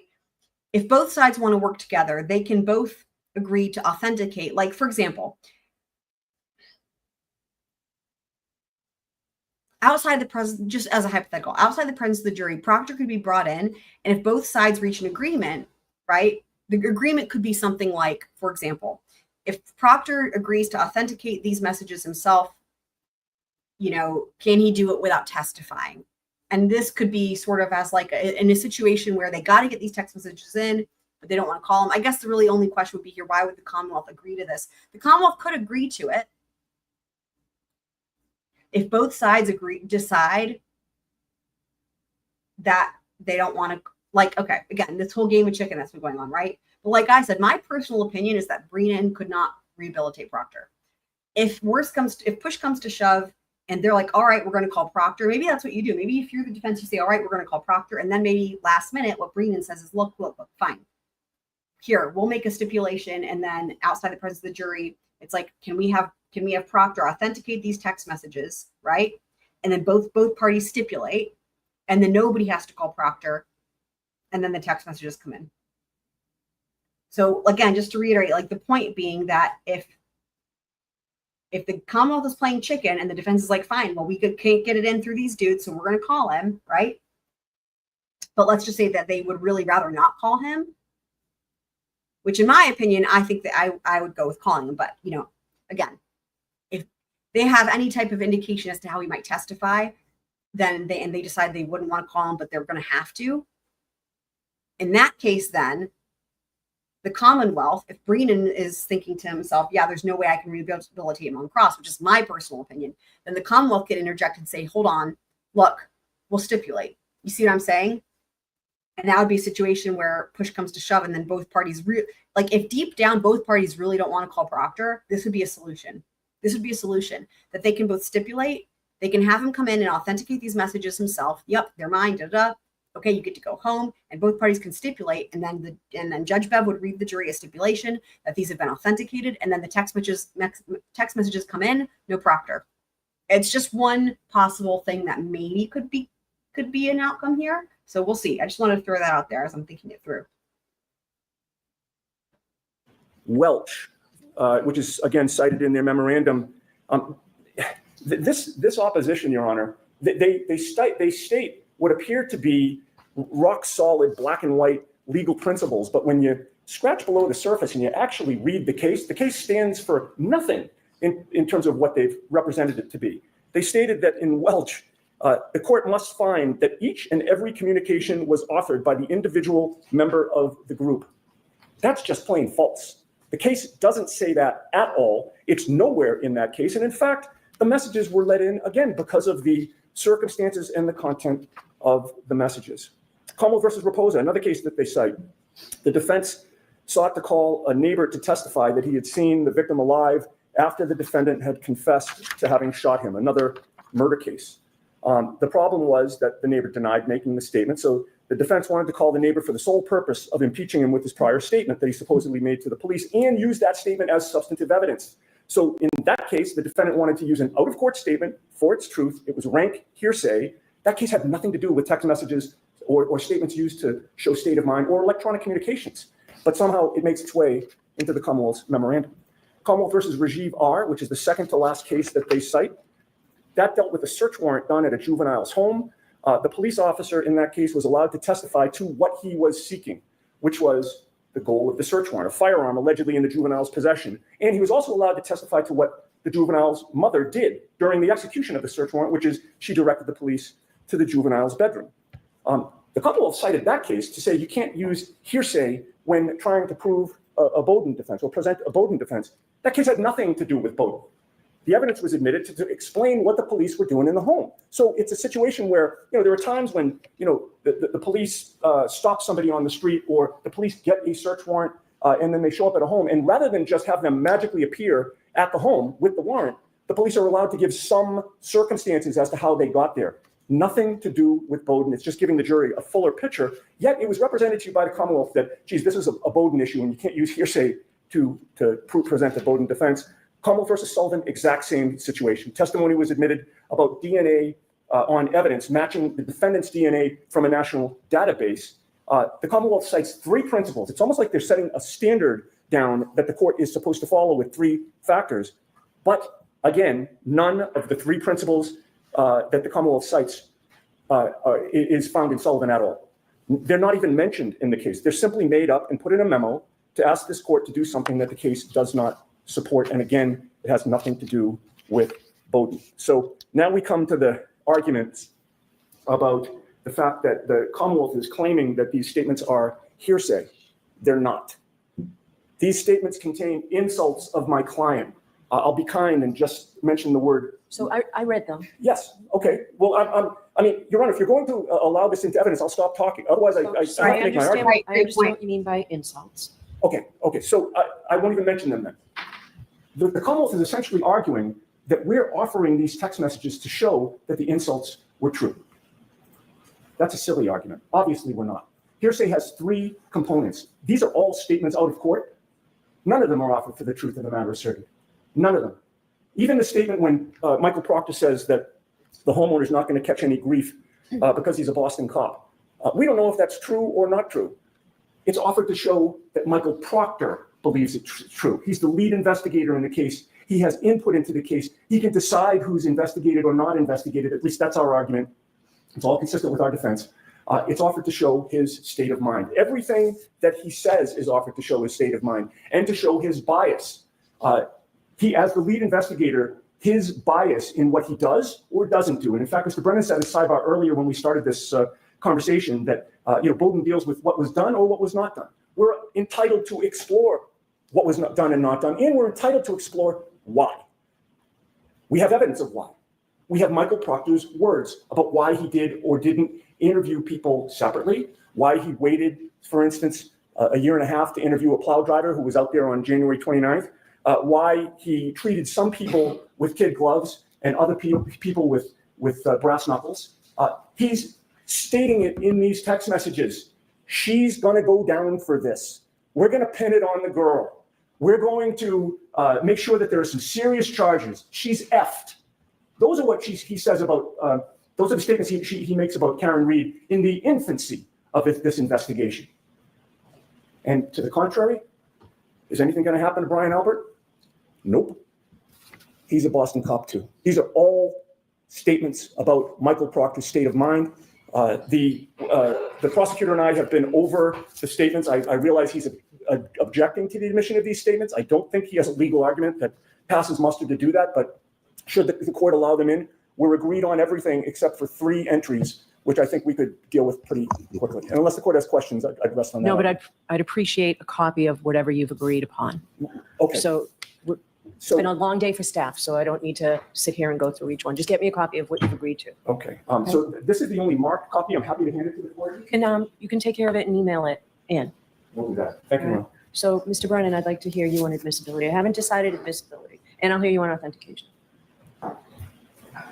That's so that makes it sound like she has decided on authentication.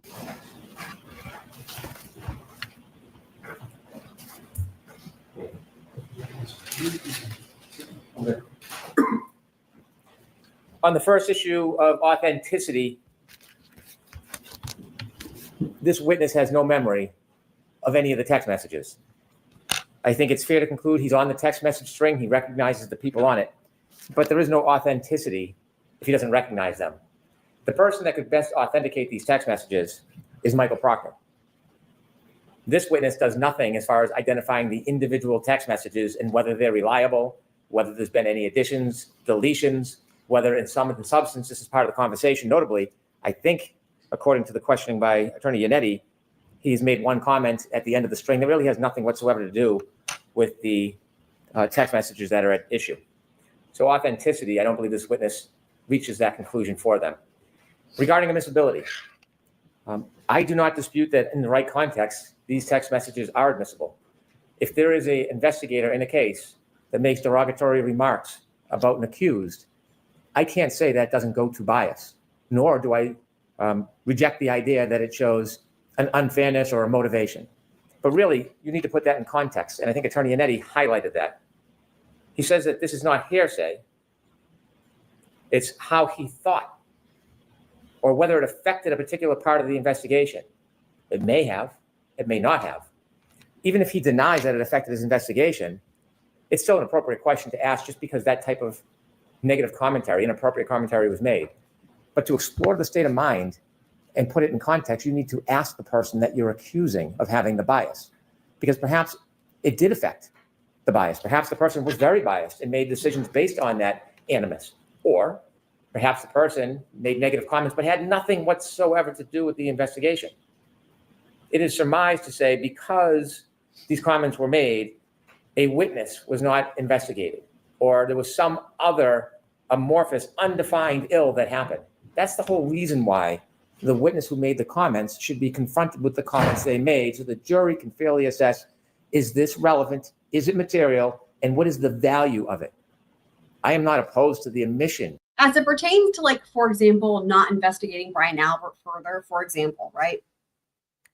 We heard this in the first trial, but as it pertains to what the jury has heard this trial, all Trooper Proctor would say is what we've already heard from every other law enforcement officer, including Trooper Buchanan, who testified this trial, which is we didn't have any reason to believe there was anything going on. Like, basically answers that suck, right? We didn't have any reason to think he did anything. I mean, basically just, that's it. That's all. And that's what Trooper Proctor has said, and that's what he would say. It's not like Trooper Proctor has anything different to add as to how it's not biased, right? That there was any actual good reason to not do a proper investigation in any number of avenues. We've all heard it from last trial. There was nothing. I mean, you guys let me know. Do you think there was anything that came out last trial that was like, oh yeah, yeah, no, that makes sense. That totally excuses why they didn't do this or that. No, right? So this is a dumb argument from Brennan, in my opinion. It's not like there's some magic answer that Trooper Proctor has that no one else could offer that would make it make sense as to why they didn't do a proper investigation. So that's dumb. Of bias against a witness, especially a police officer. But it should be against that witness because they need to have the opportunity to admit, deny, define, accept, and explain. By putting these messages in with sidestepping, calling Mr. Proctor, they are trying to gain the advantage of putting information in front of the jury that has no context, suggesting it has a value that has not been defined. And then, as Mr. Yannetti just did, I think this is silly. The context isn't going to help anything here. So making an argument that because the comment was merely made, that therefore there was a consequence, and specify a consequence where there's no factual. Really, like, for example, as it came to like the see you next Tuesday, right, from the first trial. You guys remember what he said? He couldn't say that it was just like, yeah, I called her that, but it was what did he say? It was regrettable, right? It was, and actually Trooper Buchanan said the exact same thing about something similar. It's like, it was regrettable. Was it professional? No. But did it affect my investigation? No, it didn't. But does anyone really believe that? Really? You know what I mean? It's just like, come on now, man. Basis to conclude. Because he made a derogatory comment, he didn't investigate or speak to a plow driver for a year and a half. That defeats the purpose of finding the value for which this is being omitted. I do have some issue that it's really not under the context of Bowden, because this doesn't have to do with the adequacy of a police investigation. It has to do with bias. And that purely is the state of mind of the person who made the comment. I would not get in the way of confronting the witness about their bias if they were called to the stand. But to put it in this way invites speculation, it invites manipulation, and it invites a party on either side to portray this in a way that is not factually viable. It will be distracting, confusing to the jury, and it could be unfair for either side because it will lead to arguments about what it means without a factual basis. And so my position is, I don't necessarily disagree that it's relevant, but it should come through Michael Proctor. And if the defense wants the value, they should call Michael Proctor. Okay. Mr. Yannetti, do you want to respond? I know we're the hours late, Your Honor. I won't belabor the points. I would state the following very as succinctly as I can, which is, yes, it goes to bias, but it also goes to the adequacy of the evaluation. The two concepts are intertwined. If you're biased or exhibit bias, the defense should be able to argue that the investigation was not adequate. Yeah. I would note Mr. Brennan is not sitting at defense counsel table in this case. We appreciate the offer to help us with strategy about which witness we should call, but that's solely the province of the defense to determine which witness we want to use to authenticate and admit text messages. That's our choice. And we should not be deprived of that choice because Mr. Brennan thinks there's a better witness that should have introduced the text messages. There is no rule. There's no best witness rule in this case. I believe my co-counsel has already made that argument in another circumstance. His arguments, Mr. Brennan's arguments, go to the weight, not the admissibility. He is fully entitled to cross-examine this witness about all of the points that he raises. And in conclusion, Your Honor, he complains that we have not called Michael Proctor. I think that's the whole impetus for this objection, so that we will call a witness that they do not have confidence in to call themselves. It's unheard of in a murder case that you don't call the lead investigator, but that's what's happened in this case. We should not be forced to call Michael Proctor so that Mr. Brennan can then cross-examine him and lead him through basically his entire closing argument. He is entitled to call Mr. Proctor in rebuttal. He has every right to call Mr. Proctor again. I would rest on that. Thank you. Couple things. Whatever we hear these attorneys argue here doesn't necessarily mean is there actual reason for doing or not doing something. Oftentimes you have to make an argument because you know there's a best argument to be made, but that's not your actual reason. That's the first thing. I mean that for both sides. The second thing, this is only the first witness of 4 that it looks like they're attempting to bring in to authenticate these records. So my understanding is there's 3 others that they could use because it was a group text. We haven't heard from those yet. Second of all, or third of all, so Brennan saying, notice what Brennan said. Let me back it up. Okay. Factual basis. And so my position is, I don't necessarily disagree that it's relevant, but it should come through Michael Proctor. And if the defense wants the value, they should call Michael Proctor. Okay, so he didn't say he wants them to call Michael Proctor or anything like that. But again, regardless of that, what he says here doesn't necessarily mean he wants that to happen. This is the best argument, right? This is the best argument. Whenever you've got a person, a witness who's available to testify, and you're trying to get something in from somebody else, the best argument, if you want to win the argument, is to make this argument. This is the best argument. Now, I think that what the Commonwealth would prefer to have happen is that, okay, remember, they're not authentic. They're objecting to these witnesses, or at least to this one witness, and to authenticating it through this one witness, right? I think what the Commonwealth would prefer happen is their objections are sustained and they can't authenticate it through any of these other witnesses, and then the defense chooses not to call him. I think that's what they would prefer. They would prefer this not to come in at all. I don't think it's that they would prefer to have that defense call Proctor. They would prefer no Proctor, no text messages from other means, no authentication from other witnesses, and that the defense, with that not coming in, they're like, we're not going to call him. That's what they would prefer. That's where it's this game of chicken, in my view. But if the defense calls their bluff and is like, we're going to call him, then it could change. I think they're going to try to hedge their bets, right? Will the defense call him or not call him? But they want to, I think that they are trying like heck to keep these from coming in, right? So then, welcome, Andrew, long time no see. So then, let me see here. To use to authenticate and admit text messages. That's our choice. And we should not be deprived of that choice because Mr. Brennan thinks there's a better witness that should have introduced the text messages. There is no rule. There's no best witness rule in this case. I believe my co-counsel has already made that argument in another circumstance. His arguments, Mr. Brennan's arguments, go to the weight, not the admissibility. Yeah. He is fully entitled to cross-examine this witness about all of the points that he raises. And in conclusion, Your Honor, he complains that we have not called Michael Proctor. I think that's the whole impetus for this objection, so that we will call a witness that they do not have confidence in to call themselves. It's unheard of in a murder case that you don't call the lead investigator, but that's what's happened in this case.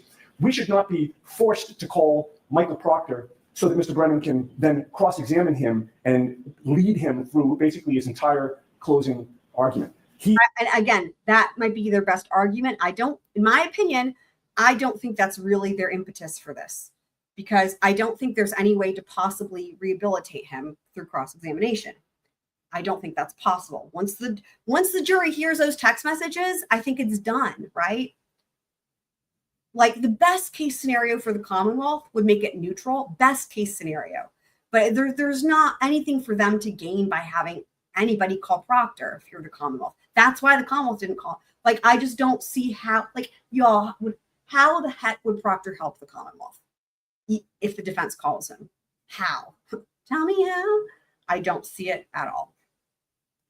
He is entitled to call Mr. Proctor in rebuttal. He has every right to call Mr. Proctor again. I would rest on that. Thank you. Point.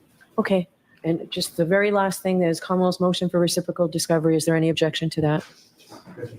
Yes, it's not in compliance with Rule 14. Okay. We don't have any communications with Exemplar, and they've asked for all oral communications to be reduced to writing, to be turned over. That's not in All right, so you're saying two different things. So you don't, this information doesn't exist because she has not had communications with you, right? Written communications do not exist. I'm not scientific complaints. Written communications do not exist. They also ask secondarily for all oral communications to be reduced to writing. We have the obligation to do that. We have an intention. All right, so I'll get a decision out on that before 4:30, and I'm going to do a little more research on the text messages. Want to be heard, Mr. Brennan? I thought you were standing up, Your Honor. No. Oh, no, okay. All right, I'll see everybody Monday morning. Thank you. So Andrew says, if I were on the jury, I would assume Proctor's in prison. If I was on the jury, I probably would think he's dead. And then Andrew also said Bev should let Jackson call Proctor, treat him as a hostile witness. Should and will are two different things, though, with Judge Bev, right? I think that's one of the fears, is that she won't let them do that, even if it's the right thing to be happening. So Happy Annie says the defense is doing everything to not call Trooper Proctor. So, or former Trooper Proctor. Well, she didn't even say Trooper, not call Proctor. Yeah, I don't know. I mean, I don't know why though, right? I mean, I think that like everybody has sort of been under the impression that the defense would be chopping at the bit to call him, you know? I will say this much. Their opening statement made it clear that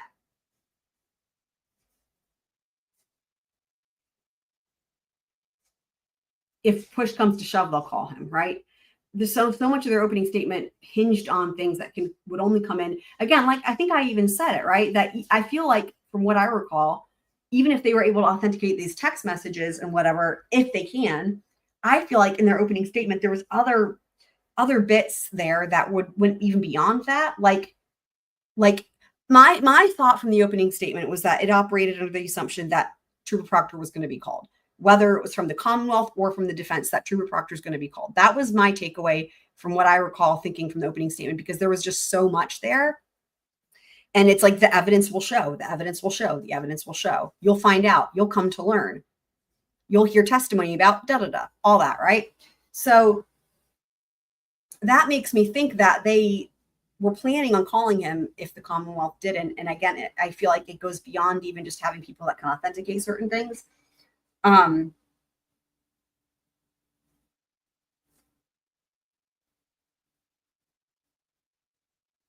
You know, I think in a way it probably works out if the jury thinks he's in prison or thinks he's dead, because if they think he just literally can't possibly be here, I think that's probably a good thing for everybody, because otherwise, if I were on this jury, I would be pissed if I didn't hear from Trooper Proctor, if I knew that he was available, right? Like if he's alive and he's not in prison and he can come testify. I mean, even if you are in prison, they can still bring you in. It happens all the time. So I should add that. If they think he's in prison, they can still, well, the jury may not know, but you can still subpoena people, right? So I would be pissed if I didn't hear from him. Like unless he was like dead, you know what I mean?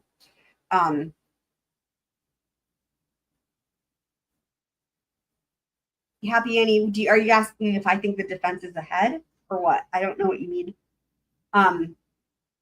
Neither have I, Andrew. Neither have I. Neither have I. It's unheard of.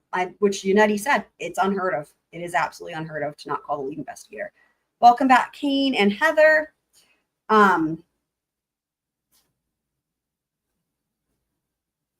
Do I think the defense is ahead?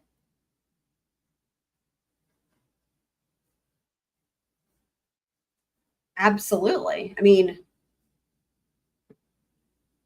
the Commonwealth hasn't proven. We went through this the other day, like looking at the elements of the different charges, and like even if you're looking at count 2, like the only elements I feel like the Commonwealth has proved was the part where it's like there was a vehicle that was being driven by the defendant, fine, and then the other thing was like it was being operated on a public roadway, like a public street. Check. I mean, other than that, but none of that doesn't get you anywhere.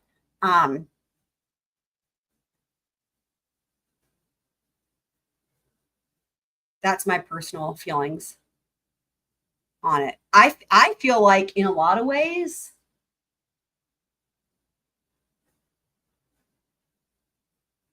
I don't know. I'm trying to remember. I almost feel like in the first trial, maybe Lolly had even gotten a little bit further. I don't know. It's hard to say because it's such a different trial than last time. But I guess in right now where I'm at, I'm like, it's hard to imagine it being worse. But like, I feel like it probably was worse anyway. Yeah.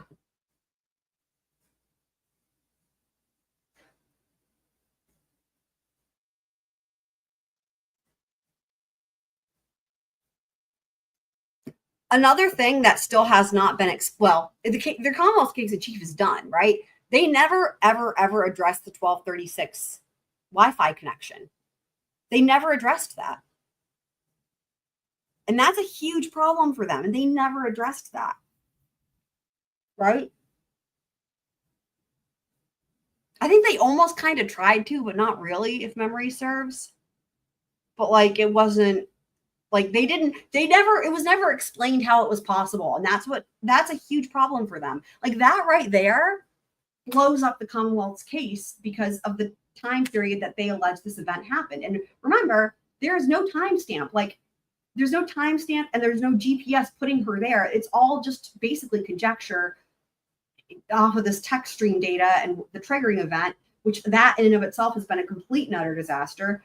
And even if you can put that at that time, it still doesn't even prove anything that there was a collision. So it's just like, oh my God.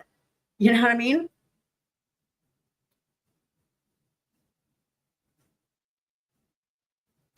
So here's the thing.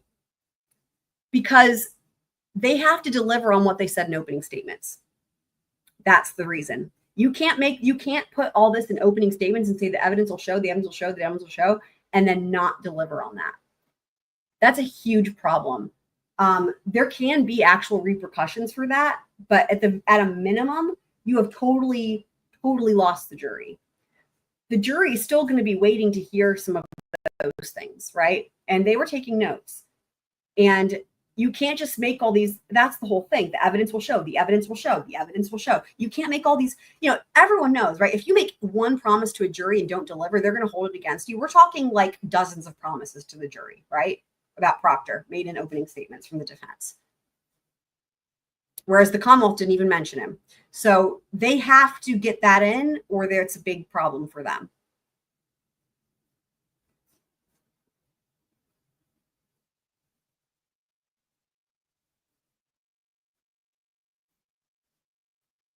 Good point there, Heather.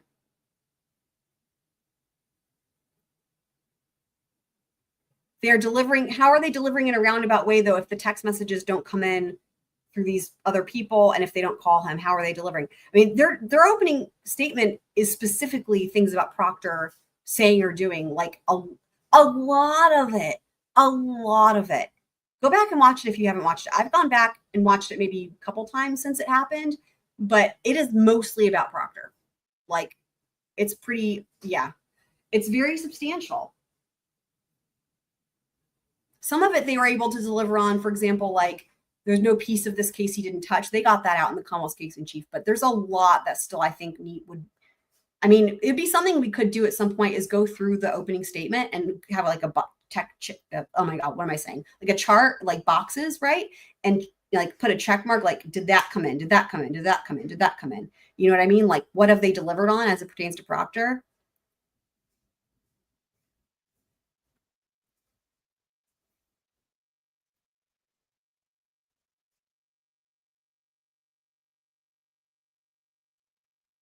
No, we don't know that text messages aren't coming in, but I'm just saying, even if they do, I don't think it's enough.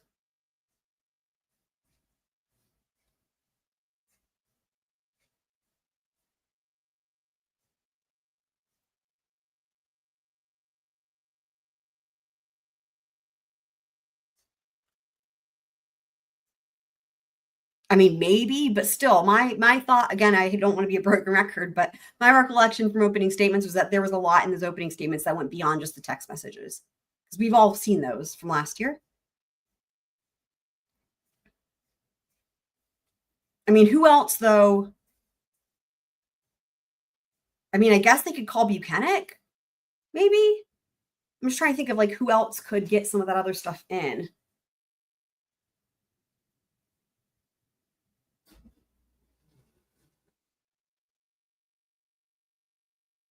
I mean, the key point being they have to deliver on what they said in opening statements. And if that's the thing, they have to. So if that means calling Proctor, I mean,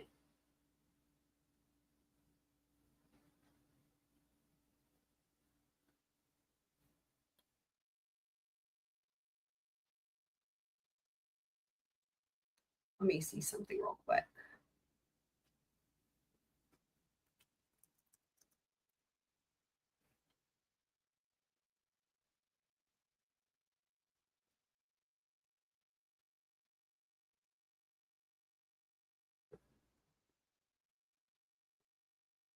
That's not what I'm looking for. Hang on.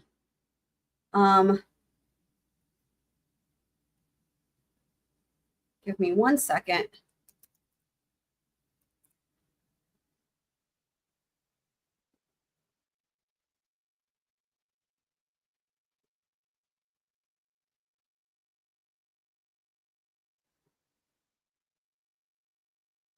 Okay.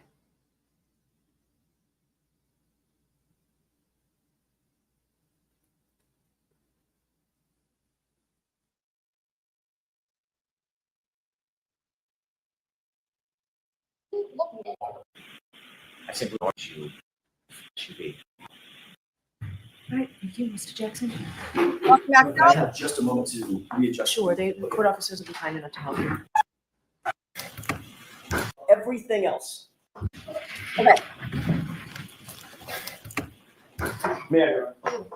The evidence in this case will establish above everything else 3 points. There was no collision. So what I want to do is, as we hear about anything pertaining to Proctor, I want us to think about what has already been proven throughout the Commonwealth's case in chief and what has not been proven yet. With John O'Keefe. There was no collision. There was no collision. John O'Keefe did not die from being hit by a vehicle, period. The facts will show that. The evidence will show that. The data will show that. The science will show that. And the experts will tell you that. You'll learn that the Commonwealth has pinned its entire case on a brazen and a flawed assertion that is untethered, unconnected to the facts and to the evidence. And their assertion is contrary to science. Because at the end of the day, folks, there was no collision with John O'Keefe. So how did we end up here? How does Karen Reed end up sitting in that chair on trial for something, for an event that literally never happened? Well, the evidence is going to explain it. And it can be summed up in the following text message at the very beginning of this investigation. A text message of a now fired Massachusetts State Police officer named Michael Proctor. He was the lead investigator on this case, and he was talking about a fellow officer, a fellow cop who owned the property where John O'Keefe's body was found. Text message with a buddy. Question, is the homeowner going to catch any shit? Answer, nope. He's a Boston cop too. All right, that has not come in yet. Jury has not heard that yet. So I'm writing it down. Boston cop. Now this could come in from, wait. This could potentially come in if one of the other dudes is allowed with the authenticator business. Boston cop 2 text. This could come in that way. So I'm just making a note. Again, the point here being what has not come in yet? What is outstanding here? Outstanding as in not just great, I mean outstanding as in outstanding from the evidence that's come in already in the Commonwealth's case. Okay. That quote defines the lack of integrity of the Commonwealth's entire case, its entire investigation, and this prosecution. During the course of this trial, you'll learn much more about Mr. Proctor, why he said that, and what it really means. What you'll see in its entire investigation and this prosecution. During the course of this trial, you'll learn much more about Mr. Proctor, why he said that, and what it really means. What you'll see and hear in this courtroom in the coming weeks is not just a story of a tragic loss. And make no mistake, John O'Keefe's death is and was a tragic and tragic loss. But the story you'll hear is about an investigation that was riddled with errors from the beginning, a rush to judgment, conflicted and corrupted from the start, corrupted by bias, corrupted by incompetence, and corrupted by deceit. Finally, it was corrupted by a deliberate effort to avoid and to cover up the very truth that you are seeking. You'll find when you hear the evidence that the Commonwealth's case is the literal definition of reasonable doubt. They won't be able to talk their way out of it. They won't be able to explain their way out of it. They won't be able to excuse their way out of it. And they can't meet their extreme burden of proof, which the court will tell you is beyond any and all reasonable doubt and to a moral certainty. Members of the jury, Karen Reed found John O'Keefe dead on the front lawn of a Boston police officer, Brian Albert, at 6 a.m. on January 29th, 2022. Picture the scene. Blood-curdling screams, ambulances, emergency lights on, fire engines, ladder trucks, paramedics, patrol vehicles, patrol cruisers, police officers, first responders, firefighters, all swarming all over Brian Albert's lawn, literally feet under his bedroom window. Yet Brian Albert, a sworn peace officer, a first responder himself, never came outside. Never went outside to see what the chaos was about, never went outside to see if he could assist a man in need, never walked outside his house to see if he could help a fallen fellow officer on his own front lawn. More shockingly, you'll learn that lead investigator for the Massachusetts Police, Michael Proctor, never set foot inside Brian Albert's house that day. That's come in. Never engaged in any investigation inside that house that day, even though a party with much alcohol had just occurred in that house, and even though a Boston police officer was found dead or dying just mere feet from the front door on that lawn.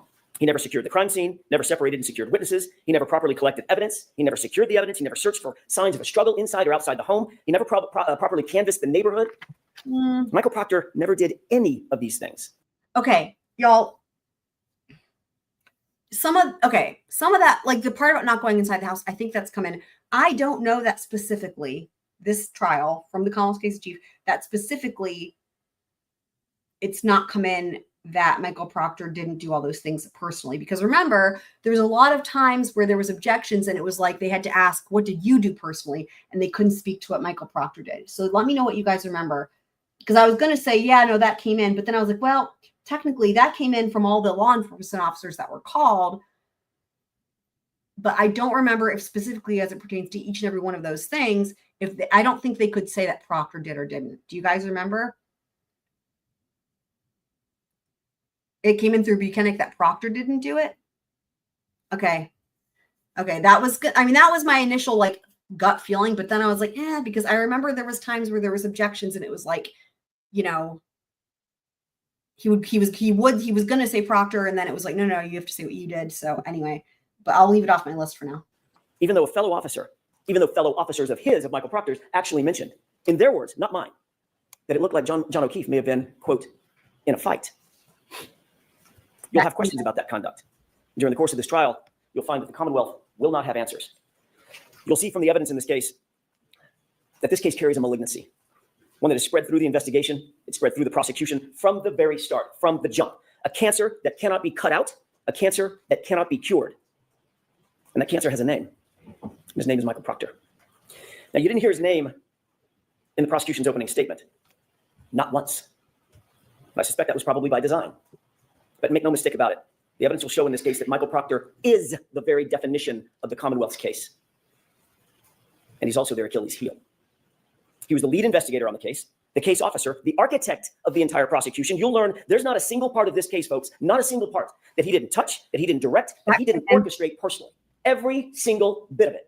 That came in through the chain of custody with the evidence and him signing off on everything. His fingerprints on it. You'll learn that Michael Proctor was a longtime family friend of the Alberts. And he's been disgraced by his own agency, not by us, by the Massachusetts State Police. Investigated, suspended, and fired. The evidence will show that Massachusetts State Police found Michael Proctor guilty of bringing dishonor to the department for his conduct, not in some other case, not in some tangential case, in this case. The investigation of Karen Reed. Conduct that included bias in favor of his friends, the all-powerful Albert family, and bias against my client, Miss Reed, the outsider. Do you have any idea how hard it is for a state trooper to get fired? The evidence is going to show that Michael Proctor earned it. Every bit of it. You'll hear that within hours of a Boston police officer being found dead on Brian Albert's lawn, Michael Proctor, the lead investigator, who had investigated exactly nothing up to this point, right at the beginning, made an early pronouncement that Brian Albert himself was not going to, quote, catch any shit, end quote. Okay, that's also not come in. And again, that's in the text thread. Could come in through one of the authenticating witnesses. We don't know yet. Again, I'm just making a list of what has not come in yet. So not catch any shit text. And that was for one reason and one reason only. I He's a Boston agree cop. with that, Andrew. The evidence will show that Michael Proctor made this statement in a text conversation That's a with good his point. high school buddies. That's a good point. Thank you for that. Him being fired hasn't come in. That's true. That's right. Yeah, I forgot about that. Thank you for reminding me. I totally forgot that the jury still hasn't heard that he was fired. Wow, that's right. Have they not heard that? That blows my mind. That didn't come in with Buchanan, did it? Wow, I can assume that came in. Let me make that a note. So that I guess would have to come in from Proctor. I would have thought it. Okay. So being fired, that's a good point. Him being fired. So how could that come in? Let's talk about this. How else could that come in? Does that have to come in through Proctor?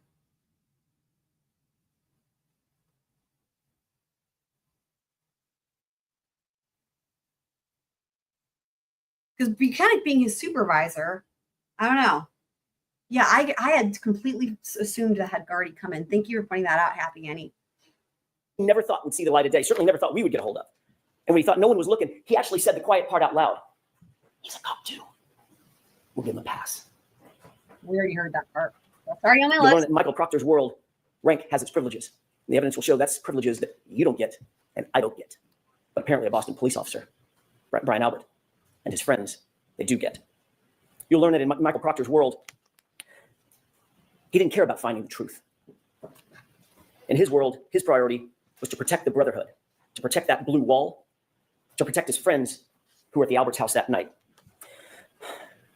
I want to take a step back if I could and spend the next few minutes talking a little bit more detail. Oh, Doug, are you behind? You might be behind. Okay, then you're probably not hearing this. Let me put it in the chat.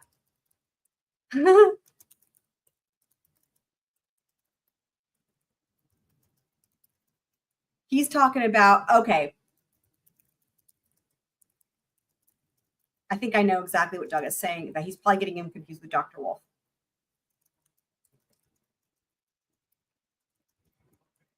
Okay, let's see if that helps. About what the actual facts in this case will show, not based on speculation, not based on surmise, not based on guesswork or conjecture, but the actual true facts that you will learn through the course of this trial. On January 28th, 2022, it was a Friday night. John and Karen had made plans to meet up with friends for drink. It was a happy and normal night for them. They were affectionate, they were loving, they were in good spirits, nothing out of the ordinary. They started a local watering hole called C.F. McCarthy's. You've heard that name before and you'll hear it again.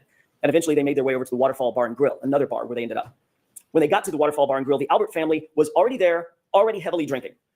You'll learn that this was no ordinary family, the Alberts. The Albert family was a well-known Canton family. Some might even describe them as a very powerful Canton family.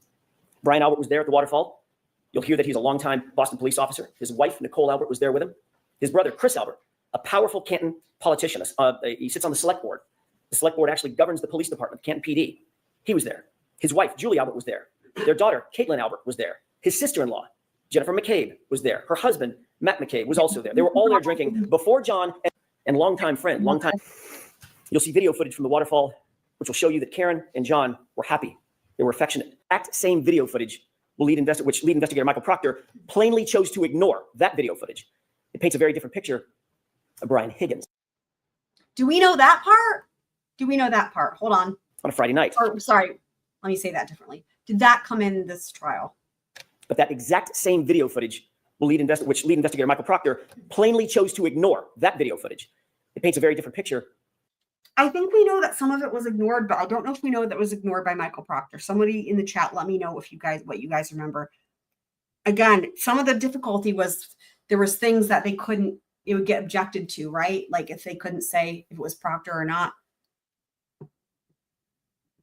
Brian Higgins. You'll learn that Higgins had romantic designs for Karen. That becomes important. Brian Higgins had engaged Karen in flirtatious texts, but days earlier she had put a stop to it. She had ghosted him, in common parlance. In other words, just ignored him. The evidence will show that the first time he saw her and was in her presence after being rejected by her was when she walked into the Waterfall Bar and Grill along with her boyfriend, John O'Keefe. At 11:58 p.m., just minutes before John ultimately arrived at the Albert residence, you'll see a video at the Waterfall of an unsettling interaction, troubling interaction between Brian Higgins and John O'Keefe. And unlike the lead investigator, Michael Proctor, in this case, you won't ignore that evidence. As the bar was closing around 12 midnight, the Alberts invited everybody back to their house for a get-together, just keep the night going. And you'll learn that Karen and John ultimately pulled up to the house. They got out of the SUV to make sure they had the right address. You see, neither John nor Karen had ever been to 34 Fairview. They weren't even sure they were at the right address. And the evidence will establish that John got out of the SUV and went into the house. Let me say that again. The facts unequivocally, the data, the science, the witnesses will all unequivocally establish that John O'Keefe went into the Albert home that night. Eyewitnesses and forensic data will establish that fact. Yeah. When he didn't come back out, you'll learn that Karen grew increasingly frustrated. She got upset. She was left alone in a car in the cold, in the middle of the night. With Right. The car idling. Of course. John had gone into the house. She expected him to come right back out. I was And he referencing the specific part that he said that there was a part that they didn't watch at the time or something like that. I know the video's already come in. didn't. Seconds turned into minutes, and minutes started to clock away. She left John a voicemail, then another voicemail, voicemail after voicemail after voicemail, text messages. But he was unresponsive. He didn't pick up a single call. He didn't respond to a single text. The longer he didn't respond, the more upset she got. Commonwealth will intimate, as they already have in their opening statement, that these voicemails are evidence that the two were fighting. The actual evidence in this case, however, will show the exact opposite. You'll hear that Karen was very agitated. You'll hear some voicemails where she's swearing. Okay, again, I think we can go ahead a little bit. We're just looking for the Proctor-related business.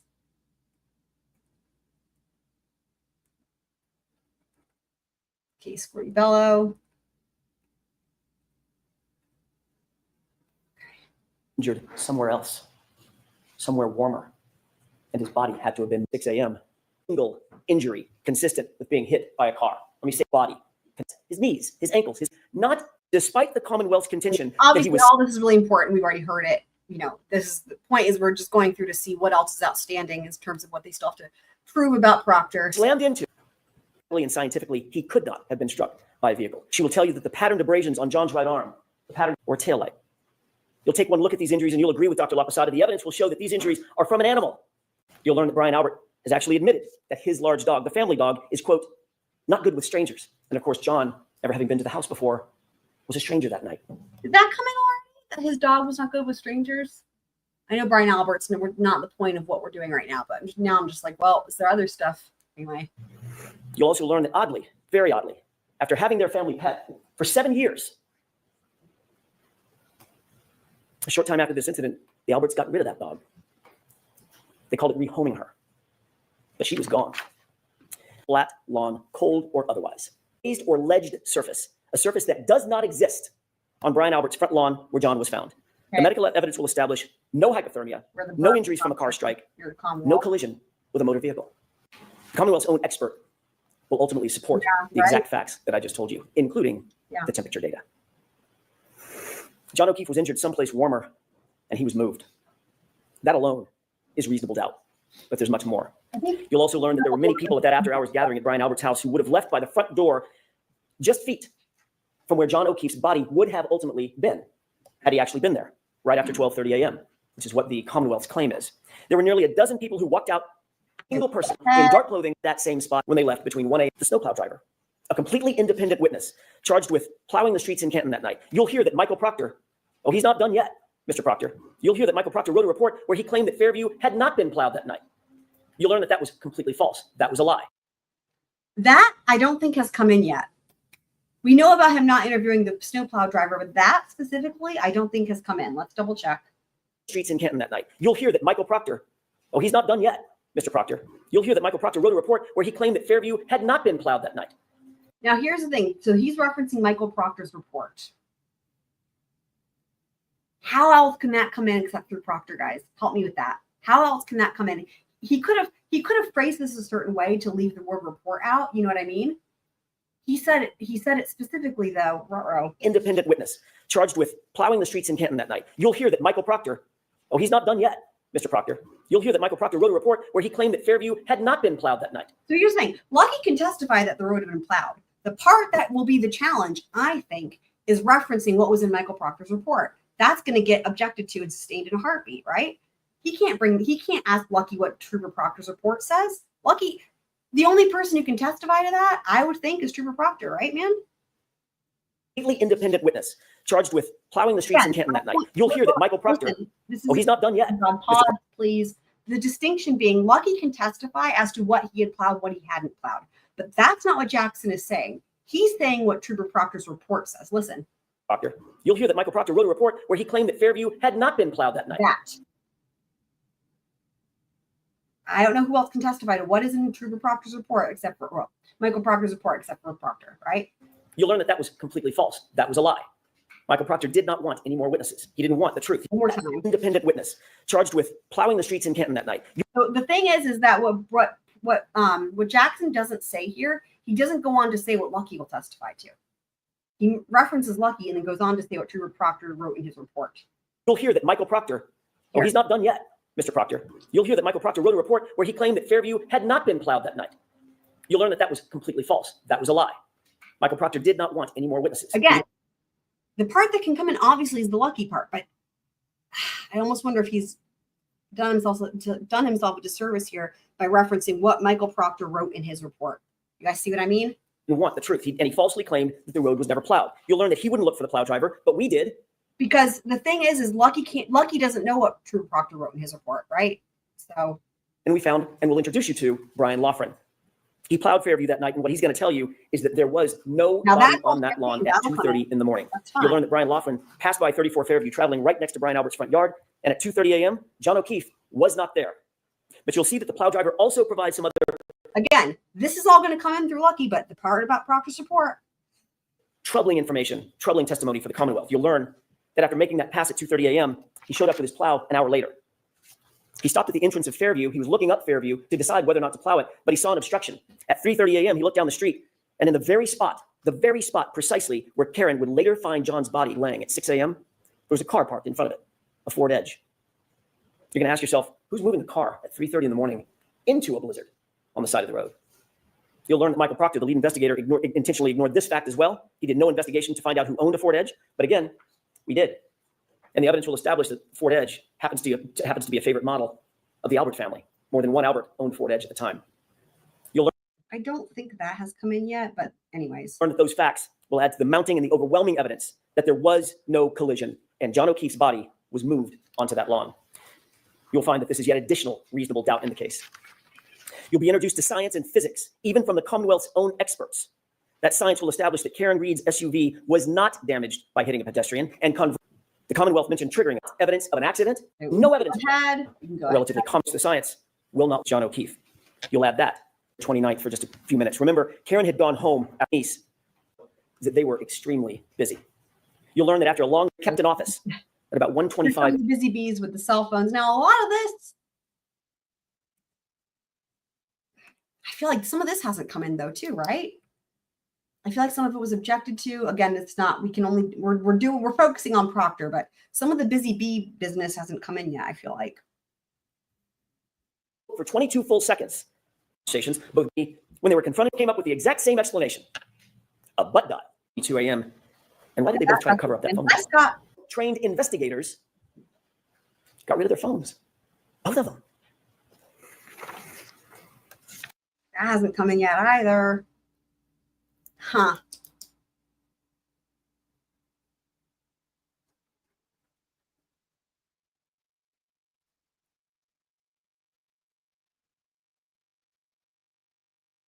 I mean, I think that they're probably going to need to call Higgins. There were some other reasons why it seemed like they were going to need to call Higgins. I can't remember at this juncture now because we're thinking Proctor, but yeah. Okay. And what else you'll learn? Brian Albert got rid of. Shortly after this incident, Brian Albert got rid of his house, the whole thing, just sold it. Dog rehomed, phone was found unresponsive and dying in Brian Albert. He did not investigate any of what I'm telling you. Okay. Michael Proctor looked the other way.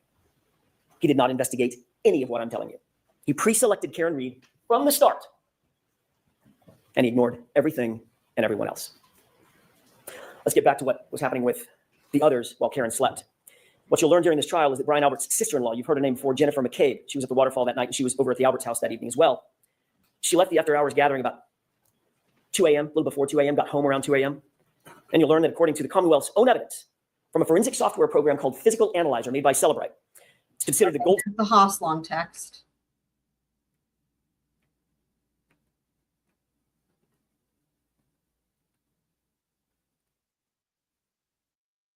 Okay. Constructed by a Ford Edge like the one the Albert family liked to own. Gonna come in through Lucky. The evidence will show in the meantime, Karen dozed in and out of a fitful sleep for the rest of the night, only to awaken just before 5 a.m. And that's when she realized in a panic, John had never come home. And you'll see, it wasn't like John to not come home. That morning, you'll see and hear evidence that Karen's emotions had morphed. It'd gone from frustration and anger, which you'll hear in the voicemails, to abject fear. Fear that something bad had happened. The evidence will establish by this time, Karen, she was unable to hear a lot about that address. She actually struck another car. It was actually damaged. Okay. Light was originally damaged at 5:07 when Karen gone off, broken. An independent police officer, an eyewitness. And you would have to speculate how that tail Michael Proctor's possession, but it was not completely shattered. And you would have to speculate how that taillight got cracked originally. That we've heard See about. for yourself. It's on video. You'll learn that part of the reason that Karen's Lexus hit that car at One Meadows is because she backed out looking for him at a time when she was absolutely panic-stricken and grief-stricken. Yeah. Where was John? Why hadn't he come home? What had happened to him? Is he hurt? Is he passed out somewhere? Her mind was reeling. The evidence will establish she wasn't giving anything away. Everything was on the table. What could have happened to John? The other thing, too, I think about Higgins, I'm trying to remember, was like he also had made that statement about how a dude came in the house and all that, too. But yeah, the location of that Jeep is crucial. I agree with that for sure.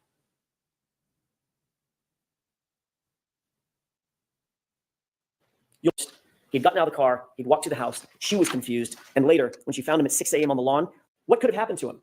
looked like he was mortally wounded, she's not talking about.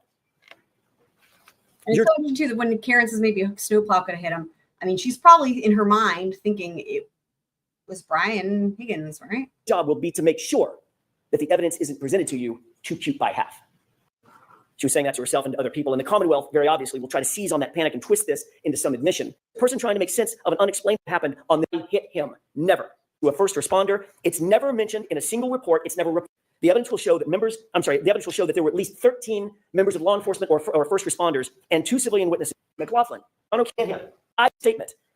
We're just going to find Remember, the Chris Albert, Proctor the other bit. one. More, you'll learn that Katie McLaughlin, that's the EMT, that's the single EMT. You heard that right. You'll learn that there are other major problems with the prosecution's case. The evidence will establish that Michael Proctor himself, the lead investigator and architect of this entire case, has a long-standing and personal relationship with the Albert family. Yes, that same Albert family.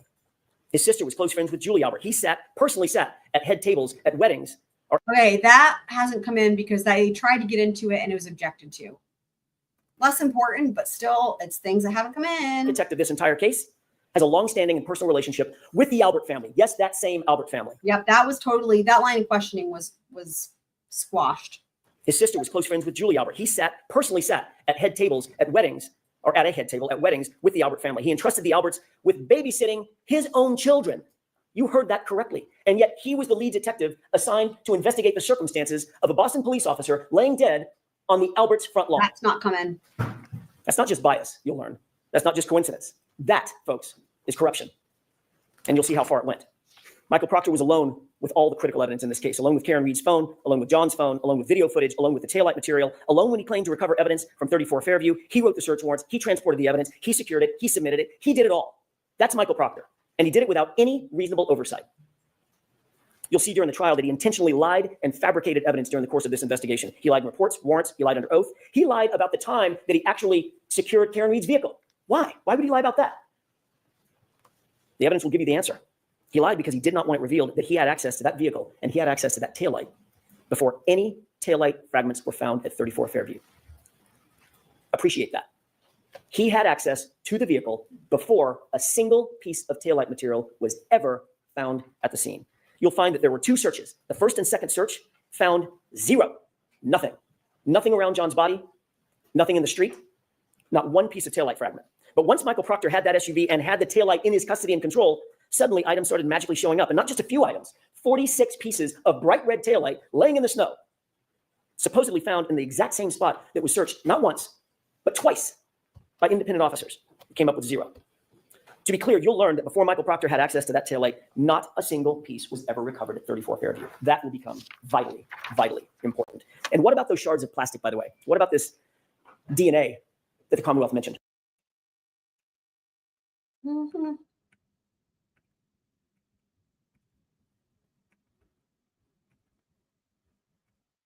Almost burden. Okay, and that's the end of it. Okay, so what I have written down, I'll just go over my list here of things that, I mean, there could just things that we all were in agreement, like for sure, have not come in yet. Okay, about as it pertains to Proctor. So one was the he's a Boston Cop 2 text, again from that text thread. 2, not going to catch any shit text, again from that same text thread. 3 was Proctor being fired. 4 was Proctor's report that 34 Fairview wasn't plowed. And 5 was Proctor's relationship with the Albert family. I think that the first 3 are probably the most important, you know, and those are the things that I think the jury will remember the most, right? Again, it's one of those things where it's like the biggest issue, first and foremost, is the jury, if things that the jury will remember, and then they're like, oh, you know, they hold it against you, right? As they all say, you didn't prove that. You said it was going to come in. We didn't hear about it, right? Will the jury remember that? And again, they were taking notes, but nonetheless, did they write down, or will they remember that that the bit about it was in Proctor's report about 34 Fairview, or the relationship with the Albert family? I don't know, maybe. But I think that of all those 5 things, probably the first, I mean, the being fired, right? Obviously. And then the Boston Cop 2 text, he actually referenced that twice. And then not catch any shit text. Again, I think that if you're on the jury, those are going to really be memorable and stand out to you, and you might write them down, whatever. But yeah, so that's what I have here as it pertains to Proctor. So we'll see what happens, guys. So for anyone who didn't hear it yet, tomorrow I have a little bit of a different schedule because I only have a half day at the law firm. So what I'm going to be doing, and I'm going to be having some lessons tomorrow night. So I'm actually going to be covering day 25 of testimony, probably at like 1 or 2 p.m. So while court is still happening, but we'll start at the beginning of the day, and that way we can just fast forward through the lunch break and whatnot. And so we'll watch it. That'll be the plan. We'll be doing it in the afternoon. And then on Tuesday, we should be back to the schedule from like this past week where it's like, 8:30-ish in the evenings. But yeah, so tomorrow should be in the afternoon around the time when they go to lunch-ish, or just maybe coming back from lunch, that type of thing. That's when we will be going through it. But that's it for now, guys. So as always, thanks for being here and for watching and for being an awesome squirrel. Anyone that's having any fever dreams, make sure you take care of yourselves, or regular fevers, But yeah, other than that, I will see you guys here next time. Squirrel out.